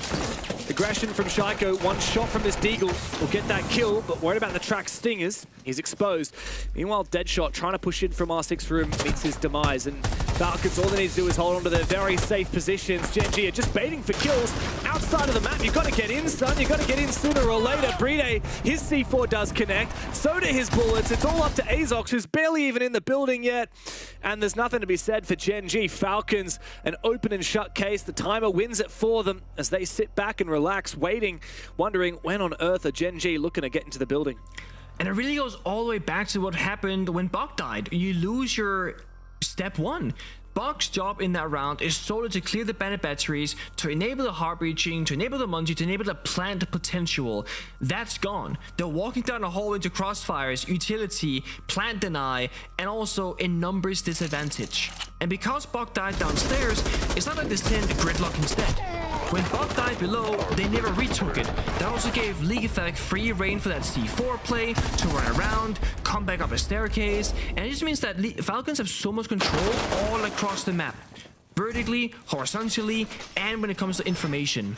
So Gen.G again, linear isn't bad, but you have to play a really clean, solid round, because if one thing goes wrong in that perfect path you're trying to create, you're gonna have a problem. That's kind of what happened with the Buck dying. And it was a silly, as you said, it was a silly death. Dying to a one-way angle. Yeah. Yes, they probably didn't know sort of was there, but regardless, you did expose yourself to the possibility of dying from it. Yeah. And even the fact that like he was getting shot in the feet at first, and then he kind of didn't know where that angle was coming from. He thought it was from the stairs. He turns, he stops moving, he stays in that position. Whereas if perhaps he'd realized straight away, then he would have just been able to sprint past it and take a lot of damage, but survive. Now Gen.G looking to get very aggressive, very quick into the round. It's the Blitz making the first move. Straight into the building. Double shield lineup this time around with that ram as well. It's going to be a bit of verticality and a bit of brute forcing with these shield operators. Falcons typically going for the full basement turtle, but not to be this time around. They've got roamers upstairs.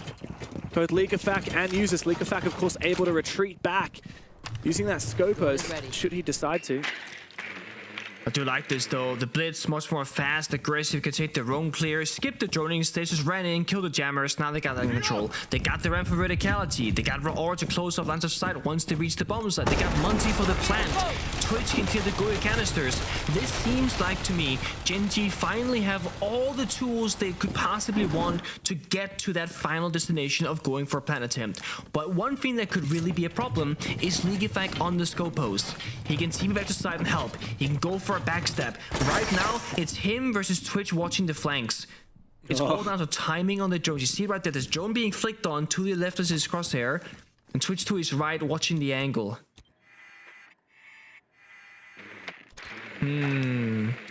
Yeah, it's a bit of a staring contest, a bit of a showdown, a standoff. Oh, the timing could be perfect here. Azox does not expose himself to the angle. Leakafak is still waiting. I feel like we're in a position where Falcons are probably safe to assume what the attack is going to be. If all goes according to what we think is going to happen, right? You go in with Monty, down the staircase, you plant by the cabinet.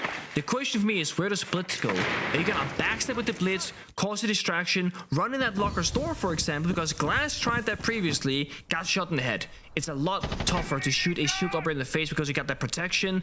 So if you time it correctly, Monty walks in the top, Blitz walks in the bottom, you have the guys vertically above covering everything from the verticality. That should be a good plan. The only counter right now, 1c4, 2 Toxic Babes with 35 seconds. That's doable, but time will be like 5 seconds left or so. Yeah, and Leakafak has teleported back upstairs, ready for a big flank from the second floor Skybridge. The start of a plant teased on out by Asa. It baits out a gas, but there's not enough time here for Gen.G to burn all of it. Leakafak is still making his way down through the hallway. He's about to go and flank Deadshot. I'm not sure if he's been positioned. He goes all the way back downstairs. He's taken down one. The plant is completely dismantled. Deadshot completely surpassed by Leakafak. He walked right on past him. Went instead to go straight to the side. It's a flawless round for Falcons. Nothing to be said from Gen.G. Utter domination. Such a good flank as well. Doesn't go for the hatch, doesn't fight the guy holding the flank, goes down the staircase and goes straight to the source of the problem. The guy planting and the guy covering horizontally. It's beautiful. Also, small thing, Usis was just ripping that C4, just ripping that tape the entire time, and it bought them like 10 extra seconds, and 10 seconds overall might not be a lot, but there were only 25 seconds left in the round. So instead of just throwing toxic babe, and playing the expected outcome, they're throwing one toxic babe and it's pre-placed on the door, and they don't pop it. They start ripping the C4 and Monty keeps walking away.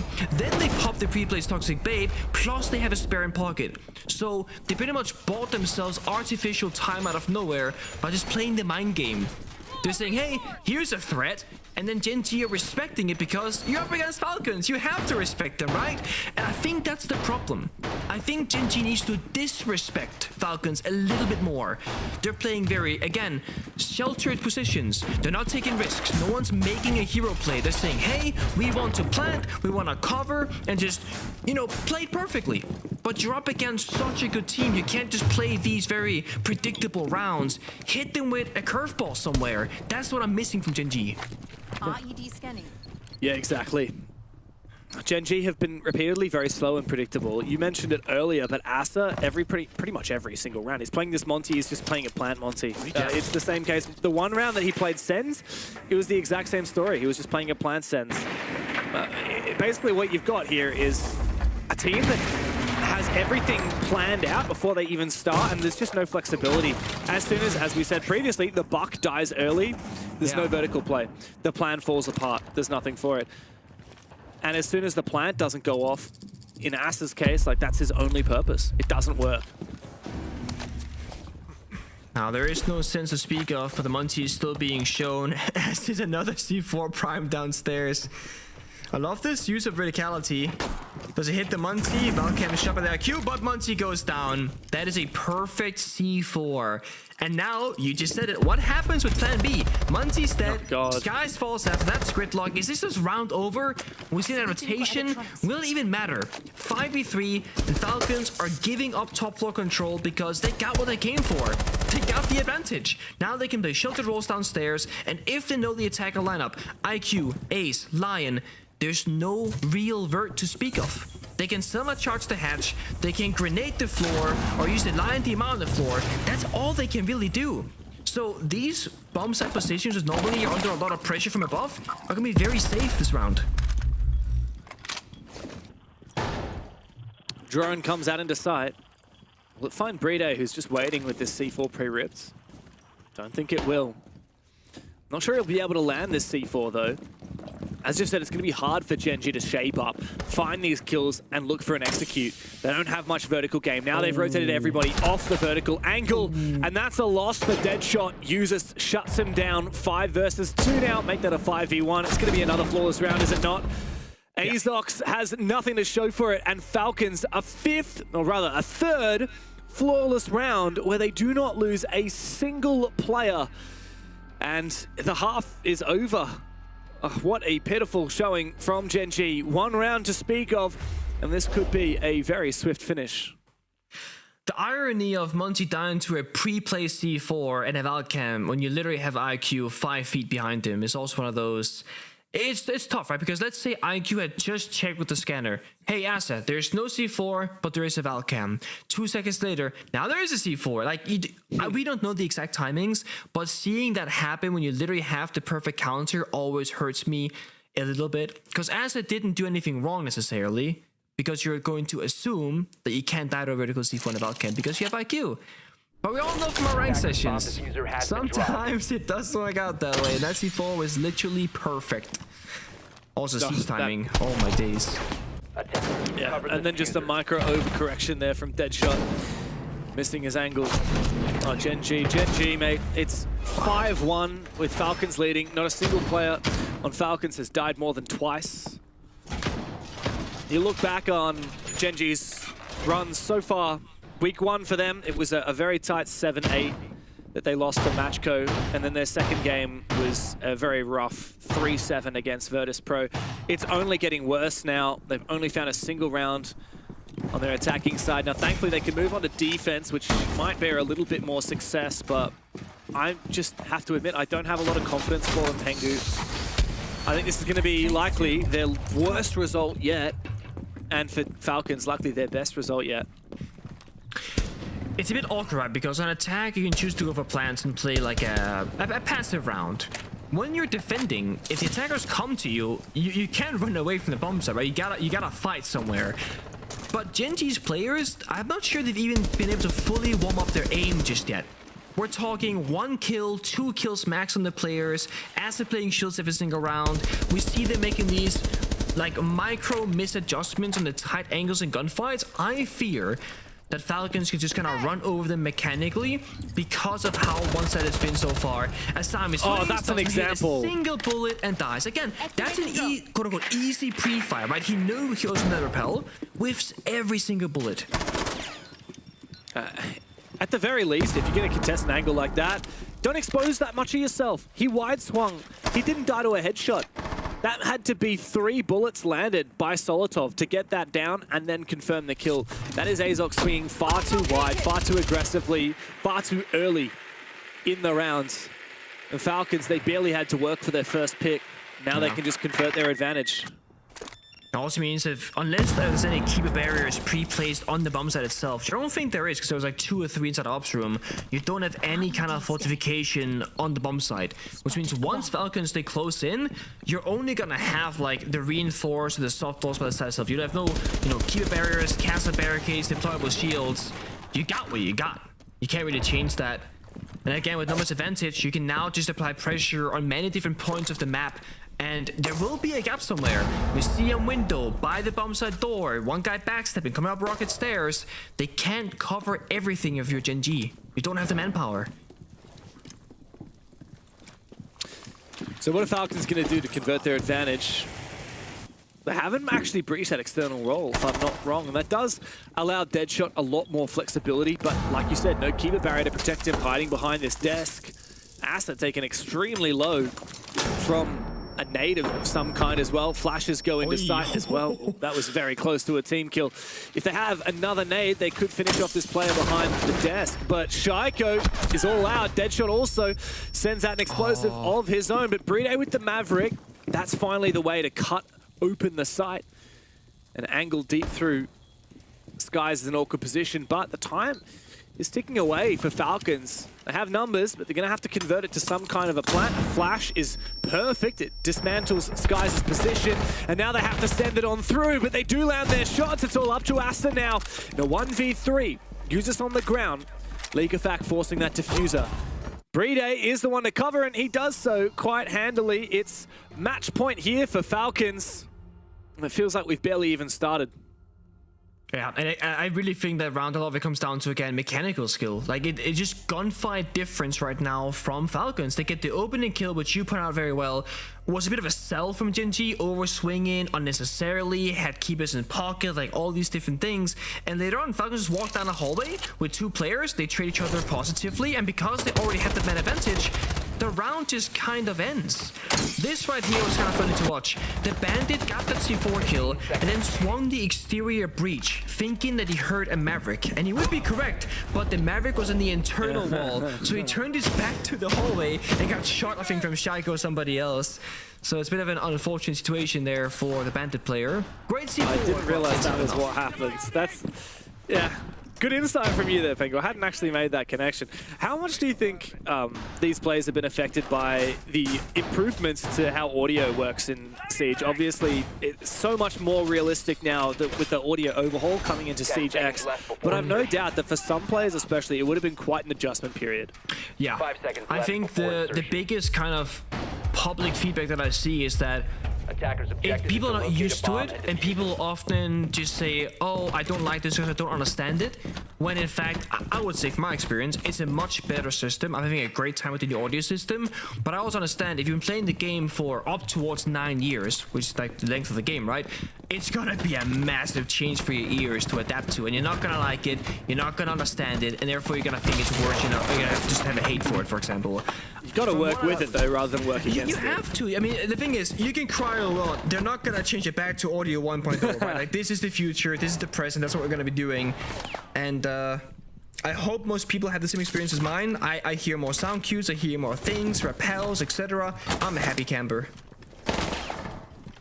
Well, you know who aren't happy campers right now? That'd be Gen.G. Falcons have been so good. That's a nice timed angle though from Nako. Solid of a big one to take down early. One of the best players from Falcons so far this stage. But good progress nonetheless from the roster as Users makes his way forward. With that Blackbeard inching towards the site, Falcons looking to go quite direct here on this basement attack. They are up against Lee Shin, Ella, and like these very lethal SMG11 shotgun combos from Smoke and the Mute. I feel like this would have been a genius vertical round. Of course, that required different operators, you know, verticality, roam clear, and there is a very big roaming presence, 3 defenders right now. If Falcons can find the pick on the side, there is only one other person nearby that can stop them. They can overpower this, but finding that first player is going to be difficult because we can hear that shotgun upstairs. Verticality is being made. They're holding the doors, the paths in vertically. What are you going to do now, Falcons? It's going to be almost impossible, surely. Well, they're trying to open up angles into sight. A nade about to be tossed on out by Users. It's actually perfect as well if Leakerfax holding this angle. Might actually flush out the position. Leakerfax does! Nako finds his from up above, but the picks have been found on side. Brede as well, whittling down the numbers on the side. Nako has been the hero for Gen.G. Shaiko and Brede, though, if they can overwhelm the site, it will force Nako to rotate. He's still upstairs. Azox is the only player left on that bomb site, and Brede is forcing that diffuser down. Never mind, Azox is nowhere to be seen. He's all the way upstairs. He's having to rotate back, as is Nako. Shaiko can cover. Brede confirms that diffuser. Now a flashbang. Still one more in pocket as well to work with, to whittle away at the timer as Falcons assume their post-plant positions. Brede baiting it right now. He's walking around. Shaiko has the cover. 2v1. Azox, a lot of work to be done. He's only found a single kill all game, and that is all he will claim. It's a lockout from Falcons. Utter domination. 7-1 over Gen.G. Nothing to be said other than Falcons back on top. Yeah, Shaiko playing really well, Leakerfax playing really well, getting those numbers up, looking better. Too many plays in that final round. The nade that we saw tossed in with the swing, that got the first side player. And at the very end there, we saw Brede purposely stepping around, likely to generate sound with Shaiko covering the flank. So a lot of mini plays for Falcons right there to get in that round victory. Well done. Whatever doubts might have been raised in week 1 are certainly being answered in week 2. Falcons are 7-1 up over Gen.G. We'll break it down after this.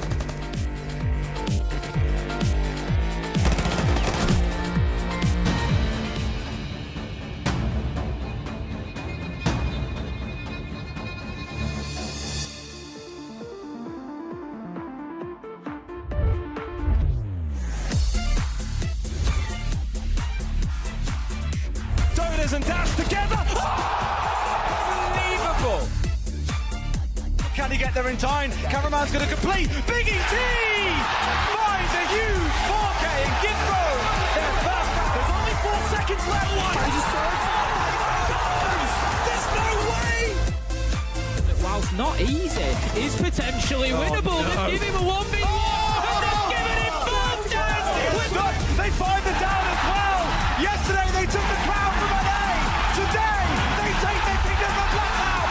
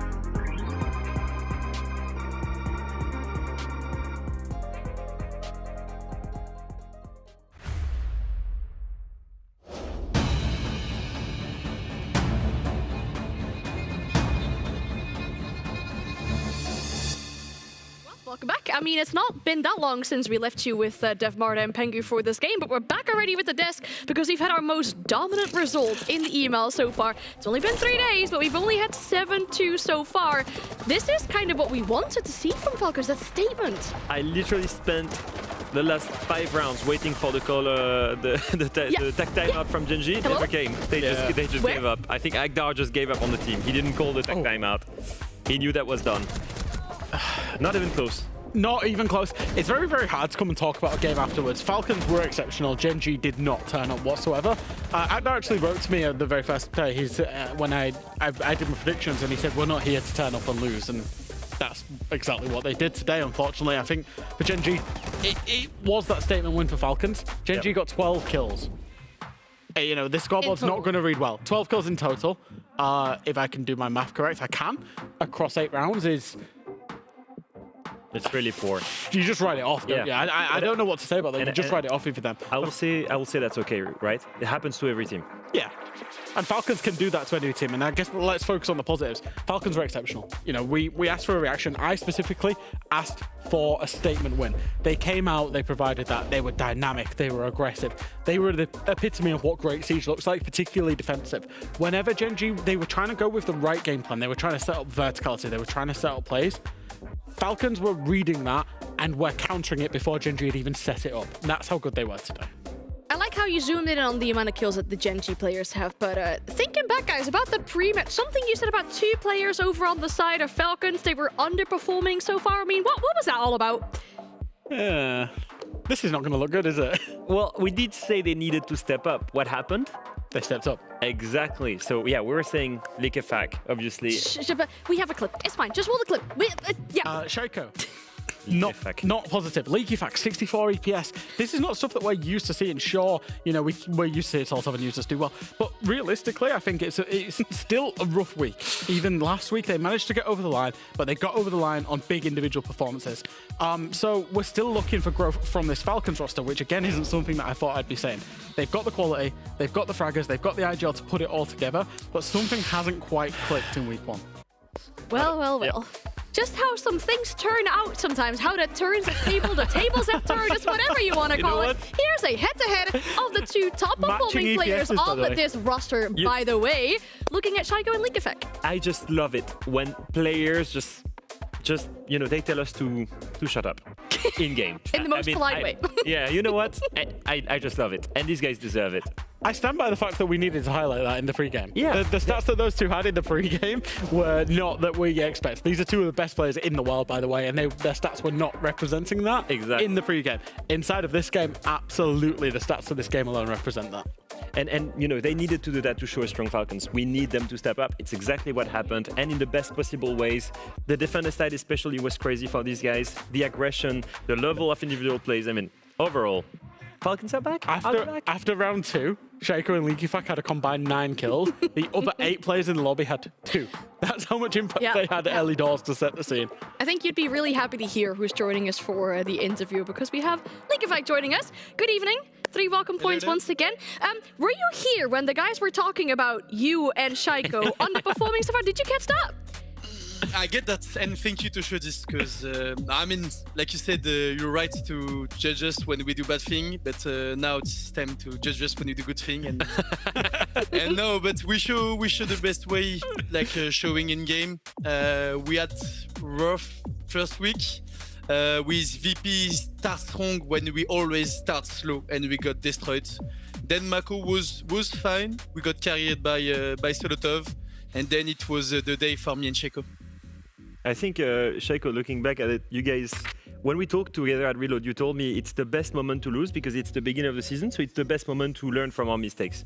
Do you feel like you've learned from the mistakes? Do you think that the off-season has helped you, look better in scrims and fix all of this? For sure. Firstly, with the new game, even if like there is a couple of change between Rainbow Six Siege and Rainbow Six X, and we are the kind of team who need time to be used to the new game. Even like it's small change, but still.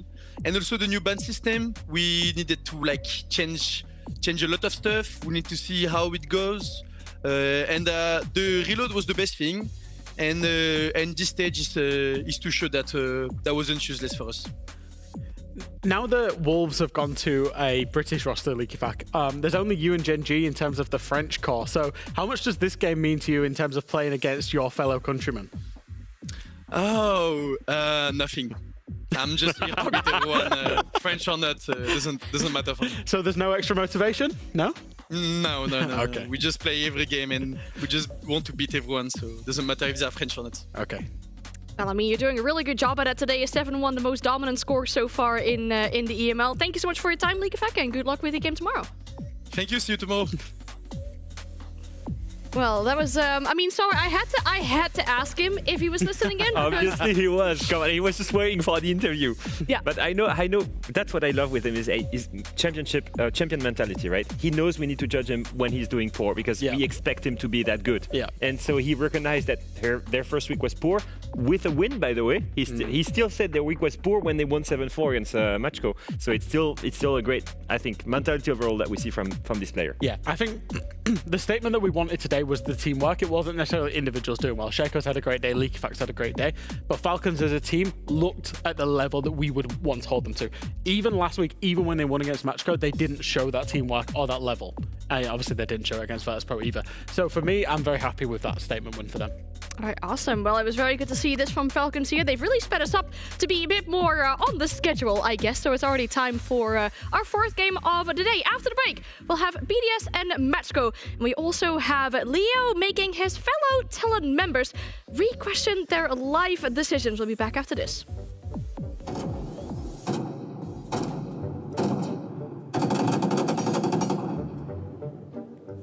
All right, what do you guys think?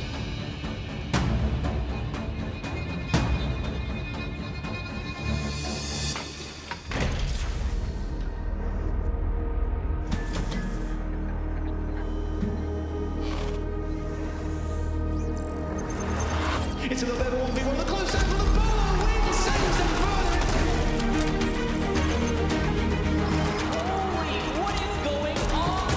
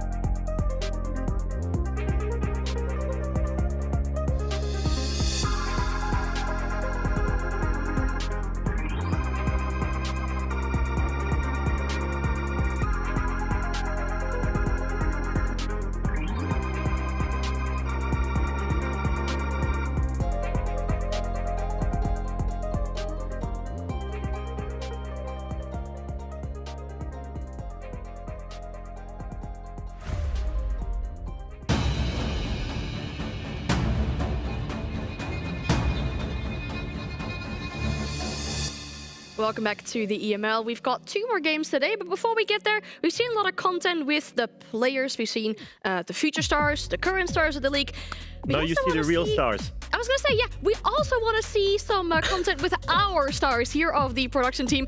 Leo, you've managed to put your fellow tele members through a big challenge where you've had to let them guess what kind of sound they're hearing.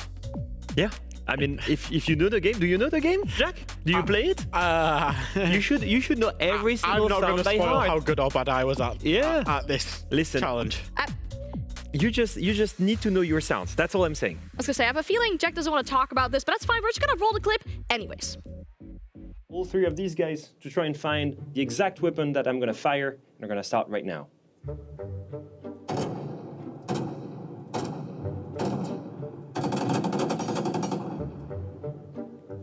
All right, what do you guys think? I don't have a clue. I thought it would be a DMR, but it was automatic at the end. It is automatic. That's Fuse LMG, like Russian LMG? Nope. I think it could be Thermite. Nope. No. Great experts, by the way. It doesn't ring a single bell. I don't play the operator, I don't think. Okay, I can start. Maybe I can start the gadget. It doesn't work. No, only the weapon. It must be an AR because that's a reload after like 30 rounds. Do any of us play the operator? Would you say? I was a main of the operator in 2018. And it's not Thermite. No, I was not a arbiter in 2018. He's not 85. Capital. Nope. No, it's not Capital. No. He's French. Of course. Feeling good about your progress? No, you're not feeling good about your progress. It's French. It's not Doc. It's not Switch. It's not Sledge. Rock Sledge is British. Oh, sorry. I'm not sure what I thought. I actually don't know. Wait, what? French? You guys are officially resigning. Yeah. You're not gonna. No, you have no clue. No, no clue. Lion. Oh, yeah, of course it is, yeah. The Vector. It's the Lion AR. Yeah.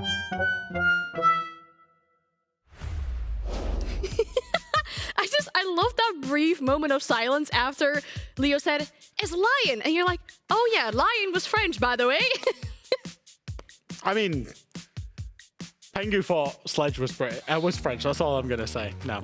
There is nothing to defend. Come on, everyone was playing Lion back in 2017, 2018. Everyone was maining that gun. The V308 is iconic. I hope the guys in the chat found it. I really hope someone found it in the chat. I will say for me, this series does not get any better. It's okay. I mean, you know, honestly, I think I'm at the point now where I can guess like what operators it by like the sound that they're making when they get hit. But you think that? No. It's really hard. There was pressure in that room. I think. I'll be honest. I get it. But like, that's the thing when you're doing these challenges, right? You're like, oh yeah, I noticed, like, bring it on, easy for me. And then you get to hear the sound and you're like blanking out because you forget what's happening. It's like any culture show. When you're in the spotlight, it's not the same. But okay, so now I want to talk about something. I've seen this on your couch the entire evening. We need to talk about the elephant in the room. What is going on with this cushion of Intero on the couch? What? Hello? We're just missing him. See, the thing is, Anne, it's very cool, right? Because they've recently added a lot of esports skins into the game. And Intero was fortunate enough to get his own skin. Well, not his own, he's got his own charm in the game, but he's fortunate enough the moment that he casted Blur at the 6th Invitational 2022 into the game. And we love Intero, so we wanted to bring that to the studio as well. This iconic quote that he's got.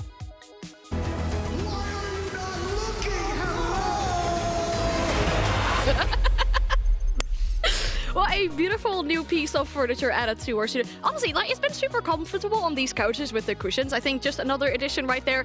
Perfect. I love it. Sure, you don't have any more surprises for us, right? This is the only thing. Definitely not. Yeah, Definitely not. This is the only surprise. Is he staying with us for the entire stage, or just today? I mean, you can have him on your sofa so it evens it up because there's 3 of us over here, Anne. Yeah, he's also got to go back to NAL at some point, right? Cool. Yeah. We'll see how Intero does as a second host. I think that'll be very fun to see that for the remainder of the evening. But But of course, we have 2 more games to go. We should get back to the serious business down here in the EML. We have BDS and we've got Matcho going up against each other. Now, both these teams, they've got a win and a loss yesterday. BDS obviously getting more points due to their regulation win, whereas Matcho had an overtime win. Now, the question is, out of these 2 teams, who do you think has to be happier or will be happier with their result from last week? I think both of the teams would be equally happy, I think when we mentioned first the power ranking, I put these teams 5 for BDS, 6 for Matcho. I expect both of these teams to be middle of the table in playoffs, but not top 4, so not qualifying to events. And so right now, this is a make or break moment for these teams. It's a moment where you're facing a direct competitor that appears to be at a similar level as you are. And that's the moment where you need to steal those points away from that team, because that's when you guarantee you're going to make it to playoffs. Yeah, I'm actually really encouraged by both of these teams, but not the wins they got last week. I'm actually encouraged by both of the losses that they had. When BDS lost to Secret, other than a very slow start, they were very competitive with what looks like one of the best teams in the league. The same for Matcho, who have been promoted to this league. Their game against Falcons, but for Solotov, is a lot closer in terms of the way they controlled that game as well. So I was actually quietly impressed with the 2 losses that they suffered, and of course they both picked up a victory as well. I hate to say this, I'm probably in agreement with Leo's power rankings as well, that they will be around that 5th, 6th spot in terms of fighting for the playoffs. He hates to say it. What? I hate to say it. He hates to say he agrees with me. Yeah. It's fine. We'll take this as a very wholesome moment between the 2 of you, and we'll enjoy it because we don't get too many, I feel like, here, because we love taking the piss out of each other. But let's start talking about BDS first. That's the roster. I think the one thing that really stood out to me about these guys from last week is the interview with Freck, where he talked in depth about how much potential this team has, the strength of every player on this roster. I think we're seeing this unfold little by little still. We're literally seeing it unfold in the middle of our screens. I mean, the guy has got 143 EPS. Not a single player on BDS, except for him, is positive, Jack. Yeah. I think the surprising one there, realistically, is actually Robbie as well. You know, the big star of what was Falcons. He's coming into this. He's actually having a bit of a hard time struggling in his roles. But I think, again, if we bring this back to the context of we're quietly encouraged by this team, they're not the finished article. They know they're not the finished article. It's another roster where it feels like there's a growth potential, that they've still got places to go and levels to go up to. And that's good. That's good for them. The fact that they're at this position. The fact that Robbie can still go better. The fact that Lasmo can still go better. Virtue's a steady hand. They've got so much more growing to do, and it's good to see. Even if it is Freck that's hard carrying them statistically at the minute. He's not only carrying them statistically. I was talking to P4 last week, and he was telling me, you know, Freck is so important not only in the fragging department, but also because he's got so much energy, and he brings a shot calling and a vision. So he's overall such a great recruit for BDS. That's really good to hear. We love to hear that for these players on that side. Looking at their opponents for today, I mean, they've also, like we said, got 1 loss, 1 win. Their first victory actually being on the first playday. Their first playday in EML, but after that second day against Falcons, I think they're looking to bounce back here. I think their record right now, a short overtime win against Gen.G, and then a very strong regulation loss versus Falcons, is basically giving us the temperature for this team, right? They're tier 1 level. They're competition level in EML. They're there to take down teams, and they're a huge dark horse. But they still don't have the level of the top European teams. So this is the moment to prove us that, okay, now they're facing an opponent that is supposedly at their level.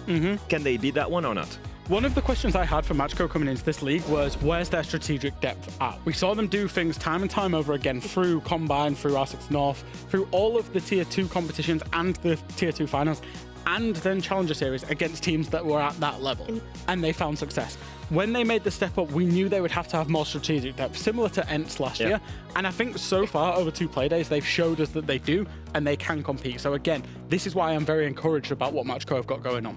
Well, we're seeing it on our screen as well. Something that these players of Matcho are super proud about is the Italian pride they have with that team. The first time an Italian team with an Italian org is playing on this level of competition. And I think BDS really knew what they had to do with that. Playing against a full team of Italians today, they went on social media earlier today and made sure that this was their match preparation, enjoying a beautiful pasta, making sure it's also the perfect size, I guess, to put in a pen. If this is not looking for arguments with Italians, then I don't know what is. Do you know what I love the most about this? Go on. It's my French who's doing it. It's my French who's teasing the Italians on the food. We've got the better food, and maybe we've got the better players, and maybe they're here to prove it right now. The last time a team mocked the Italians about their food, it didn't particularly go well. Yes, there was a little bit of drama, I will say, but, you know, BDS, they look up for it. Yeah, it's like the World Cup where people just go and break like spaghetti in front of the Italians. I mean, that's what it's... It is easier to cook it. Yeah, yeah, true. I agree with you. It's also much more enjoyable as well afterwards if you cook it instead of just breaking it and then eat it. But like, yeah, honestly... I'm not gonna get behind this disrespect, guys. I'm not cutting my spaghettis. Okay, it's fine. I think we're really getting ahead of ourselves just a little bit here on the spaghetti subject. We are not a cooking show. We are an esports show, and we're looking at the map veto for this game. Consulate. No, hold up, Anne. Italian food or French food? One word. Italian. 2-1. You lose. Sorry. The map's going to be consulate. At least the map is Leo, French. talk about the map because I'm thinking about food now. Well, it's a French map, first of all. So the French are going to take it. No, let's be more serious. Matcho in Challenge Series have played that map 4 times. Jack, how many times have they won it? 4 times. They've won it. They've got a 100% win rate on it in the recent months. It's a very comfortable map for them. BDS. However, BDS. We've not seen them on it. But they love it.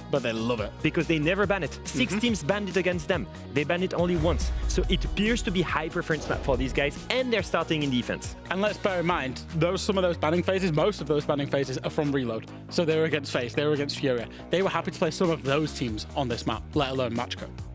All right, well, awesome. I think we have all the details and everything we need to know as well to make a pasta, I guess, to get us ready for this matchup here between BDS and Matcho. Let's send it back to Dev, Marta, and Penguin. Italian. French. Yeah. Dev? Any words here? Come on.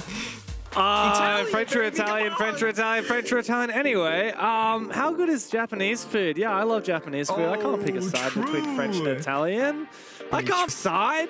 I mean, French and Italy are 2 of the best cuisines, but we are going to France for the map. Consulate is it the French consulate in a different country, or is it actually in France? There's a little bit of a siege law question for you. I don't know.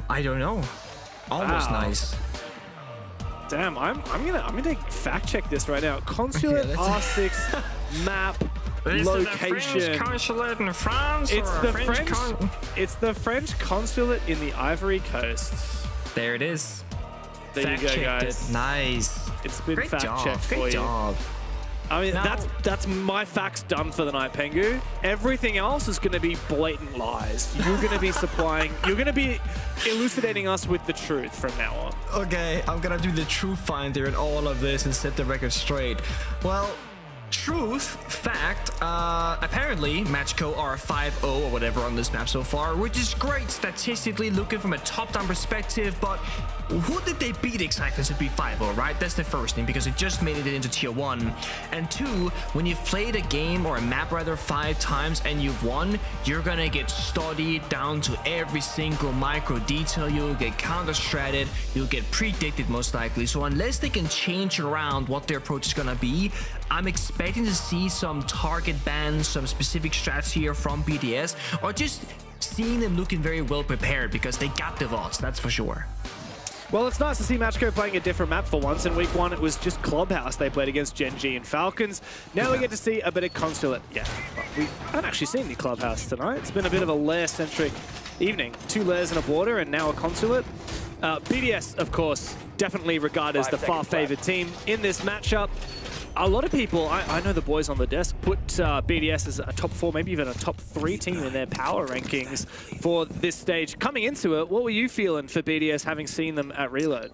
So for me, I said during Reload, I think BDS, you gotta ask me again after stage 1. So basically when stage 2 begins, I feel like that's when the real BDS is gonna show up. I think they need some time to gel and get things situated. Right now, for me, they're like 5th place maybe, like in that category. 5th, maybe if they're really good, they push top 4. So like middle of the package, basically. Whereas Matcho is more towards the bottom because like they just entered tier 1, they came from CL. So putting them anything above like the bottom 3 seems like a bit of a stretch. We literally don't know what to expect from them. But also they can almost only impress us. So that's also a good thing. A lot of expectation though when you look at the names on that roster of BDS. As for Matcho, Well, if you've been following the Tier 2 scene, they will be no strangers to you. Unfortunately, though, Akui is the first one to fall. It's an aggressive plan early from Dora. This is good. Teb trying to do his best to cover. This is so aggressive. Teb is successful, preventing Lasmo from denying that plan. However, he's likely to be a dead man walking. Wants to jump outside. Not going to be able to safely. Robbie takes him down. An Italian up against the full Italian roster. But guess what? Dora down below with that shotgun makes quick work of P4. Is there going to be a chance for a counter defuse here? Dora is straight up. It's double shotguns here from the attacking side. What a sight to behold.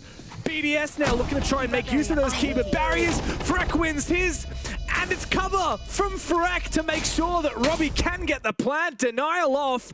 BDS pull off an insane retake after a very fiery start from Matcho. So good. I mean, the second that bomb went down, I'm thinking, yeah, that's the first round done and dusted. There's no way BDS can retake into this post-plant situation, but they did. And I was looking at like what they could have done there. There was only one person downstairs, Deimos. They could gang up on him. Then they get piano control. They had 3 toxic babes in the pocket of Virtue they could have used to stop the planter. None of that happened. But instead, smart use of keeper barriers, going downstairs, watching the hatch, playing together.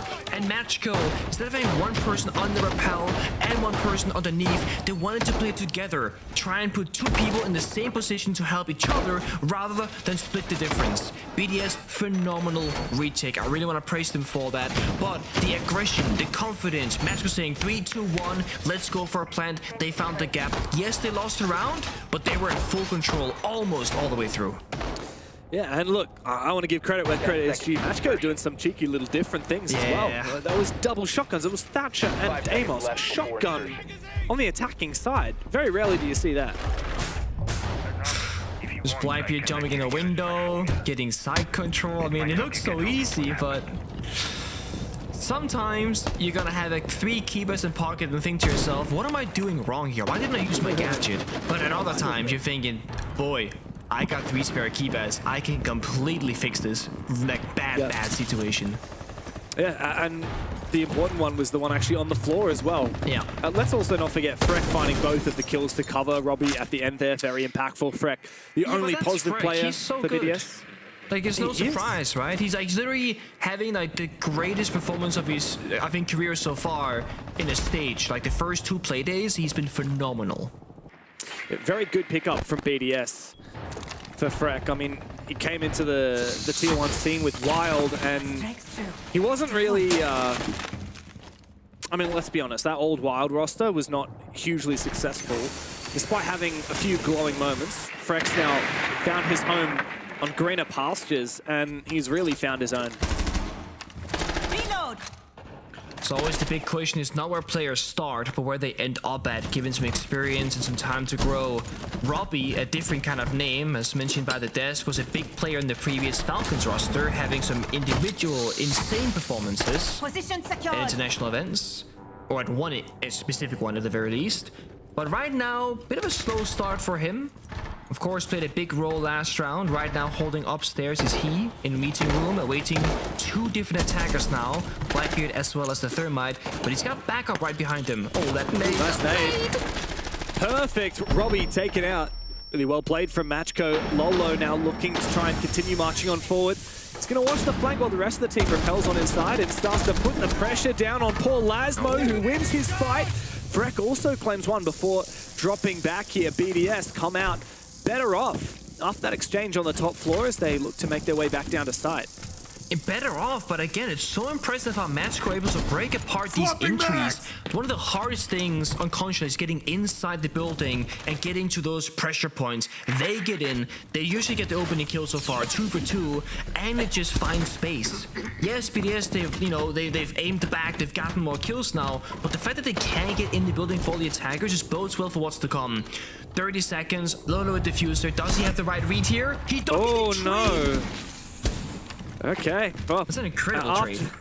Yeah, there was also a Claymore kill there as well, so it does leave BDS with a chance. But the same can be said for Matcho. It's just Akui and Teb now. Both of their fair share of experience made a name for themselves already. Let's see if they can hang against P4 and Freck. Dropping down into sight. What a shot from Teb. It's all up to Freck now. Let's see if he's worth the hype. He's up above. He's found one kill. Akwi now forced to plant, but guess what? We're into red time. We're on to 0. Freck can clutch up massively. A huge couple of kills from Freck and a big clutch. A salute and a shrug. That's all it takes for Freck to clutch up for BDS.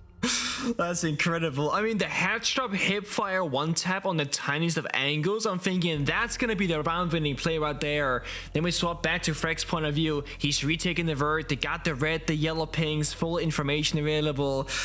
Both teams doing such a good job at playing the map, right? The attackers of Matcho, they get in, they make it look easy. BDS, they get 2 kills, then they fall back, they surrender top floor. Then Matcho, they go downstairs to attack the actual bomb site, and at the same second, BDS, they retake that verticality right above them. This trade between Virtue and the Blackbeard player is a logo that is was a huge moment. If Blackbeard just gets that kill, you have a shield, you have more time, and of course numbers advantage. The fact that they trade massively plays into BDS because even numbers always more favorable on defense, especially when you gotta get down that diffuser, one guy covering, one guy planting, up against 2 guns. I mean, yeah, sure, but also Freck diff, man. Like, that was a 3k on the round, a 1v2 clutch. There was a little bit of Freck diff in there. There was a little bit of Freck diff in there. It's true, and when a player like Freck is popping off, you know, the first 2 playdays, now 5-0 in the first 2 rounds, if they don't slow this guy down and start killing him and like shutting him up, if you will, he's gonna keep going. He's riding that momentum right now. He's gonna get overconfident, but he's gonna use it to his advantage. He's gonna take these gunfights, he's gonna win them, and it's gonna keep being an issue for Matcho unless they can stop him. I actually remember in Rio, at Reload, we were hanging out at the hotel bar one night, and Loic Eden from BDS, one of the coaches, he came up to us and he said, guys, I want you to meet our new golden boy. And he introduced us to Freck. And at the time I was like, okay, dude, like, I know who he is. Why are you like introducing him? And I was like, oh, I get it. So you really want us to appreciate how much of a gun this guy is. And I'm really starting to be converted. There was a lot of praise. But I mean, that's an old story, right? You get a new player in your roster, you hype them up, and then they don't meet expectations, and it's a bit of like, okay, what was that about? The hype is real right now, that's for sure. Matcho for the first time, not quick to the punch. It's been half the round wrap. Oh, the C4 goes wide. He can pick it up. It's okay, Robbie. Don't worry about it. Would have been an incredible kill, though. A little fade away on the hatch drop. But it's slow one for Matcho. They're going in yellow, their main breach, a very direct attack right now. BDS controlling the vert up above, plus they have Pulse Valkyrie. Can they simply just plant here? I'm not sure. Bit of damage on a Lolo. Plant being forced on down, a C4 ripped. This is not looking too solid. Robbie, not sure where he managed to find that kill, likely through the floor.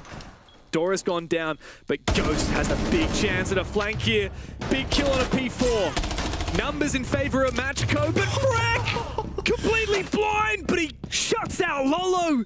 2v3 now, he has to get active, he has to get back to side. Lasmo from up above misses his chance at a kill, and Teb can sneak through the cracks. Maybe look for a plant potential. Freck is low on HP, but Lasmo's found one again. It's Teb and Ghost now in a post plant. All up to Freck, man of the hour, 6 kills and yet to die. A 1 versus 2 as the Deimos target comes on out. Teb knows exactly where he is now. He can go for a swing. Freck has to win it. There's a C4 tossed out. Doesn't land the kill. Still looking for an angle. Still looking for a chance to make this a 1v1. But he's not given anything here by Teb and Ghost, who just hold their positions. The Deimos runs out, and Freck runs forward. 17 seconds as these Matcho players slink away. They don't want to give him the fight. They're playing this smart. He's found another kill, and there's no time for the defuse. Doesn't matter, he's a monster, because Teb has played it perfectly. Freck might have found the kills, but Teb had the last laugh, and Matcho are on the board.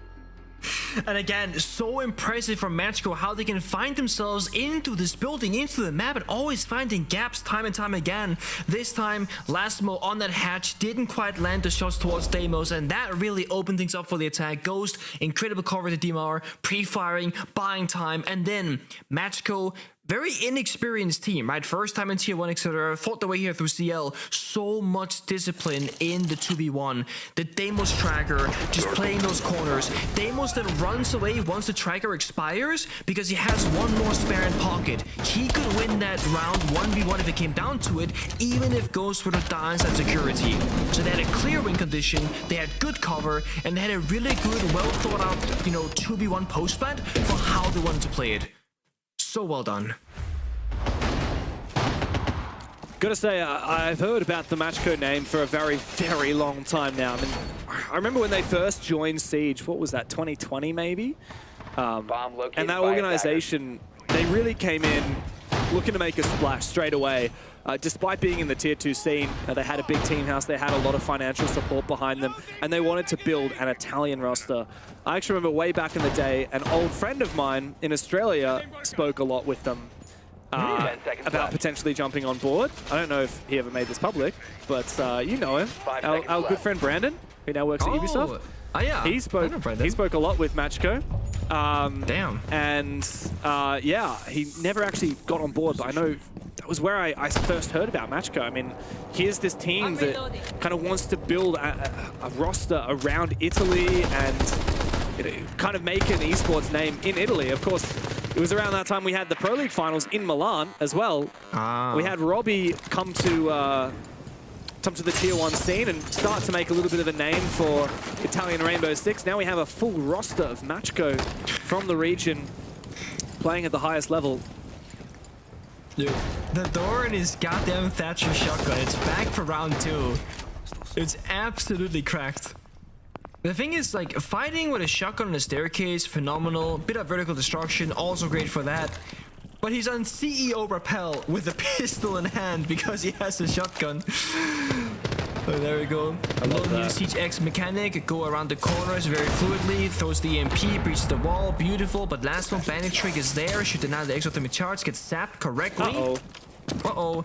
Not much you can do here. The only really counterplay is to get those grenades and bounce them from the connector window in towards the small room. The thing is, there are no nades from the side of Matcho, so that meeting wall should just stay closed. That's gonna make this round that much more difficult because now they'll be lagging ways in throughout the building. But knowing Matcho from these last 3 rounds, that's not the problem. They'll find something else and make it elsewhere, like Akui taking down Freck. Yeah, if there's anyone to take down, it's the guy who's 7-2. The rest of BDS now have to step up. Akui, very renowned to be a strong fragger. Way back in the day, we saw him at the top level at the Six Invitational 2021 for a different roster. Same with Lolo. A lot of these Matcho players have been around for a very long time, fighting for their chance to be playing at the top level. Numbers advantage on their side. BDS looking to try and recompose. Akui making his way forward down in here. Through Expo, good angle. A lot of damage dealt his way, doesn't land a single bullet. Dangerous downstairs here. I mean, if BDS can just keep buying time and getting a kill here, it's worth it, but you're 2v1, surely not. Shotgun in hand. Robbie, how do you play this one? Oh, gets out the shotgun, goes deep for it, finds Ghost, and now he's trapped, dead in the corner. P4 though does support, does bait for a kill as well. Dora is down, Diffuser is cold on the ground. Teb to find Virtue, but it might not be enough here for Matcho. They've got players on the top floor, but that Diffuser is not with them. It's a 2 versus 3, but a good shot from Lolo on the narrow angle. Takes down Lasmo. Got to retreat. Got to go get that Diffuser for Lolo. But P4 and Robbie are likely still holding on to it. They know about the position. There's no time to get out your gadget, Lolo. You got to get a move on. The Diffuser is downstairs. The side is upstairs. Teb is having to sprint, and there's no chance that Matcho making this work. BDS have duped them completely. And another solid round for the defense is on the cards. It's absolutely crazy. We're right now in a position where BDS are leading 3-1 in rounds. This could be a 4-0 BDS. This could have been a 4-0 Matcho. It really is a back and forth where it comes down to teeny tiny things. Thatcher having Diffuser, dying yellow stairs to a wall bang. That ends the round. If a different guy had it, they had meeting control. They had the bomb side. It was a pulse downstairs. One guy without a C4. And Robbie getting that kill to Doki with the shotgun. These small things all playing into it. And look, Nadora was in piano, shotgunning Robbie in the back while he kills his teammate of Ghost, the Doki in the closet. Had that been a regular weapon, or the pistol maybe. Doggy might live, because the Robbie would just simply die. But Robbie just tanked the shotgun shells and didn't care and killed Ghost. So again, very, very small things are defining so many of these rounds. But you can't deny what the scoreline says, and that's 3-1 in favor of BDS. Matcho trailing behind. It is always tough attacking on Consulate, despite the repel buffs, if you will. With the advanced repelling, making it a little bit easier to navigate the building on the outside, it's still a very tough map to attack. Matcho have their work cut out for them going to a map like this, starting on that attacking side. Of course, it's been a tough entry into the top level of Rainbow Six in Europe. Losing their first game, oh rather, they won their first game against Gen.G, then they lost to Falcons. Even their win over Gen.G, who we know is not the strongest team in the league, was a very tight-knit 8-7. And now they're up against BDS, another top contender, and they're feeling that pressure. Lasmo holding onto his position, Freck baiting for it. A second one almost for Freck. But he has lost his teammate in Lasmo. Re-aggression though from BDS downstairs. Look at this. They're going to contest laterally across the map. They want to fight for this space right now, baiting P4 in the corner, but the call comes out. He's got to run now. The jig is up. Don't want to risk it. And they get downstairs through the health bars. Everybody taking damage besides Virtue, so this came at a very big cost. It's only been 60 seconds, teams, and almost half the lobby has taken damage, been in a gunfight, and 2 people have died. There's so much time to work with, and Matcho, again, they own the majority of the map currently. They got the Twitch, they got the floors, they gotta spend the next 60 or so seconds just setting up, clearing out utility, and because they got the kill and all that map space, they can do that. They can slow down this round, take a breather, but we know them. The second they are ready, they will speed up, they will re-aggress. All they gotta do is choose, do they go for the upstairs bomb site or downstairs, because this is that split Taylor's Archives. And when it does come down to that execute in the late round, the Evil Eyes from Maestro will be very challenging. There's a Dokubi call in pocket for Ghost to use in that late round. One of the few ways to try and disrupt those Evil Eyes. BDS don't have to do a lot now, they can just sit and wait. Dokubi hack though, does render a little bit less useful, I suppose you can say. Dokubi can force open up the eyes as well. We'll see how they play it. Looks like a rotation upstairs. The hatch still finds the angle. Creek get picked off from the side. Maybe thought the hatch was closed, so perhaps there wouldn't be a player up there. But that means they lose that split pressure. They go for 1 guy downstairs, 3 guys above attack. Then they gotta rotate somebody else downstairs instead for a 2-1. That means BDS, they have numbers advantage on both fronts here. It's temptation to go for the top floor here from Matcho, which is very dangerous, very deadly position. P4 finds another one, protected by these keeper barriers. It's just impossible to dislodge him. Eventually he goes down, but he's found 3 kills from this position. Now it's a 1v3 for Quartet. Not a lot of information to work with. There's players above him, there's players below him. The bomb site is just waiting. And there he is. Easy kill on the Virtue. Caught asleep at the wheel, but Robbie and Freck will be very hard to find and even harder to take on down. He's desperately looking for something. Makes it a 1v1. Surely there's not time. Robbie, you got to get downstairs and you got to do it quick. Ted might be able to get the diffuser off, but Robbie comes through just in time to deny that plant and make sure that BDS don't let that round go by. Even in a 1v4, it comes down to the wire, to the final seconds, to the 1v1, to it's anybody's fighting chance for a round. Had Robbie been just 4 steps further back, he won't reach that position. Tactical timeout from Matcho. Abbiamo perso, i round che abbiamo perso li abbiamo persi per stronzate, lo sappiamo pure noi, ma va bene. Dovete semplicemente tranquillizzarvi, con tantissima calma. Una sola cosa vi dico, quando hittate tutti insieme, sono lenti a reactare, quindi se voi andate, loro non, però dovete avere la convinzione di entrare. Non dovete essere, esatto, non dovete essere così titubanti, andate, perché sono slow a reactare, quindi se li prendete di sorpresa, loro arrivano 20 anni dopo, però dovete andare. He just cut Gotta him say, Keep going. It is so lovely to hear comms in Italian.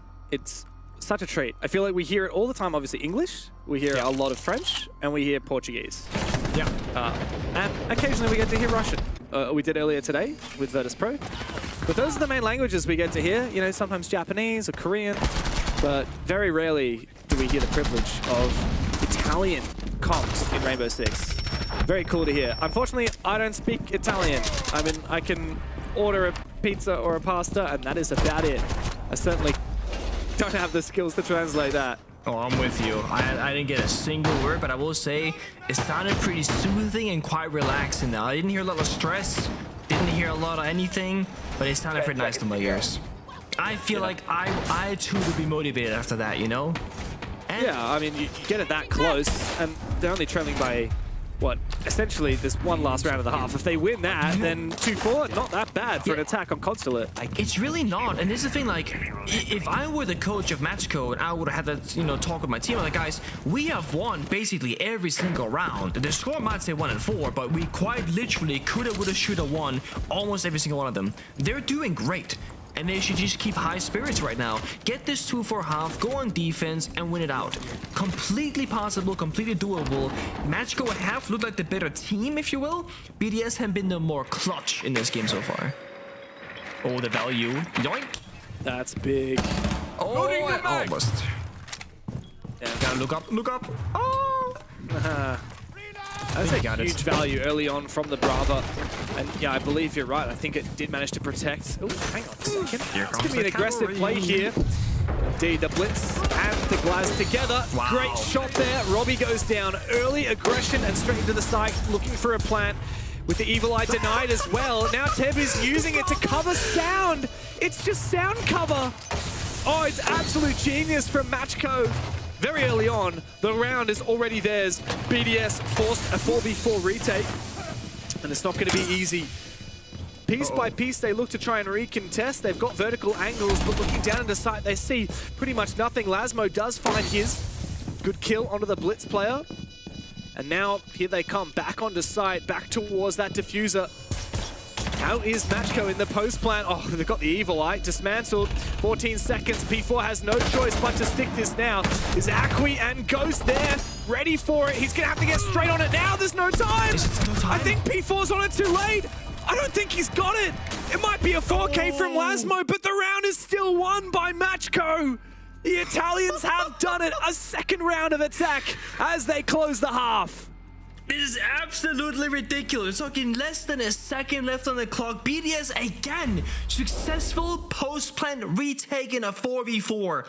Matcho finding a take out of nowhere. It's a Blitz Glass, run in, cover the vert, get the bomb down, hack the one single Maestro cam, which covers the sound, gives them intel, and could have potentially done damage to defenders as well. It's ridiculous. And dare I say it, Matcho might be one of the greatest attacking teams of Consulate from a single creativity and adaptation. They're making it look so easy to enter the building, into the side, and just get a foothold.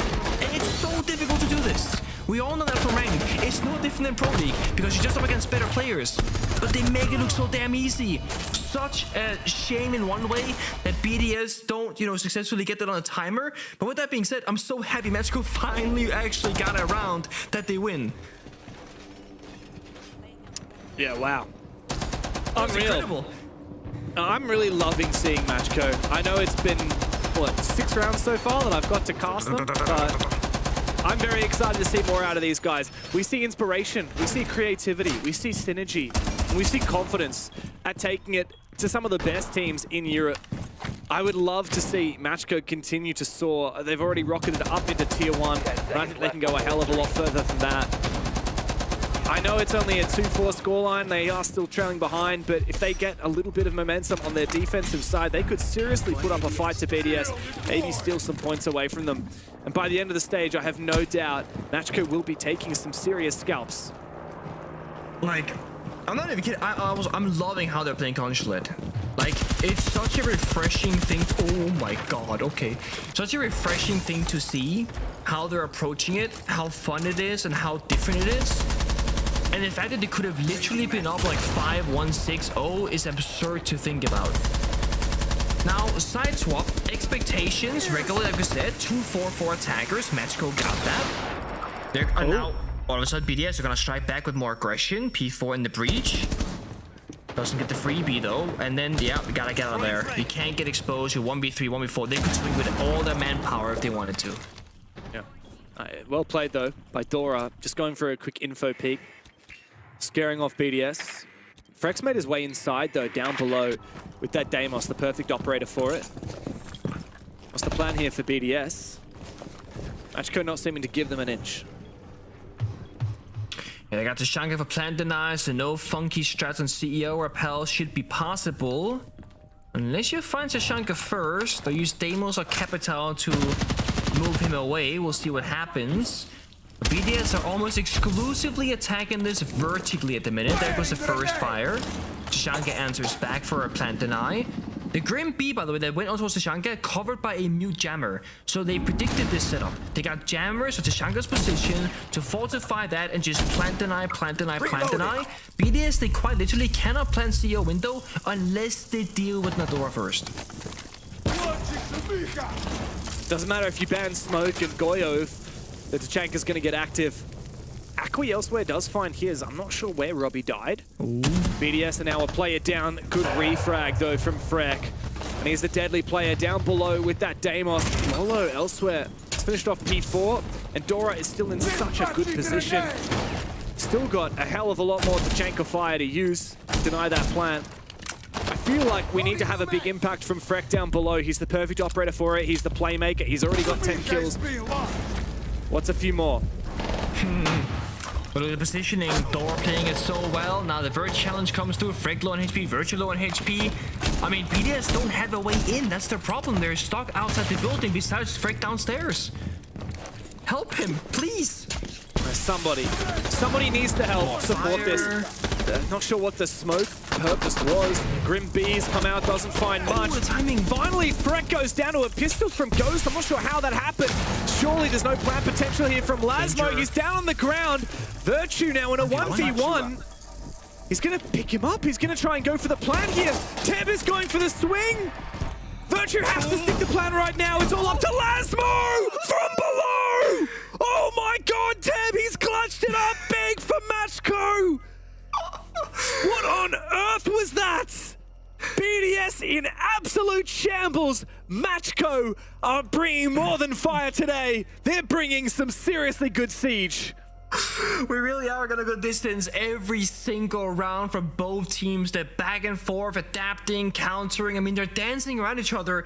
And Matcho looked like they were in full control the entirety of that round until Tachanka gets caught swapping between the weapon and the gadget and dies. That's when there's a bit of panic in the server, but his T4 goes out, injures Lasmo, but doesn't confirm the kill. Both players drop down to a Claymore. It's a double Claymore kill as they dropped at the exact same time.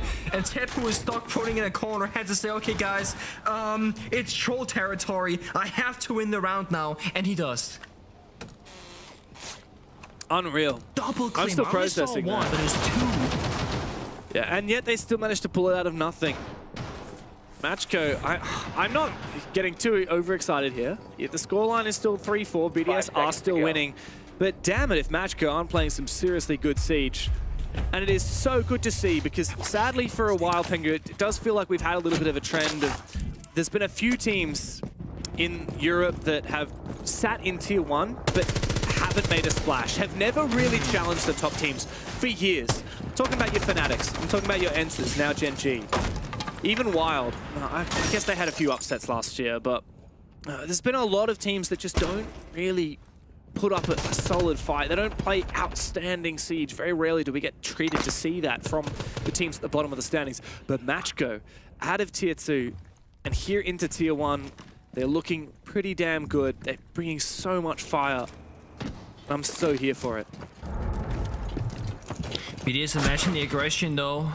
They're quick in, taking map space, got a shield, got the Deimos. It's all about trying to fight your opponent right now and playing for man advantage and going from there. And much like BDS themselves, Matcho bringing utility, right? Maestro, Kai, Tuberao, they got the Capkin traps. It's really a battle of adaptation and reading your opponent's tempo and trying to be the one to control and dictate it. BDS with a little bit more than half round to go. They've gotten first floor control. They've been top floor. They're walking down the staircases. Because they got last man on the Monty, they can just keep walking forward and gain this continuous information. Without the Monty, you can't just do this. But Monty right now is just kind of baiting it, if anything. I'm reloading. He's just on the staircase, waiting, getting information. It's actually Robbie across the map making the play. But nobody's yellow door, I think. Doesn't matter. Oh, there is actually a guy there. There was. Yeah, and Virtue in that key position on the cutoff does make sure that that guarantees a kill as Matcho look to retreat. Ackley falls. And that's exactly what BDS needed. Now, just over a minute to go, Pengu, and Matcho are changing up their setup on site, but look how passive they are. That's 4 players all the way back deep in site, hoping that their plant dial, these 2 C4s, and the Evil Eyes are going to be enough. And you got the Ram at insult to injury. That floor is gone. They got Monty for a safe diffuser escorting towards the bombs. That I mean, BDS have all the tools that they need. Possibly. They can track 1 player. They can Jackal ping a second. That's 2 people's exact whereabouts located. And they can go for a safe plan attempt. The only issue may be time. There are 2 more 2-barrel canisters in pocket, so this backside wall should stay intact. Monty has to make the first move and get that intel for his team. And he does look to make his way forward, but Teb is doing a hell of a lot of damage. The C4 comes through big. Robbie needs to come up massively. He's found his kill. Teb and Dora. Oh, no, not that. Not at all what Teb needed, but Dora finds his. 1v3 now. Can he get the revive off? This is a very dangerous game to be playing right here, Dora, but Teb is back on his feet. It's a post plant now. Robbie is deep in the site, feeling that pressure from the Evil Eye, shoots it. And now Teb has to get active with this Alda. Damn, does it pack a punch? He can pre-fire for days, but Robbie takes his head off. A 3K for the Italian. 4 kills for Robbie in the round. BDS are putting Matcho back in their place. Different round, different player popping off for both teams every single time. Matcho, you said it so well. They're stuck in these very passive positions, security in cafeteria. They had pretty much 4 people shoulder to shoulder being like, where are we actually being attacked from? There's a Monty behind us, there's a Ram above us, the wall next to us is getting breached open by the Hibana, but it gets frozen. So then in the middle of all that panic, all that chaos, it just pops behind them. There are so many things going on. Red pings, the Maestro sapping. In the end, BDS, because they had numbers advantage, they just had more ways to brute force that hallway, walking through yellow door, and just overwhelm the bomb site. And sometimes the best counter to a lot of information and utility is to have more guns, because Matcho are busy doing other things, using their gadgets. Catch them at the wrong timing, you get a free kill. And worst case, well, you got teammates behind you to back you up, and hopefully they get the kill. Left before insertion. Bomb located by attackers. 5 seconds remaining. Well. BDS got hands. I'll tell you what, both these teams are looking really solid. I'm really happy, Pengu. This is the kind of siege that I wanted to see. I feel like a lot of the games today, some of the teams have been struggling. They've been finding their feet, finding their chemistry. You said that about BDS. Perhaps they would still be finding their chemistry. I'm really liking everything I've seen so far. And I tell you what, they've got absolutely on-point fraggers to back it up as well. When Robbie and Freck need to make an impact, that they do. Yeah. And then you got your more experienced players like your P4 and your Virtue holding down the backline, making sure that BDS are just playing fundamentally solid siege. Yeah. I actually am a big fan of Virtue playing this like flexible roles, playing the Ram, playing the IQ, covering like yellow stairs and stuff, because as you said, he's the veteran. But the funny thing is, Virtue is also in his own way a young gunner. He totally could play the entry role and just get in there and get the kills, right? So it enables BDS to be a lot more flexible because of Virtue being that kind of guy. Dora, are you gonna go for this? A jump out? This is dangerous. Oh, even wait a second. Beautiful work though. A great usage of the Solus, and it goes to show that while she has been nerfed, she is still very powerful. Good refrag though from Robbie, and that is a very fair trade if you're BDS. I guess you lose that hard breach. I don't think it's really gonna matter on this bomb site though. I think you take it. I think defense, even in numbers, is better the lower it gets. Like 3v3, 2v2. I think the lower you go in even numbers, defenders are going to get more and more happy. You lose Solus, which, let's be honest, gives you 0 real value in the round besides knowing where the plant is going down if there's a Jonas or something like that. But you kill the only heart breacher on the enemy team. I'm going to say worth for Matcho right now. What we also know is that the other, like the rest of the lineup, IQ on the roof scanning for stuff, Nasmo and Brava hacking things. You have actually slowed down this attack even more, and it was already a pretty slow attack to begin with. So Matcho can sit back right now, await the first move from BDS, and just be reactionary. They just gotta talk right now. What are we gonna do if they attack lobby? What are we gonna do if they go buff? What do we do if they go yellow? As long as they have a plan for all those 3 scenarios, they'll be okay in this round. That's a swing. Holy. Yeah, that's the problem. Teb swinging out with a shotgun. Yeah. Just gives a free kill over to BDS. Virtue lapping it up happily. This is the problem. Yeah, maybe you're right. Maybe, I think you're right. Matcho were absolutely in advantage after trading the solos for the ace. But now? What about now? When BDS have the numbers advantage, when Lasmo's putting this pressure on the top floor, remember he's got the diffuser. I don't think he's got a teammate close enough to guarantee a refrag here. Ghost is feeling that pressure. Lasmo needs to come in and support, but Robbie's the one to get that kill. All the way upstairs now, BDS are forming up. It's a 3v2 as Robbie falls. Lasmo's still the one with the diffuser. Akwi and Lolo looking to clutch up. Info starved now on the bomb site thanks to the destruction of that camera, but Lolo's making this even. Akwi as well. It's Virtue against 2. And he's not in position. He's far too far behind. Matcho. A big clutch from the two of them. A big 2 versus 4 and more questions than answers for BDS. And that's with Teb swinging out, which made that round even more difficult than it had to be for Matcho. I mean, that could have been 1 man alive further. That could have just made it simpler. But BDS, the ability to flip it upside down and say, guys, we're 3 guys in Spiral Lobby. They kill Teb, they full sprint top floor with 2 people, and the 3rd attacker is Deimos tracking them and losing the corner the entire time. Such a quick snap of a decision to say, hey, this guy's alone, let's go take him out. So this right now, a little bit of a question mark on the play, but regardless, the clutch is there, the teamwork is there, both teams playing well. Grenade! Right now, it comes down to clutch factor. Who can be the most clutch at the last 20 seconds of the round, they will get the victory. That's a good thing. This is happening because both teams are matching each other so well and both playing at a high level of siege, rather than the opposite where both teams are struggling at the basic fundamentals, and because of that, defenders just winning, right? It's very much a case of either team is so capable on the attack. Yeah, even when you look at the clutches that have been happening, sometimes you look at a clutch and you're like, wow, that was poorly played by the team that had the advantage, right? And that's why a player was able to clutch out. But no, I mean, we've had 4 clutches, 2 1v1s, and 2 1v2s. And I'd say every single one of them was a moment where that player just shone. And the fact that we've seen that from, well, Ted twice on the Matcho side and Freck and Robbie on the BDS side, it's a real testament to how good these players are from both teams. And the caliber of siege that we're seeing in this matchup today. Now Matcho only trailing behind by 1 round. Can they close that gap? Can they look to really take the fight to a team at the level of BDS? Spoke about Virtue being a capable entry fragger as well. Could this be a distraction game with the Yings to fake and execute? Virtue sneaking somewhere with the Nurk instead. An angle from the roof, Robbie's holding.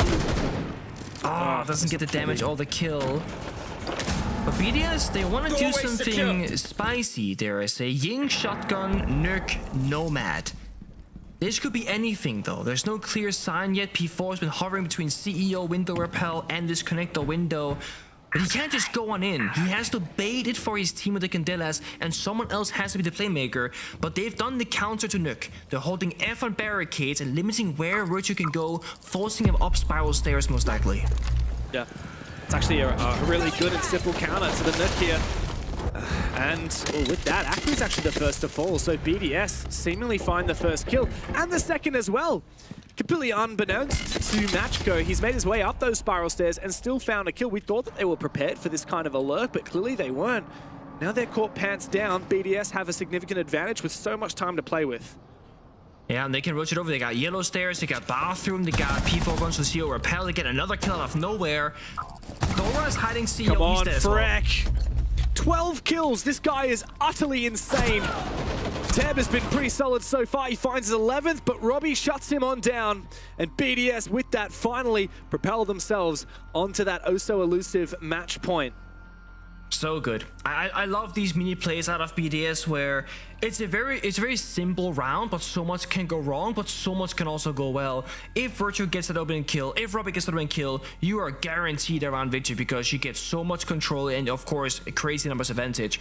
But had they lost those individual gunfights or the timing is wrong, it's the opposite. You have P4 with a shotgun stuck on their repellers at the building who can't help his team, but they commit to it together.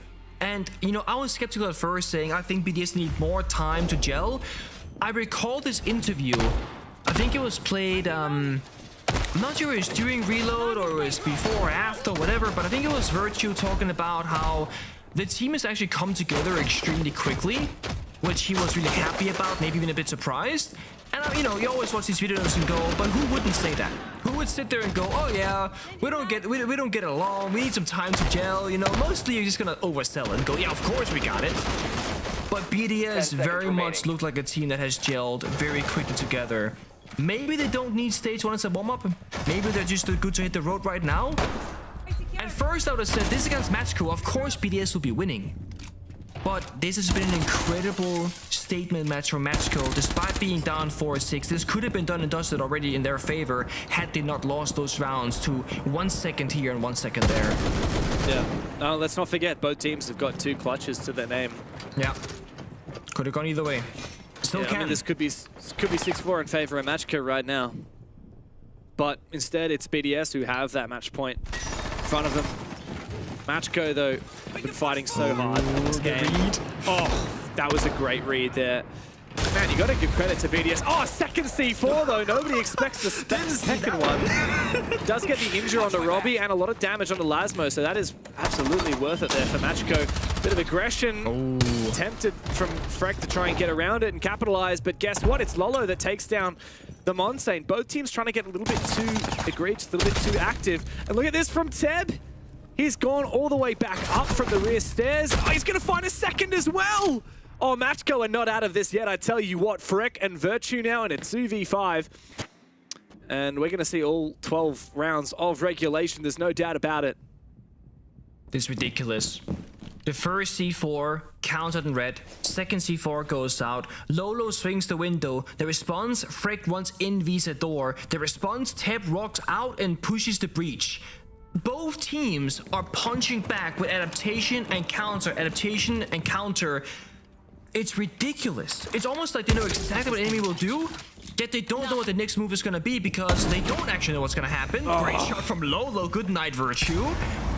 Make that a 1v5 now for Freck, and as good as he has been, as good as he is right now, I don't know about this one, James. No. I don't know at all. Discipline for Matcho is there. They got 1 guy hunting him and 4 guys playing safekeeping downstairs. I mean, he's already had his stats padded enough in this game. 13-7. Robbie also 12-6. Oh, there's info here. He's going to be good for at least 1 more, I reckon. Come on, this is a freebie. There you go. 1v5 and a 1v3. Surely not possible, though. 1 more flash to work with, but I don't think he has a lot more information. Doesn't drop the hats because, of course, that would be a death sentence. I'm stuck in that hip-fire animation, but nearsightedness on the staircase also not easy to work with. 27, 3 more targets to find. There is a world where this happens, but he has to check every single corner of every single room. Just look at the confidence, though. Time is ticking away, and Match could give him nothing. But he's so keen, just desperately looking for these kills, and now he's baited. Ghost just says, look, I'm right over here, come and get me. Ooh. And what a shot there from Ghost. Barely saw a pixel of him, and he deletes him out of the server. Another round for Matcho. They are going the distance. 1 more, and overtime is on the cards. I'm down for an overtime match for this one. I'm gonna say, I know it's getting late, or for you, in your case, James, very early for you in Australia, but this is one of those games where it truly deserves to go the entire distance because it is so amusing to watch. In fact, it was 1v4 from top floor and 1v4 from basement. So it wasn't even from the same window. It was 2 different windows, essentially. So good. Yeah. Yeah, really beautiful round from Matcho. And, I don't know, just the forethought to think, look, even if this one doesn't work, it's still worth investing that utility, because sometimes it is a bit of a game of like, is it really worth going for the second C4? Like, he would have had to already be in position for it by the time the first C4 was there, and at that point, you've already essentially decided, yeah, we're going to commit 2 C4s to this. Teb is also getting active. It's such a high level of investment from Matcho. Yeah. But it was such a good read onto BDS. Now 1 more round. BDS really gunning for the full 3 points. They do need to make up for having a less than flawless run so far. Of course, they lost to Team Secret. So they're 1-1 at the moment, just sitting on 3 points. That does not sit them near the top of the standings. Full 3-pointer here, certainly going to be needed. BDS are looking to try and contend with teams like Secret, Falcons, G2, VP. They can't afford to be dropping points to mid and lower pack teams. When in doubt, bring the finger LMG out. That's the Robbie way right now. You're up on match point, you want to send this one home. Give a gunner a gunning gun. Okay. There goes opening from Virtue onto Lolo. Frost off the table right now. Virtue Rebel on in. BDS getting very aggressive. Oh, okay, but Freck goes straight into Aqua's waiting arms. Virtue does refrag. Big round from him. 3v3 now. Info on the site. Quickly, Skeleton Key opens up an angle onto the site. Doesn't overcommit as of yet, though. Sorry, not the site, is it? Yeah, it is middle floor. The site's below. Yeah, site is middle floor. Everyone is trying to find a safe haven, though, as the ceiling above them is being torn apart. Looks like a lot of these players are going downstairs, at least Teb. 2 on the ground floor still. Teb is trying to get back into position, but it looks like Dora with a big C4 could find a massive impact. Robbie goes down. Numbers back in favor of Matcho. 1.5 minutes still to play, and Teb's taken down Virtue. Teb's gone big. Another one. Matcho have pushed us the distance. Oh, it's overtime. Yeah, it is. They found points away from BDS, and they're gunning for more than that. I love how much intent there is behind every action from Matcho. The C4 from Pulse wasn't just a C4, it was Teb pushing up the yellow staircase at the same time. That's the perfect distraction. It covers the sound, it confuses the opponent, and they don't really know exactly what happened. It takes a second to register, right? So the second that, okay, there was a Pulse C4 below, oh, there's a shotgun mute right here all of a sudden. It happened so quick. Look, C4, bang, Teb walks up, 2 seconds goes by, bang, shotgun, It's beautiful again, and again. And I was about to say, BDS in that round can, if they realize there was a pulse downstairs, they can just, you know, cover yellow, cover the verticality, and plant on the concrete floor. And then they 50-50 flip the C4, it's their round. But Dora doesn't do the usual pulse play of, I'm gonna be in the basement and just wait for the plant to go down. No, I'm gonna make a proactive play with my teammate in the 3v3. And I said earlier, when defenders on even numbers and in lower counts, so 3v3, 2v2, 4v4, it favors them. I don't think BDS were expecting a proactive play like that, because in their mind, Matcho were happy with that round. They got the 3v3, they got the C4 below, like, they don't need to make a round-winning play, but they did. And it caught them by surprise, most likely. There wasn't a flank drone, they didn't hear the C4, that was that. And what a game from Teb as well. We've been glazing Robbie and Freck, but guess who's 16-8 at the moment? Yeah, it's the guy that has been in EUL and in the European Tier 1 scene for quite some time on teams like Wild and Na'Vi, but we've never really seen a Teb this brand of potent. I wonder if maybe it's playing in his native language, Italian, that's helping. He's back with his countrymen, back on Matcho again. And man, he has really found his own here on Consulate against BDS especially, who are back into the server on the attacking side, BDS, and as quick as ever, deep, waiting for something. That's a good opening kill from Freck. Well played, teaming up with Lasmo to guarantee that early kill. Beautiful 2v1 to force the movement as well.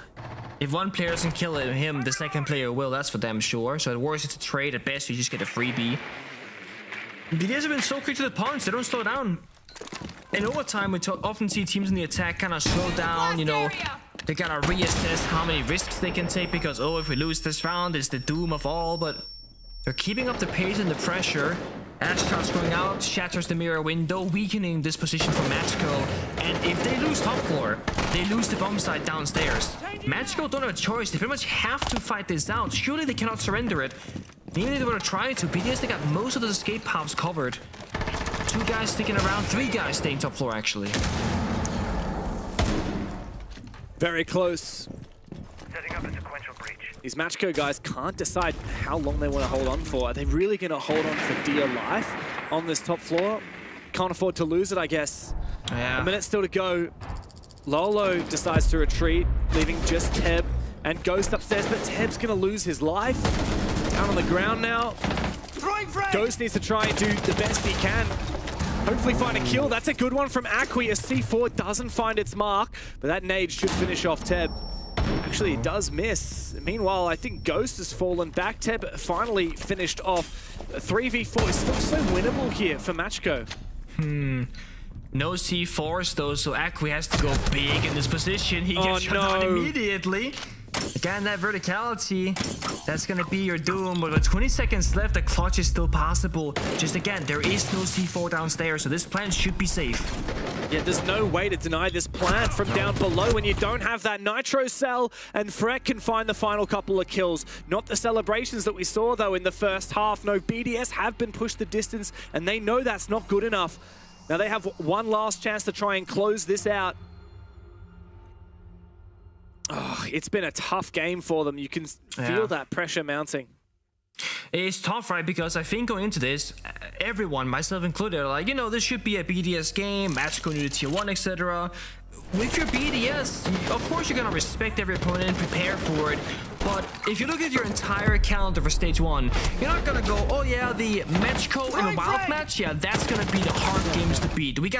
They're expected to win that easily in regulation, maybe drop 2, 3, maximum 4 rounds. BDS going to overtime is to them probably a loss. Of course, they can still get the better of those bad outcomes by winning in overtime. But the matter of fact is, maybe Matcho are just better than people think. Or at the very least, on Consulate, they might just be much better than people dare deem them as. I definitely would want to be going... Yeah, they really have. Whereas both of their games so far were on Clubhouse, if I'm not wrong. So if I'm Matcho, I would not want to be... sorry, if I'm playing against Matcho, I would not want to be going to Console after what you've seen today. These guys have had very strong form. And even though they are still losing, just the level of competition that they're playing against right now and the level that they're playing at is unbelievable. Now, on the attacking side, Matcho looking to push us to a 15th. BDS trying to close it here. We're seeing those operators again for Matcho. The Glass, the Blitz, the Finger, the Grim. It's gonna get messy. It's gonna get chaotic, but it's also usually very calculated from them. It's a good kind of chaos. They thrive in it. They can make sense of it themselves, whereas BDS are gonna be walking around being like, what is happening right now? Opening kill, oh so important. Who's getting the numbers advantage? Who's gonna get that first bit of confidence boost in that potential final round? Matcho almost exclusively on the roof and the exterior of the buildings, waiting for the right time and moment to strike. I don't know where that's gonna be though. Right now it looks a lot like a yellow skylight. In we go with one single player of Dora on the meeting balcony. That means that it's gonna be a very one-dimensional push. No backstab, no flank, no phantom pressure. BDS should know where these players are coming from because admin side is fully clear.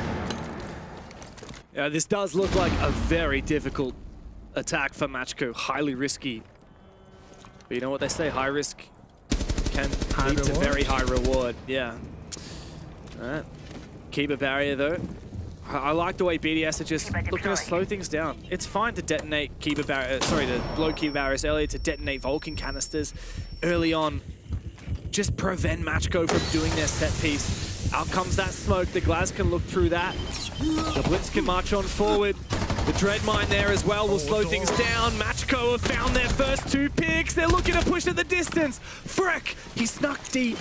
He's found his position in bathroom. He's taken down Ghost as well. But he's low on HP and finished off by Akwi. 4v2 now for Matcho on the attacking side. But Virtue, he's not done yet. Eventually traded on back. Robbie looking lost. But he sneaks back deep again. Can he find his shots? That's one onto Akwi. A 1v2 now. It's just him against Teb and Dora, and he should know where both of them are. His teammate was taken down by Dora previously, and Teb he heard on that window. He's been spotted though. As he looks to reposition, they know exactly where he is. This is a dangerous play to make, but it lands! And now a 1v1. Robbie low on HP. Dora already repelled inside, and guess what? There's information for Robbie. Bit of damage from the track stingers. Dora, he should be favored, but Robbie's got the information. He's playing a little bit of a game of chase with him. He's just dodging the corners. 13 seconds, and he drops down below. And now Dora has to decide, where does he plant? Does he get desperate? Does he get safe? And he looks to rotate into the other bomb site. Robbie, can you get back in time? He knows exactly where he is, but the plant will be secured. And Robbie is still the lower of HP of the two players. Dora should know where he's coming from. After that shot, it is Robbie who is exposed. He can't go for a ninja plant here, and he can't afford to lose his life. Oh, Dora, he's done it. He's clutched up big against Robbie, and he's pushed Matcho deeper into the game.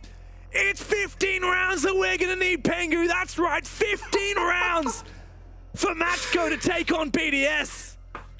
An incredible heroics from both players. The jump out the window, catches the timing of through the yellow soft wall, gets the kill into the 1v1. Keeper barrier goes out, gives him protection, jumps through the rotate, dances around the diffuser, and then goes below. I don't even think either person could have played that much better than they did. They're both making such good decisions throughout the entire time. It came down to, again, that 1 second. If this plant goes down 1 second later, Robbie arrives in time. If it goes down 1 second quicker, well, Robbie arrives a little bit later. It really is anybody's moment. Matcho, I said it, they create that chaos, they thrive in it. Akwi on the glass is sitting on that pillar between bathroom and the big open room with the desk, just picking up kills with the glass, buying all that space to exist in, denying the Jaeger the rotation back. It's beautiful. 7-7, BDS on the attack. Matcho on defense. This round, unfortunately, has to settle who will win and who will lose. As much fun it has been, as crazy of a ride it has been, it has to end at some point. Now, who can pick it up? Clutches back and forth, individual heroics, team executes. All rides to this final basement defense. And if we're to contextualize it, Matcho, they've already exceeded expectations. This is just a cherry on top if they can win it from here. BDS, on the other hand, this is a sweat pouring down their brow moment. If they are to lose to Matcho so early on in the stage, it is such a concerning sign for the remainder of the season. Especially when teams like Virtus.Pro, even Falcons to some degree, are looking in such hot form at the moment. Matcho have everything to gain and pretty much nothing to lose. And it's quite the opposite for BDS. One of the most quiet rounds it seems so far from BDS attacks. Half the drone shot already, no one really exchanged any bullets. And all of a sudden, there's a flashbang, there's a blitz. A pistol whip, looking for it. Oh, the aggression from Lolo! What is that? Running straight at the blitz, head first, pistol out. No ammunition in the primary! Another shot! This guy is insane! He's just farming BDS with nothing but his sidearm. Meanwhile, Akwi's found his kill. It's just P4 and Freck, and Lolo's found a third. Oh, Freck, man. You're gonna give it everything you've got in a 1 versus 5. He's tried damn hard. And he made this one look pretty close last time he was in a 1v5. He found 3 pieces. 2 players already low on HP for Matcho. But when the game is on the line, Freck, I don't think he's got it in him. Pengu, can you believe it? Matcho are about to topple BDS. Not just topple them, but a final flawless round at that. Risk assessment, they're not gonna be passive. They're not gonna go down quiet. Lolo's gonna fight this to the death. He's in the front lines. He wants this final gun to Freck. Oh, he's been so good in this round so far, Lolo. So much confidence oozing from him with that pistol whip. Freck looking terrified. A C4 finds nothing. Freck is baiting for as many kills as he can get. He'll need to surpass the 20 bomb, but it's a big nitro cell!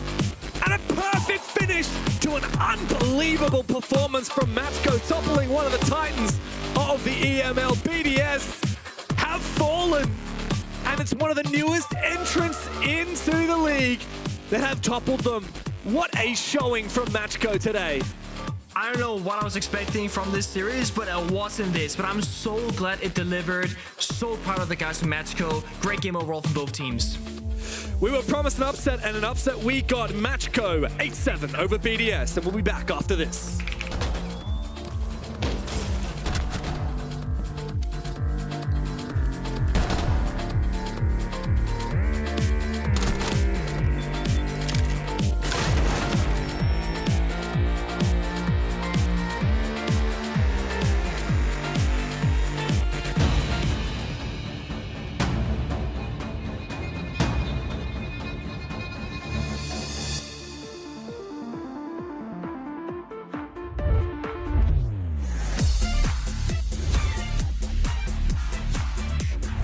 Fingers and dash together. Unbelievable. Can he get there in time? Cameraman's going to complete. Big ET finds a huge 4K and Gitro. Their first half. There's only 4 seconds left. There's no way. Whilst not easy, is potentially winnable. No. They give him a 1v1. And they've given him both down. They find the down as well. Yesterday they took the crown from LA. Today they take their kingdom from Blacktown.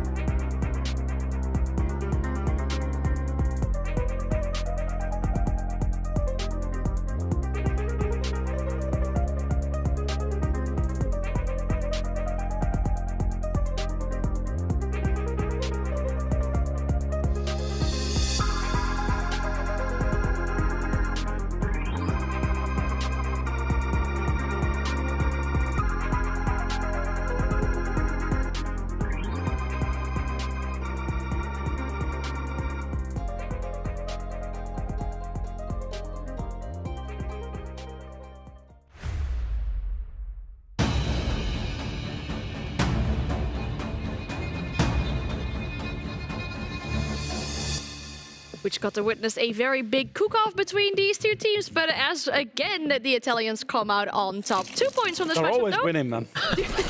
Due to it being a overtime victory, the full 15 rounds were needed to determine that Matcho walk away with the majority of the points. But what a barn burner of a game. We were watching it back in the green room on the edge of our seats. Look at the quality of this matchup. Look at the quality of these teams. Look at the quality of the players. I mean, we're so fortunate in EML. If that's the middle of the table, yeah, we're so fortunate. Honestly, like, I expected these two teams to go back and forth. I expected that they're going to be on the same team, Jack, here. But the level of these two teams on this map was just absolutely stunning. And honestly, this one round with a 1v2 almost clutch of Lasmo was just absolutely crazy. Yeah, absolutely. I think it's fair to say I think EU has been relatively mid, apart from our top teams, for a couple of years now. I think that's a very fair assessment. I will say pleasantly surprised this stage by a lot of our teams. There's not like fundamental mistakes being made. There's not kind of issues. That was a very high quality game between two teams that are expected to be very middle of the road in terms of their league position. Obviously, it was Matcho that came out on top, proving that Italy is actually better than France. Leo, I think you'd agree with that assessment. Okay. And actually, I think Matcho, it could have been better for them, I will say. I think it could have been a regulation win. They'll have been a little bit upset by some of their late rounds in that first half in particular. Look at these stats as well. I mean, if we're looking at two players or one player from each side, we're looking at the MVP once again being from the team that ended up losing here today. We're looking at Tab as well, dropping an absolute masterclass here for his team. But, you know, being Freck here with these numbers, we talked about him being the top player from last Tuesday. You gotta be sad if you're looking at this and you're like, oh, we were so close, but so far. He's on 43 kills after 3 matches. Do we realize how big that is? You keep setting me up, Leo, because I think you only got 43 kills in your entire career. All right, come on, stop it. You set me up, it was free. No, but honestly, phenomenal. Like, the performance that Freck's putting in was absolutely phenomenal. He's so locked in. I think you said it. You said it during the game. He is so locked in. You can see it in his eyes. So good. I'm just going to stay like this. We've got head-to-head. Yeah. You was doing the salute, Leo. We've got a head-to-head. Yeah, honestly, looking at these two guys, it's not only a question about statistics. It's a question about behavior. Yeah. You know, you look at Tab, you look at Freck. It's the two guys that are energetic. It's the two guys that are hyping everyone on the player cams. They have taken, I would say, a leadership position in the emotional attitude, in bringing energy to the lineup, in rejuvenating the confidence of their teammates. And if you think of that on top of the fragging power, these two guys are the only reason this went all the way to overtime, and that we got to witness such a beautiful game. Look at his reaction, man. Like, you want that kind of hyping up your teammates to perform. And it's just beautiful to witness from these two guys. And on an individual basis, whoever was on the losing side, whether that had been Teb today or whether that it was Freck, didn't deserve to lose. That individual performance, both of them were genuinely excellent today. Can we both get in like a 1.5 point or something just to like separate it? I mean, no, it was a very good matchup here from both these teams. And I'm glad we get to speak to someone who's always hyped, just like we saw on the player games just now. Probably also always happy to be winning this matchup. We're speaking to Dora here on the side of Matcho. 2 points once again. How are you feeling? Oh, we can't hear you. Oh. Hello guys, hello. Hello, Hello guys. I'm feeling good. How are you? Good. Great. Dora, I want to ask you a little bit because Teb just went crazy and dropped 18 frags. So obviously he helped you guys massively in terms of fragging power. But I just wonder, what's his role in the team being one of the most experienced players on that roster? Right now he's playing on the flex role, more towards like the support side, I'd say. But it's like he just varies every round. He does what we need him to do. And do you feel like his experience, you know, is useful to you guys? Is he maybe communicating on how to handle certain match days to the guys that haven't played in Tier 1 already? Is he more of an older brother figure in the team? Maybe a bit, yes, but not that much. Like I feel like every one of us can handle himself. Obviously, Ghost being the guy with the least experience out of all of us, he's the one that we all try to help a bit, but yeah, we just support each other, every one of us. How was the preparation for the game against BDS today? Because it was a tough opponent and it was a good game. And then the second bit of that question is, do you feel that maybe the first half let you down a little bit? Like, how do you feel about the game? Do you think you maybe should have come away with it with all 3 points, or are you happy with getting the overtime victory? Well, as always, we don't make it easy on ourselves. Had to go to the overtime. But no, I don't think we should have won it on regular time. We made a lot of mistakes. They played a good game. In the end, we were able to come out on top, but they played well as well. So I think overtime win is the right result for this game. Awesome. I like how you're putting it that way as well. I mean, it was a very hard-fought game from both these sides. You've got a very lengthy game today, and then tomorrow you're playing against Virtus.Pro. Not an easy matchup either. How are you feeling about that? I'd say after Falcons, probably the hardest matchup for us, but we can come out on top against everybody. I think we showed that against Falcons last week, even though the result didn't really show that. I think we can battle with everyone, so that's what we'll just try to do. Awesome. Sounds very good. Thank you so much for your time. Thank you for the answers, and best of luck for tomorrow. Thank you, guys. Have a great evening.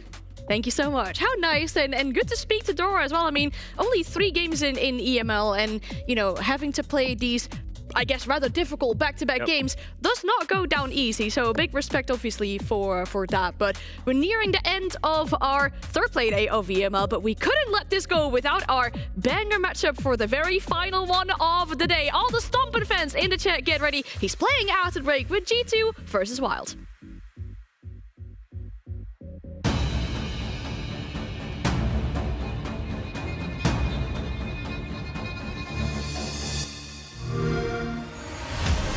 You know how they say, it's not the destination, it's the journey?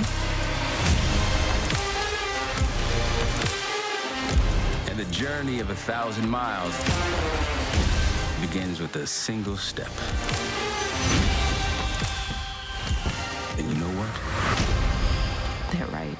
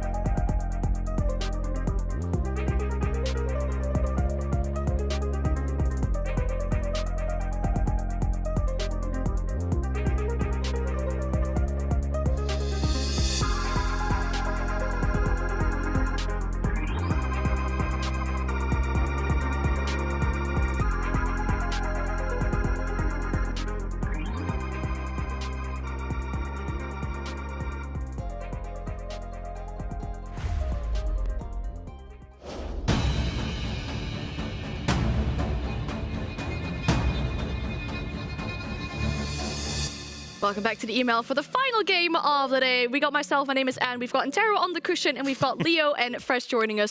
I just mentioned one of you guys' real name of the...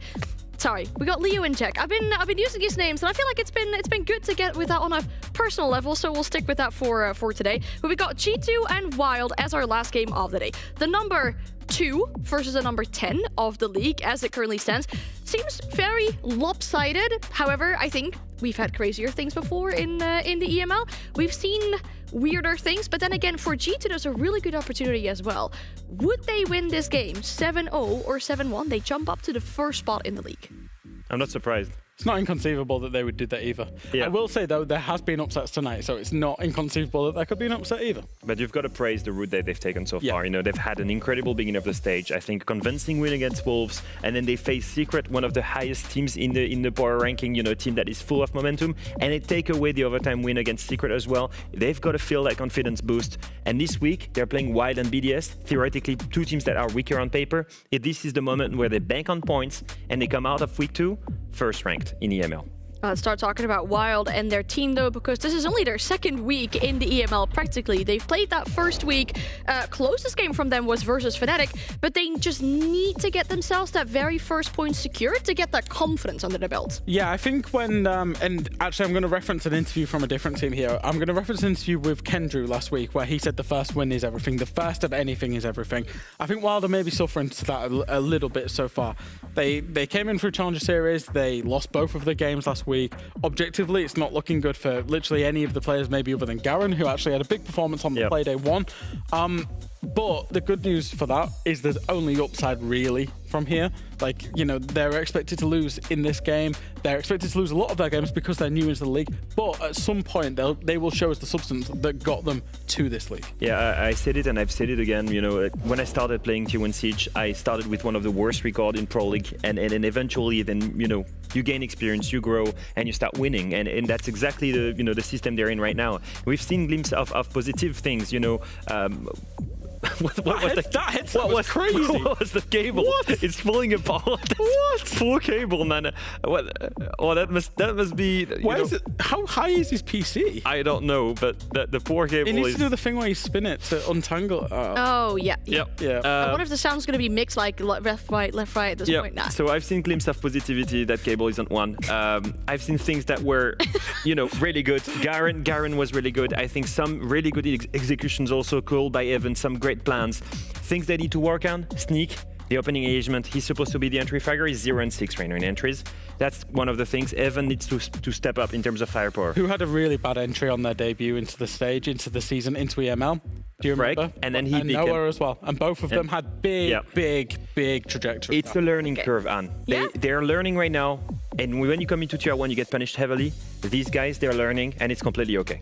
We gotta watch the plan, give it some water, give it some time. Eventually, it'll start blossoming, I guess, is what we're looking at for these players. Because, like we said, it's only their third game in the EML so far. Not an easy week, and now they have to go up against some former world champions as well. That doesn't make it any easier either. Looking at these players and who they used to be, obviously, Wild. I mean, we're talking about them in the past cheering on for G2. Now they have to play against G2. That's a whole nother type of atmosphere that you find yourself in. Yeah, it's not a big surprise, is it? When you look at these players, they're really young, and some of them were praising G2. You know, Sneak probably was a Goga fan back in the days, and you know, it's actually funny when you look at this and you think when they didn't make it in Pro League finals. In that second tweet in the middle, when we were playing G2, we drew against them. We went to Tokonami finals and prevented them to go there. And Sneak was me going. Sneak was not. Yeah, you were analyst back then. Yeah, just about. Yeah. Yeah. Sneak and Goga, why? But Goga was the only Spanish player back then in Pro League. And now? Sneak has replaced him. Yeah. Sneak is now the only Spanish player in the league. And that's such a beautiful story. Yeah. They now have to step up and go from we were viewers of the G2 World Champions to we can actually be the G2 challengers today. Yeah. It's a lovely organic story. You know, it's a lovely story. These organic tweets from the Wild players, you know, back in the day when they weren't tier 1 players, following this team, this organization. Now they get a chance to go against them, and that's got to mean something. Yeah, it's definitely maybe adding to some nerves as well, but also in regards to the confidence, I guess you just gotta fake it until you make it with the Wild players here today, because G2 certainly isn't an easy one to go up against. Because when we talk about this roster in specific, they've had a really good start of the league. I mean, we talked about it 7-0 or 7-1 today, and they jump up to that very first spot in the league. It's been this new iteration of the roster, the IGL switch, everything's just been working wonders for them. There's a lot of teams in EUL to love this stage. I think, you know, in terms of the way that a lot of our teams are playing Siege, it's very fun, it's very entertaining. G2 are the epitome of that, and I think what's maybe a little bit surprising about G2, you look at some of these stats here, they're not blowing people out the water. Statistically, people are not having unreal stages other than maybe Lyra. However, what I will say is there's a big disparity between their defense and their attack. Not a big one, but their attack is a lot better than their defense, which is not a storyline we usually peddle for G2. At some point, the defense is going to come good because there's so much raw mechanical skill and talent on this roster that their defense will come good. If they maintain their attacking trajectory, it's going to be incredible for this G2 roster. 2 wins out of 2. They're on a great path right now. I have a question. I don't know if it's going to be really difficult or really easy. Do you think G2, you know, they always want to have that star player team. Do you think this might be the potentially like their best star player team since they won SI, or is it? Ooh, that's hard. No, I don't think so in terms of big names. I don't. Yeah, think not necessarily. Even though they've got the biggest name currently in Rainbow Six Esports right now in Stompin, and they do have him. I think maybe previous iterations of the super team at the time were bigger names for players. All right, let's get to the map veto as well. We're looking to see where this best of 1 will take us to. It seems like for this final matchup of the day, we're going back to another Lair game. All these EML teams seem to love Lair. Going against G2 on Lair, you've either got to praise the bravery of Wild for doing that, or just condemn their stupidity, Jack. Yeah, it feels, just from the outset, it feels like I'm not going to say stupid, silly map veto. And the reason being for that is G2 have played Lair 7 times since it came into the competitive map pool. They have won it 6 times. Wow. They love the map. They've already won it this EUL stage. They've showed their prowess on it. For Wild, we've seen it from them, right? We have seen it from them against Fnatic. They lost it. However, I will say it's the map that they actually qualified to EML on. It was the map that they've played a lot through Challenger Series. So you're telling me they're going on a comfortable map for them, but the comfortable map for them is not an insane map for G2. It's a huge gap to be comfortable in tier 2 and actually being able to beat world champions on it. Yeah. Yeah, seems like there's many levels to that comfortableness on these maps, but we're just having to see how this is going to play out. With these two teams going up against each other, it's time for one more day to bring our casters back. So we got the Pengu and Devmar to talk you through this final matchup of the day. Thank you very much, Anne, and everybody on the desk/couch. By the way, loving the new studio. I noticed that when we did our rehearsal the other week, absolutely schmick. And you know what else is schmick, Pengu? What schmick? Getting to cast G2 versus Wild. That's right, it's not the G2 Wild that we did a lot of last year. As we were talking about off camera before we started, very different Wild to the one that we were talking about last year. Those players, they seriously went places. We just saw Freck and his performance on BDS. Man, he has been an insane player. Wild as an organization has kind of got a bit of a reputation for sending players to higher places. Now this is the old Wild Academy roster, now the main Wild roster. They've made it through into Tier 1, and my god, do they have a task before them going up against the one and only G2 Esports. Yeah, they do, and I mean, listening to the desk, you guys made it a hard sell to bag Wild for this one. You really did, but I think you did it fairly. I think you did it the right way that it is. A smoke ban coming out, actually, the second one today. Okay. Expectations, you know, looking at the BDS match game we just saw on Consulate, phenomenal game, super high quality, super high level, out of nowhere. While G2 could be a similar story, could also fall flat, we'll have to wait and see. We are seeing our third layer today, however, which you and I have cast, which is, you know, I like variety, I like me some Clubhouse, but whatever. When G2 played Lair last, when I was watching them, as I was co-streaming it, it was mostly down to Lyra absolutely popping off, creating space, finding injuries, getting kills, doing so much heavy lifting for the team. When it came to just doing all of that work, I do have this small fear for G2 in the current situation of things. If Lyra has a mediocre performance, a lot of the games will either get very, very close, or who knows, maybe they'll lose. I do want to see a bit more of the entire team stepping up, playing together, not having to depend too much on Lyra. So that's kind of what I'm looking out for here against Wild. Yeah, well, if you look at the stats, right, Loira is the third best player in the league so far in what we've had of EML.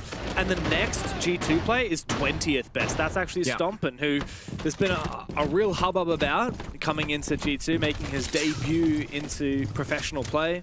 Yep. After quite a bit of a reputation that he's garnered for himself. But nothing outstanding as of yet in G2's 2 matches they've played so far. But if there's any chance to farm, there's any chance to show what you're made of, it's against a team like Wild, who are just making their debut. Not a single player here has played it at Tier 1 before. They're all fresh. Garen has been pretty solid, 5th best player in the league so far. Not sure if we can call this a target ban towards King Stompen, but Smoke was removed from play. He was playing either Smoke or Mute, I forget which one. Last time they played Lair in the bomb side hallway, just locking it down. So Clash follows through for Wild, of course, because you don't want to deal with that. Alamau played it last time for G2 as well. Double shield ban for G2. They just don't want to give Wild any easy cheese kind of operators to just take map control. So that's the game plan right now for G2. Make Wild work for map space, and G2 can just kind of sit comfortably. There's a lot of map space to take, a lot of castle barricades to dismantle, and this is just the top floor as well to clear. There's so much map to clear before you start moving on down to attack the side down below. Good C4 though, well baited out, and these fires from the Vulcan are certainly making things difficult for Wild to make an ingress, and with G2 getting aggressive, Blaz and Doki both finding kills, puts a real stall to this Wild attack. Stompen's gonna find his as well. And it's not looking too hot here for Wild. Aside from the fire, of course, that sits at their feet, it's just Sneak and Boomsy, and they're just waiting for a kill. Sneak will find one, Doki sits down, and then calls him a bot in the old chat. Jeez, Doki, alright. Doki swings the window aggressively, but the guy that kills him is the bot? Come on, Doki. Doki was already getting a bit lippy in the old chat during the bans as well. Nah, he doesn't join it, okay. It's almost a team ace as well. Come on, give Alamau this one. It's a nice team ace. Boomsy waiting, holding the angle. He knows he just got ego. They're gonna swing eventually. The second he looks away. Unfortunate. Jump out and door swing confirms the final kill. G2 with a very comfortable first round, starting on the tertiary bomb site, mind you. That's not every day we see that.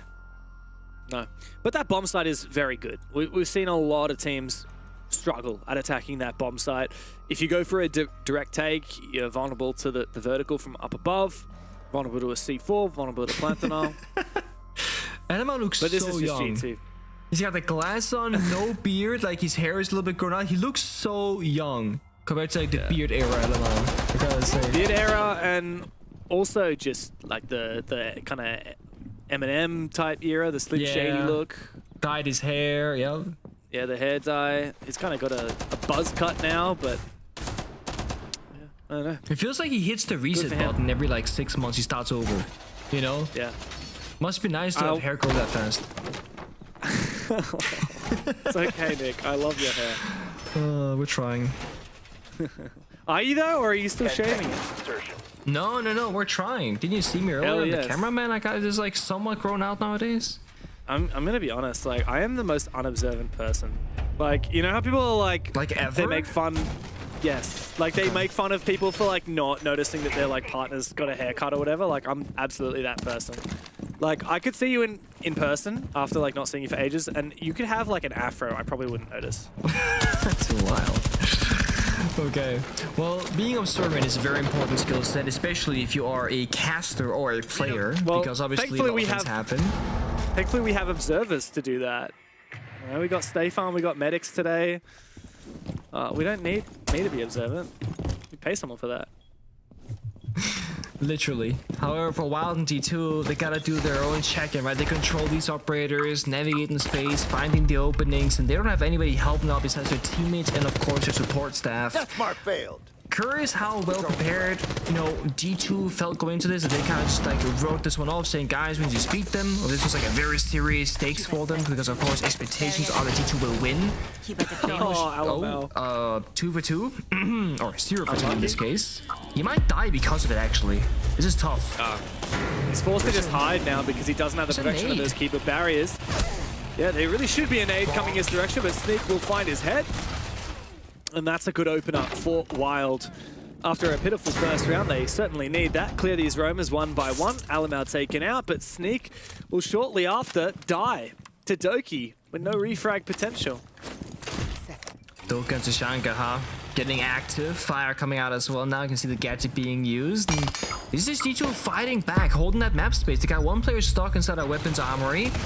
They're trying to get either an escort or just get that kill. Gets the injure. Can't get the confirm. 2 more players waiting for him. Refrag, though, does come through from Garen.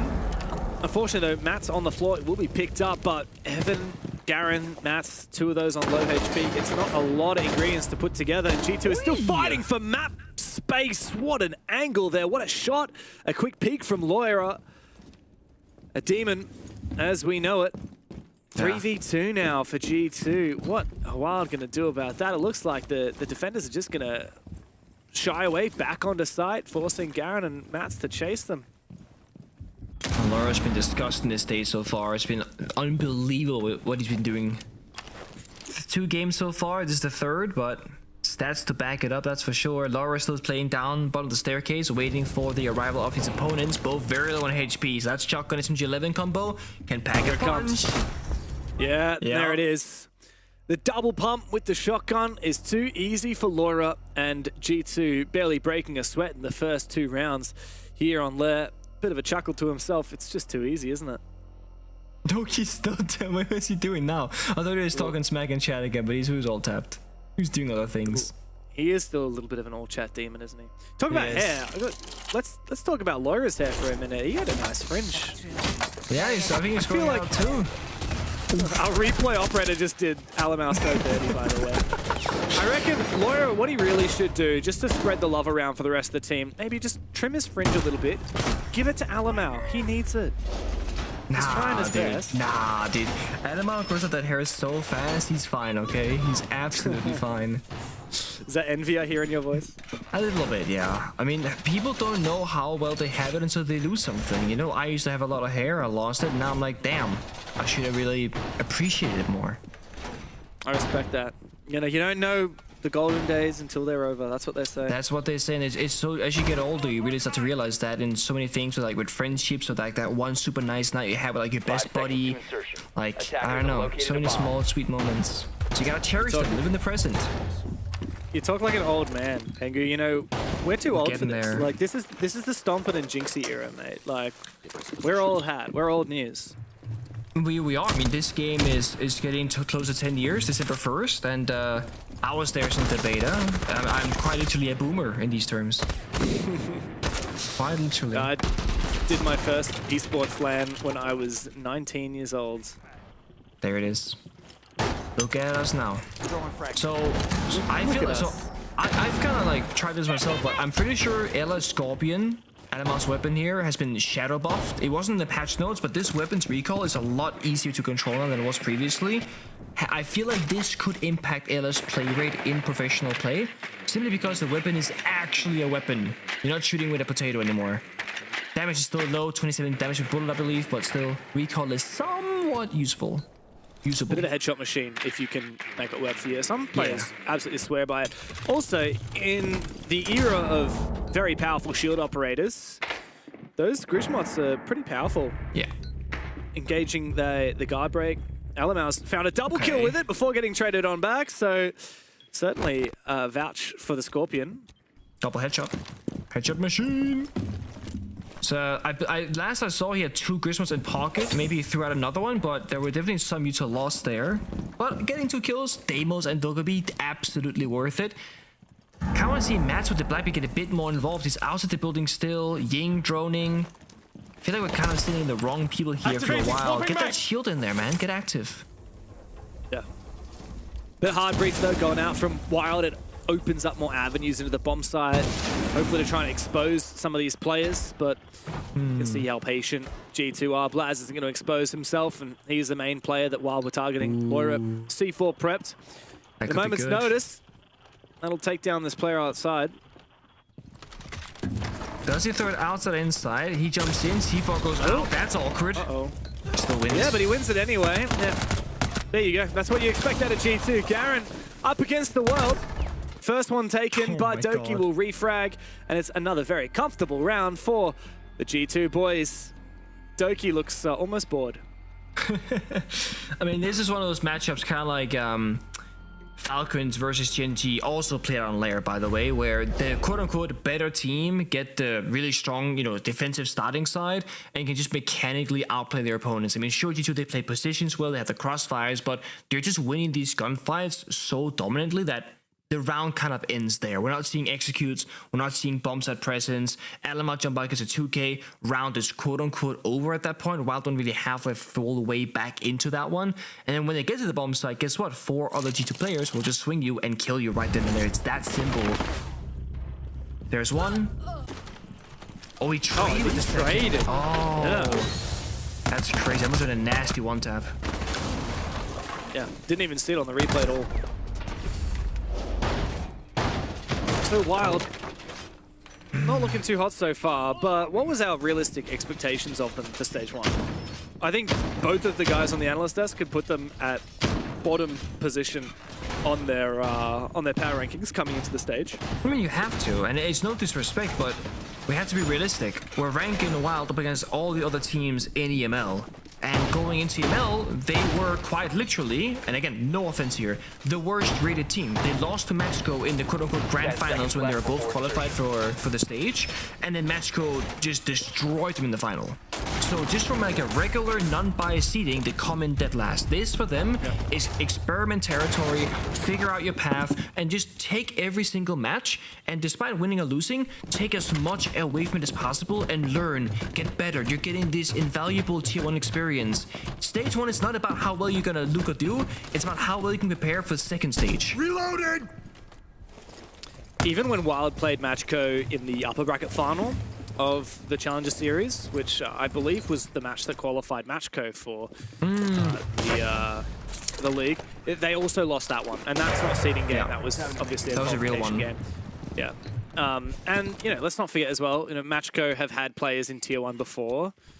Even Wolves, obviously, which hasn't looked too hot recently, they have had experience in tier 1. It's Wild that are the clear odd ones out, as this is their true debut into tier 1. He's just tapping the shield. Oh, Loira. And he's dead. Okay, that's a bit of an ego swing. But I feel like if you're Loira, you're allowed one of those. You're 6-0, you're up 3-0 score-wise, and this guy's been an absolute demon so far. He's gonna get a bit overzealous at times. It's okay.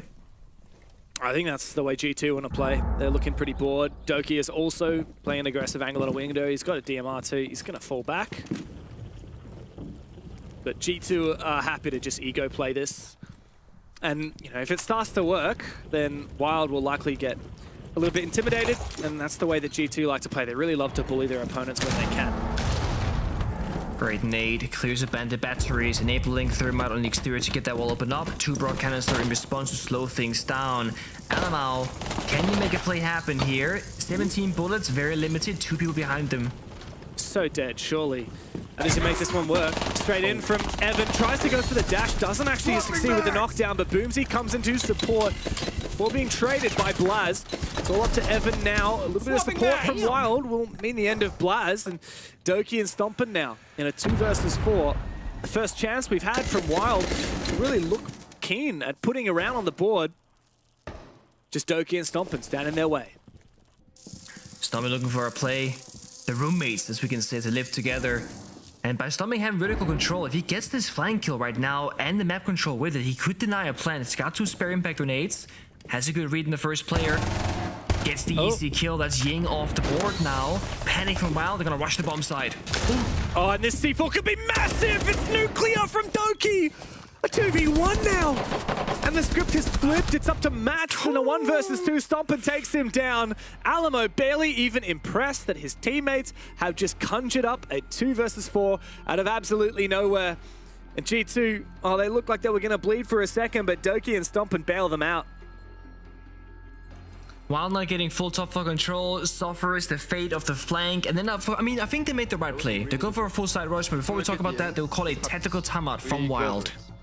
2 things I want to bring out. First, Sneak is absolutely right. We need to go more hybrid. We want to split. Yeah, that's fine.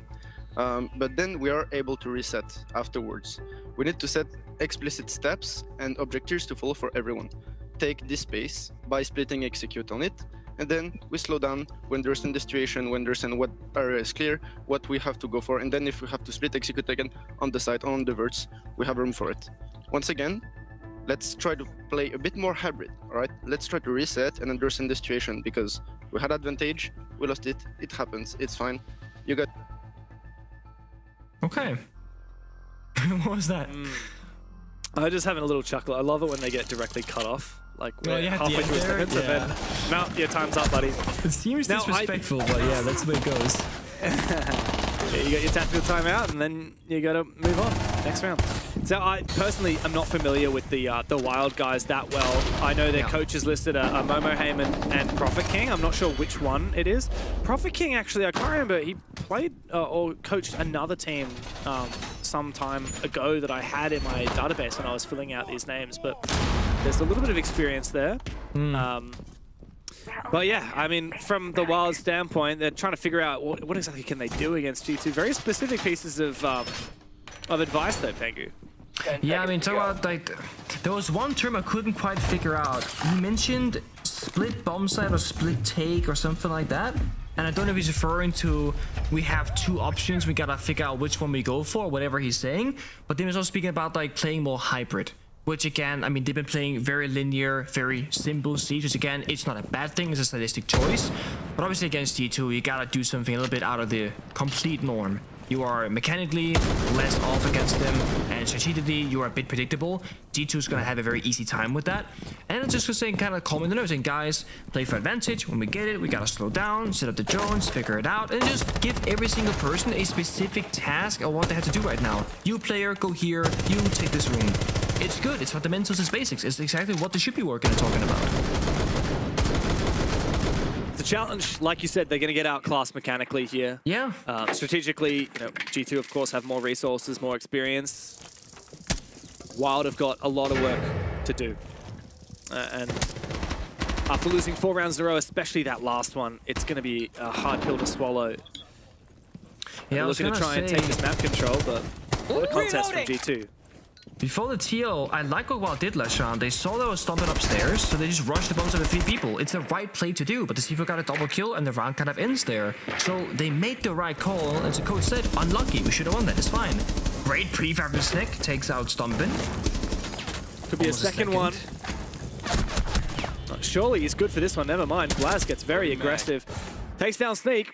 This is still just a roam though from G2, Pengu. I mean, you've got a Tachenko of Alamel hard holding in Armory. Meanwhile, Bombsite is down in Lab. I'm all for it. Blast injured, no crossfire. Somebody help out Alamel. He's been stuck in the corner by the shield. JK, the hatch below has the angle. Yeah, that is gnarly from Doki. I mean, G2 are just supporting each other, even with this kind of thrown out of nowhere strat. Eventually, Alamau does go down. And guess what? We've got that Dokkaebi still up, so these cameras can be hacked. Lawyer wants to fight for a little bit more. It's just him and Doki left alive, leaving G2 looking worse for wear, but we've seen clutches from them before. Such a good read here, covering the cross. Banshee. Oh! What a shot from Evan. Lawyer's shut down. It's all up to Doki now in a 1v3. He does have the ability to change where these dread mines are active as well. He's got some info. Oh no, it's been hacked. Yeah. They know exactly where he is too. He's trying to isolate these 1v1s. He's almost given a chance to do so, but a spray through the wall from Garen. And Wild are on the board. They finally have their first round, although the score is still in favor of G2 4-1. And the side swap is still not there, right? They got one more round on the attack. They're really gonna try and aim for that 2-4 half to buy themselves a little bit of wiggle room for the side swap. If you go down 1-5, you know, you make one mistake, G2 clock turn around, that's match point. The goal for Wild ultimately is to play as many rounds as humanly possible. I know, like, that's the goal for every team, since like you want to get to 7 first. Wild, again, winning realistically out of the question, but how many rounds can they go? How much experience can they gain? How many adaptations can they master? That's the real ultimate goal here. Aiming for a second, G2 going back upstairs. The benefit of the second half of a setup here is you've already seen what G2 did previously. Now you make adaptations, you'll talk about what you can fix from previously, and you try again. Last time it was LML jumping out, not jumping out, in the hallway getting 2 kills. I mean, that makes your round that much more difficult. What we didn't see was the Blackbeard getting active early. Blackbeard was one of the last operators alive in that round. I want to see Evan get in and get active. He leads the way, almost like a Monty, if you will, with guns behind him, and then they make the play together. That's how they're going to succeed in the entry, in my mind.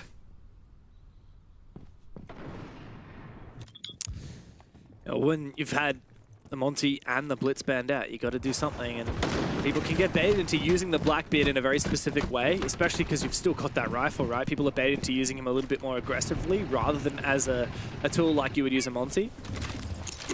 Wild need to figure out the best way to break through some of these setups from G2, which are proving to be a little bit difficult. If Laura's not going to swing and give up free kills, Wild isn't going to find these early advantages, and they're not going to have a way to convert.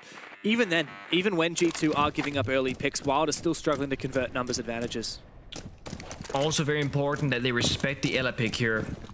LML once more has kept 2 Christmas in pocket. It's the perfect Blackbeard counter. One of those will just, you know, knock back the shield. That can be Blackbeard dying. So if you're gonna go where LML is, you have to respect it. Either drone it out, Twitch drone, or just have, a gun behind him very close by to trade him. Because he will die if he missteps. I like this though. We're finally seeing a little bit of verticality out of Wild. Garen down below on that buck. Yeah, it is hybrid. Got a few different ideas. Alamau.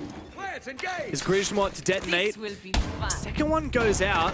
Doesn't quite get the angle he's looking for against that Blackbeard. Meanwhile, Stompin has taken down the Ying, so another X-Factor eliminated from Wild. Evan clears out that Grismot and starts to make his way forward. He can find one, but the rest of his team is falling. It's just him and Sneak now. Half the round still to play. G2 can double up. They know exactly where these players are. Eventually shoots that C4. Take a deep breath, Wild. G2 are ready, waiting to receive you. They've re-established these crossfires. They've readjusted. They know both of these players are from Wild, and they're not going to let them forward. In fact, they're so tempted to get aggressive. Oh, he got abandoned? Sneak onto the roof? Oh man, poor Evan. G2 right now just limit testing, seeing where their own limits are. That hallway, swinging, fighting, crossfiring it out. With 45 seconds to play, these rounds are ending way too early. There goes one down. That's Doki. The Sneak expecting more. He knows G2 will ego peek. They can throw one more bite at this problem, surely.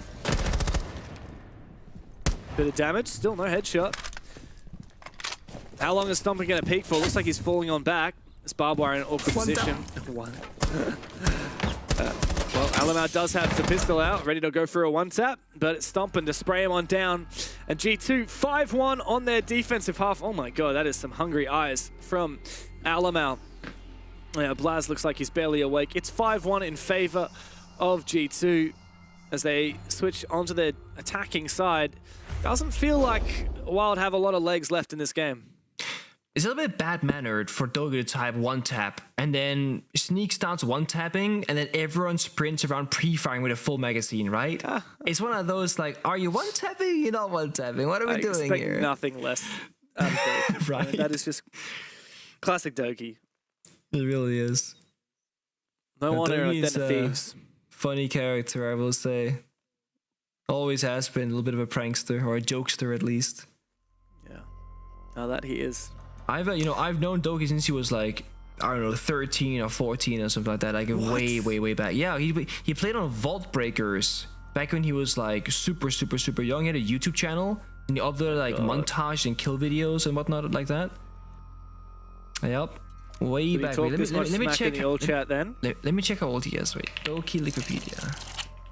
I want to say he's turned 25 or it will be soon. Yeah, he is 25. So yeah, he was probably like 15 when I met him first. That is unreal. 15. Yep.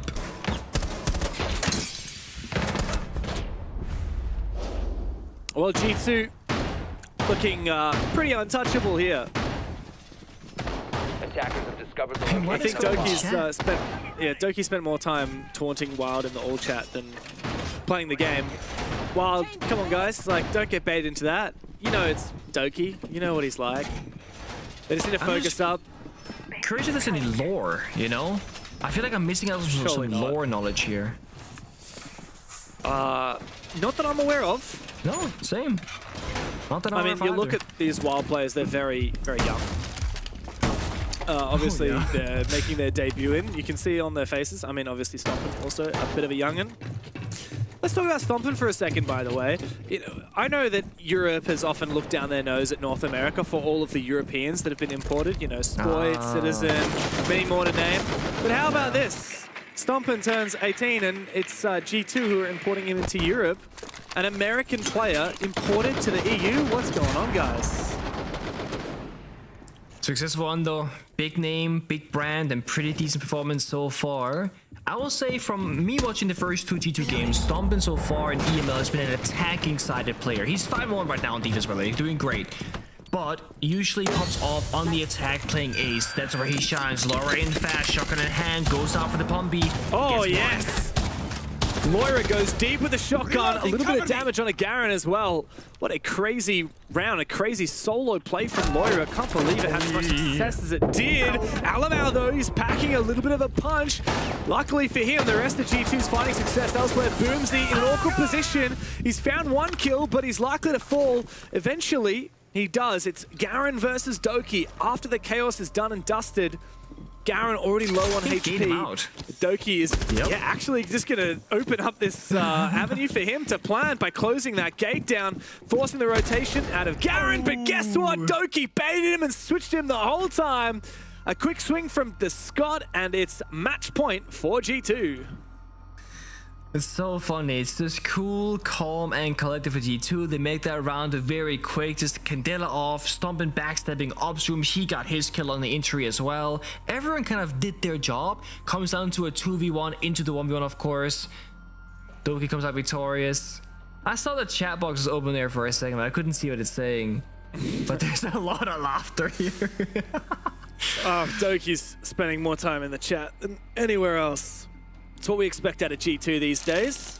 I don't think I've ever met a team in Rainbow Six that likes to get in their head as much as G2 do. It's a mental battle, that's for sure. And right now, I think G2, they're winning it. This though, that's such a sad way to go out. You kill the smoke, but still dodge the gas. Unlucky. Yeah. Oh, well, I don't think G2 will be too upset about that one, especially when Doki made a play. I mean, it's very rare that we get to see the Rayora actually have a big impact, aside from some very specific set plays, you know, your cafe cocktail executes. That was a nice little just, oh yeah, I may as well just close out down this gate and go for a plan. And we love to see it. What do you think of Rayora now that she's been out for a little while? Sorry, asking what I think about her? I didn't hear the first part. Yeah. Now that she's been out for a little while, you've seen how she gets played in ranked, in comp. I see her very similar to like an Amaru and Osa, where with a specific strat in mind, it's like a very niche operator, only they can do that job. But if you were to pick, we're all in 100 rounds straight, regardless of the map, the bomb set, the strat in mind, it falls below average. Kind of the same with Osa and Amaru, okay? You got your niches, you got your things where you shine, but overall, you're below average.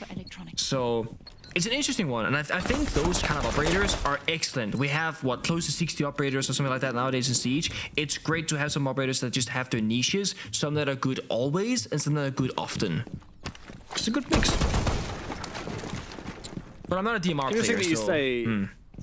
Yeah, fair. Interesting you mentioned Osa as well, because she used to be very highly played. Maybe yeah, like bang basement, taking garage bang, etc. Like I still think it's like a niche case, but yeah. What if Osa could use the shield like every other shield operator? You know, she. Oh, could, we like, need to stop doing that. No. First the Blackberry rework, now the Clash rework. We gotta tone down the shield use. Okay, we can't ban them all. But of course, if you did that, they would be better. Of course they would, but no, let's not do that. I always say this, I think the Blackberry rework should have been Osa. Like, if you could rewind time. I think that would have been an excellent rework. Yeah, true. Yeah. Alright. Well, talking about operators we don't see very often, there's the Solus upstairs here, being spotted out. Moira does a hell of a lot of damage on a Boomsy. Meanwhile, Doki's found his pick. Eventually, Boomsy is finished off. It's Stompin who comes to support. Doki goes down, but a refrag is likely on the cards here for Loira. Never mind, Mats has doubled down. 3v3 as Wild look to try and hold the fort here on the basement. They're being forced on back, still being tracked. Stomping on that Jackal, but also Grim, Alamau, finding these locations and using that crowd control. Oh, this is a perfect setup from G2, isn't it? You've got the vertical above from Blaz as well with the sledge. Just missing intel. The Jackal ping got a big nerf in Siege X. Only one single red ping comes out when tracking those feet.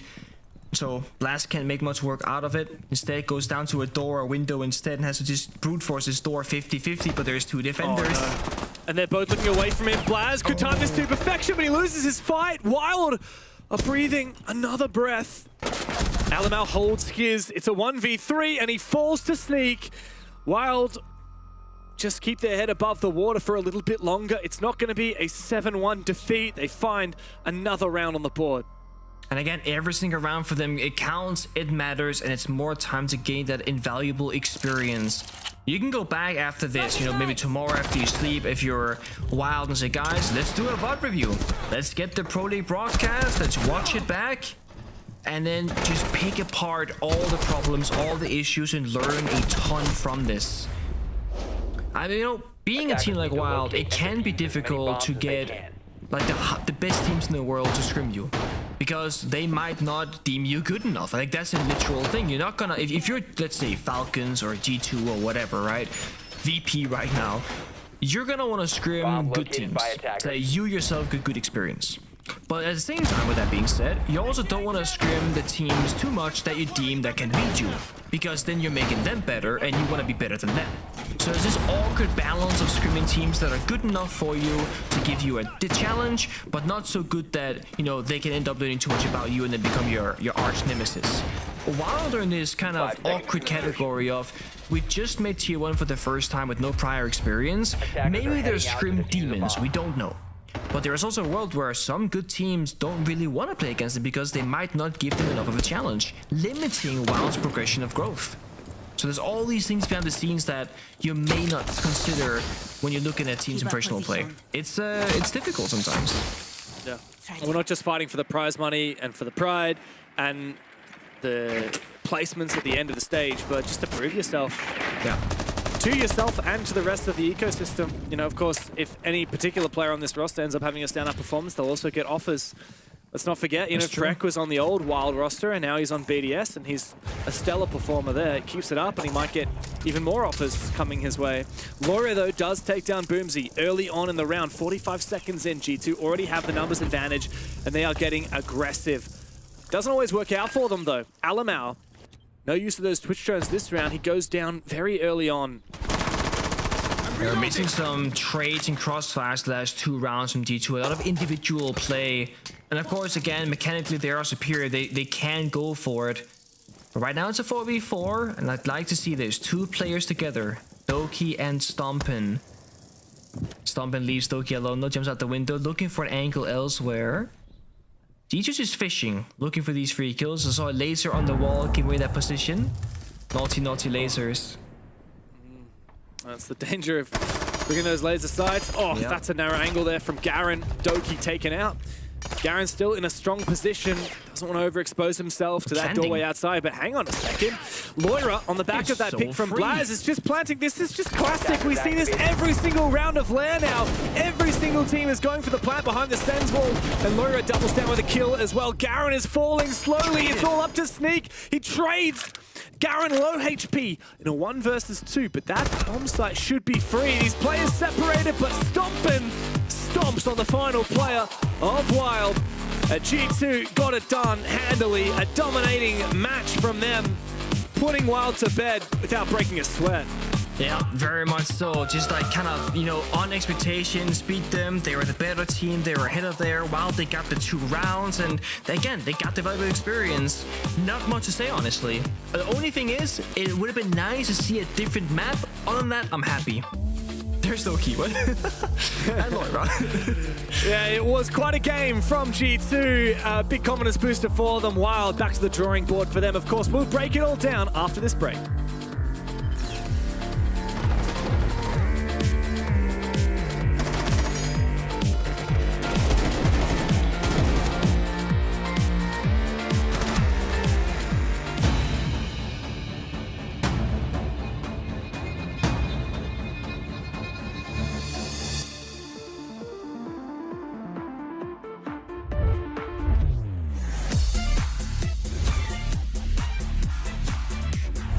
and dash together.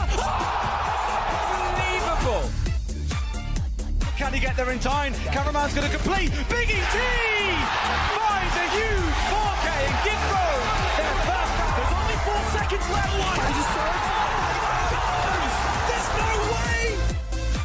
Whilst not easy, is potentially winnable. No. They've given him a 1v1. And they've given him both down. They find the down as well. Yesterday they took the crown from LA. Today they take the kingdom of Blackout.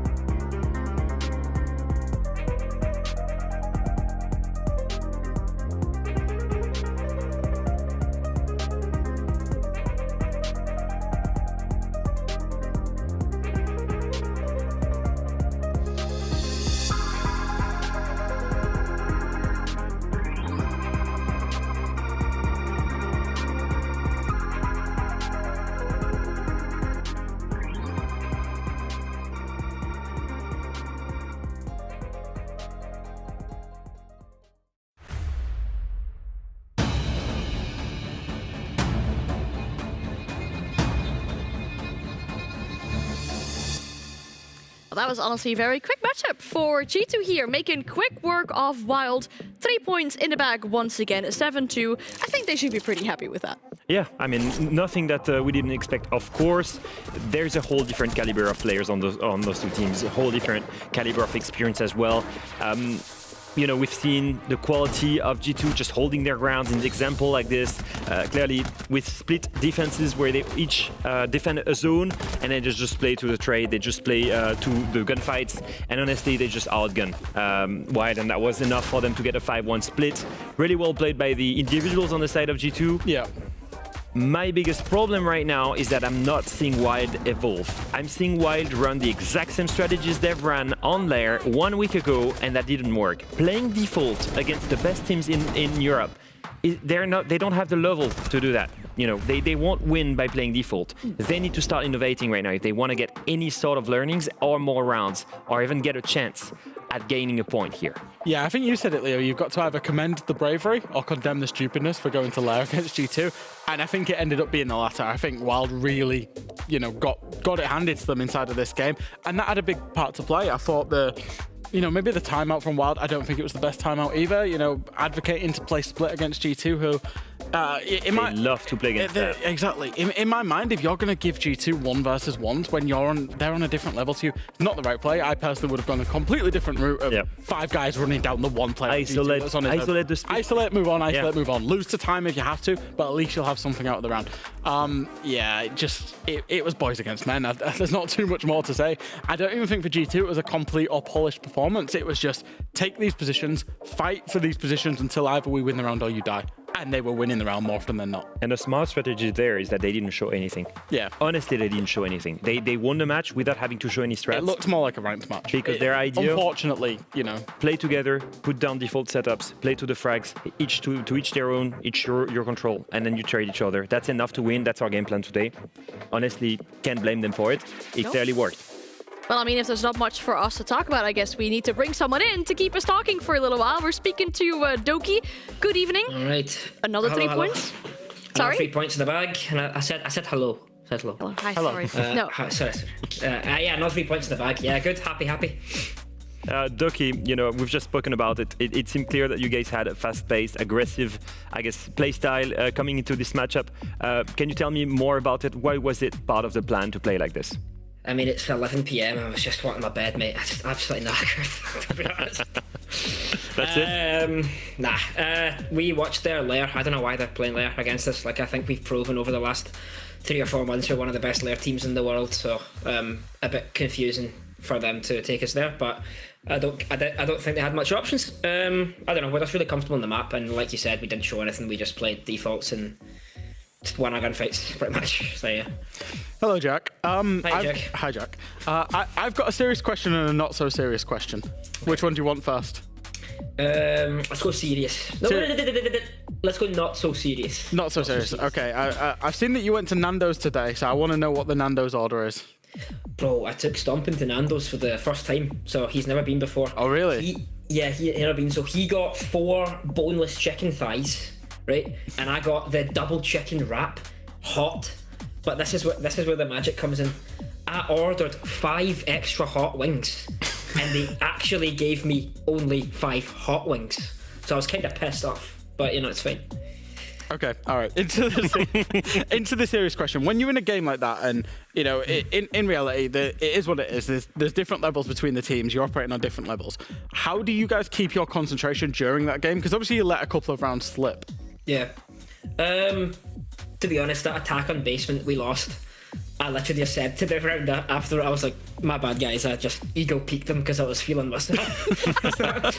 So you don't keep the concentration is what I'm hearing. I was literally like, my bad, I really wanted to kill one guy and I didn't kill him, so I was like, my fault. No, but on a serious, like we had a clear game plan. The game plan was working every round. If we lose a round because the game plan wasn't working, just go next round, we have another trick up our sleeve, you know what I mean? So yeah, I don't know. I mean, it was a pretty serious game. Of course, we're playing serious, but we're having a joke with each other. Carl's mum is waiting for him at the airport in Belgrade, so he was messaging me saying, "Oh, we need to finish the game quick because I need to go pick up my mum from the airport." So, I mean, priorities are at least straight in the G2 camp. You know what I mean? Well, love to hear these details there. And of course, we've all got places to be. But Doki, serious talk. Now that you've won this game 7-2, you're shared first with Virtus.Pro in the standings. Did you honestly expect yourself to be here after Playday 3, or did you maybe expect some more struggles? No, I expected it after 1 week of scrims with Stomping. We've just been playing really good, so yeah, I just got to keep the level. Hopefully it's not just a honeymoon period. I don't think it is. Like, everyone's playing crazy good, like out of their mind siege individually. So, I mean, yeah, like when you're playing that good, when you have like 4 or 5 guys all the time just going 10, 15 kills, I mean, like strats don't even become part of the game. They're almost like a secondary thing because you're winning rounds off of like momentum and stuff. So, for now we're good. Just got that's the thing, keeping the pace, make sure nothing changes. So that's what's the task at hand at the moment. So Leo didn't put you guys as the very first team in his power ranking though, but would you say differently? Do you think you guys are the best team in the league right now? Would I say we're the best team in the league? There's lots of good teams in the league, I think, right now. I think the top 4 in us, VP, Secret and Falcons, there's not much between the teams. So you know, like a win against Secret last week was huge for us because I think I rate them pretty high. But I think the real games are going to be shown in the best of 3s in the playoffs. So just waiting for that. All right, well, awesome. Well, you said you were knackered, you want to go to bed, so I won't keep you here any longer. Enjoy the rest of your night and good luck for your game tomorrow. Yeah, thanks, guys. Good night. See you tomorrow. All right, we want to make sure that someone gets their plenty rest for the night as well, of course. Very important for these players, especially if you got a whole another match to play tomorrow. Yeah, and honestly, like I said before, they're going to play against BDS. On paper, is also a team that, you know, they should definitely win. Yeah. So they should definitely beat. I think we're reaching a point where after this week, they will have had, 4 wins in a row, and they will be at the top of the leaderboard. That's what I'm expecting for G2. The real question will come when these guys start playing the big teams, Yeah. The Virtus.Pro, the Falcons. That's when it starts showing up. It always felt like G2 have enough raw talent to get them over the line, to get them into playoffs regardless. It's more about what position in the playoffs do they enter. Is it that top 2 position? Because that's huge when we get into the 6-team playoff. And then what happens in best of 3s. Doki's just alluded to it as well. That's still a whole lot of time though before we do get to those playoffs later on. But if I'm looking at my watch though, I think this might be the latest time we finished so far in EML. I mean, we've had really close games as well today. If we look at the results from the 5 best of 1s we've had today, we've had 2 full overtime games. Yes, we have. And then a full regulation game as well. And then the 2, 7-1 and 7-2 just to quickly get things over with, get us back on schedule there. Do you know what though? Regardless, it's been a belting playday, hasn't it? Like, when we finished playday 2, we looked at this and we said, right, there's a favourite in every single game. I said I thought there would be 2 upsets. In my mind, there were. Fnatic getting to overtime was an upset, and then obviously the upset of Matcho beating BDS. A couple of blowouts, but that Secret Wolves game was really entertaining. So I think we've had a really entertaining and generally excellent play day, with the exception of Gen.G and Wild. Yeah, I think BDS Matcho, by far my favorite matchup, with loads of intensity, and that last round was just crazy. Look at the craziness of this as well. Yeah. Speaking of crazy, top 2, exact same points, exact same scorelines, exact same rounds won, exact same rounds lost. Yeah, and the more we advance, the clearer we see the standings, and the top 4 that we felt was the real top 4 in the league. And then we look at the rest, and the middle of the table is fighting, which will be BDS, Fnatic, Matcho, Wolves, and Gen.G. And then obviously Wild, who's still looking for obviously a first win on the table, or just maybe just a point at this point. Just overtime loss, that will do. I don't like to compare too much to your power rankings, but it's almost identical, Leo, I will say. We'll see. For your sins, it's only the 6th place team being Fnatic at the minute. You had who? Matcho?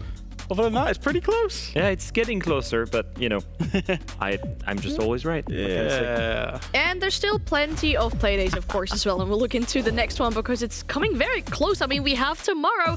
Within less than 24 hours, we'll be back here again with more action in the EML. And you seem particularly excited or confused about something, Jack. Gen.G against Wild. Somebody's got to win. Oh, finally, yeah. But Gen.G, clearly Gen.G have showed some quality today. Somebody's got to win. And last week as well. So, clearly the favorite still. No, some really good games. BDS G2. Fnatic Secret, with the level Fnatic has been playing at inconsistently, and the fact that Secret looked a little bit weaker today. Yep. Looking at VP, a little bit weaker today as well. Yeah. And overall, we might just get really close matchups tomorrow. Yeah, I'd love to see that. I mean, it's been a close set of games today for the majority of them. The 7-8, the 7-8, the full regulation game as well. Two big blowouts then, I guess, for the other teams or the other matches. So I guess we're hoping for a similar today, tomorrow, in regards of how close and how competitive things have been. It does close out things here for our first day this week of the EML, but don't you worry, we'll be back tomorrow. Within less than 24 hours, we'll be back here with more action within the EML League. The pre-show should start around 5:45 p.m. CEST, and then the first game starting at 6 p.m. We'd love to see you back here, of course, with us for all the fun, everything about the EML. Thank you so much for watching, and for now, have a really good rest of your night.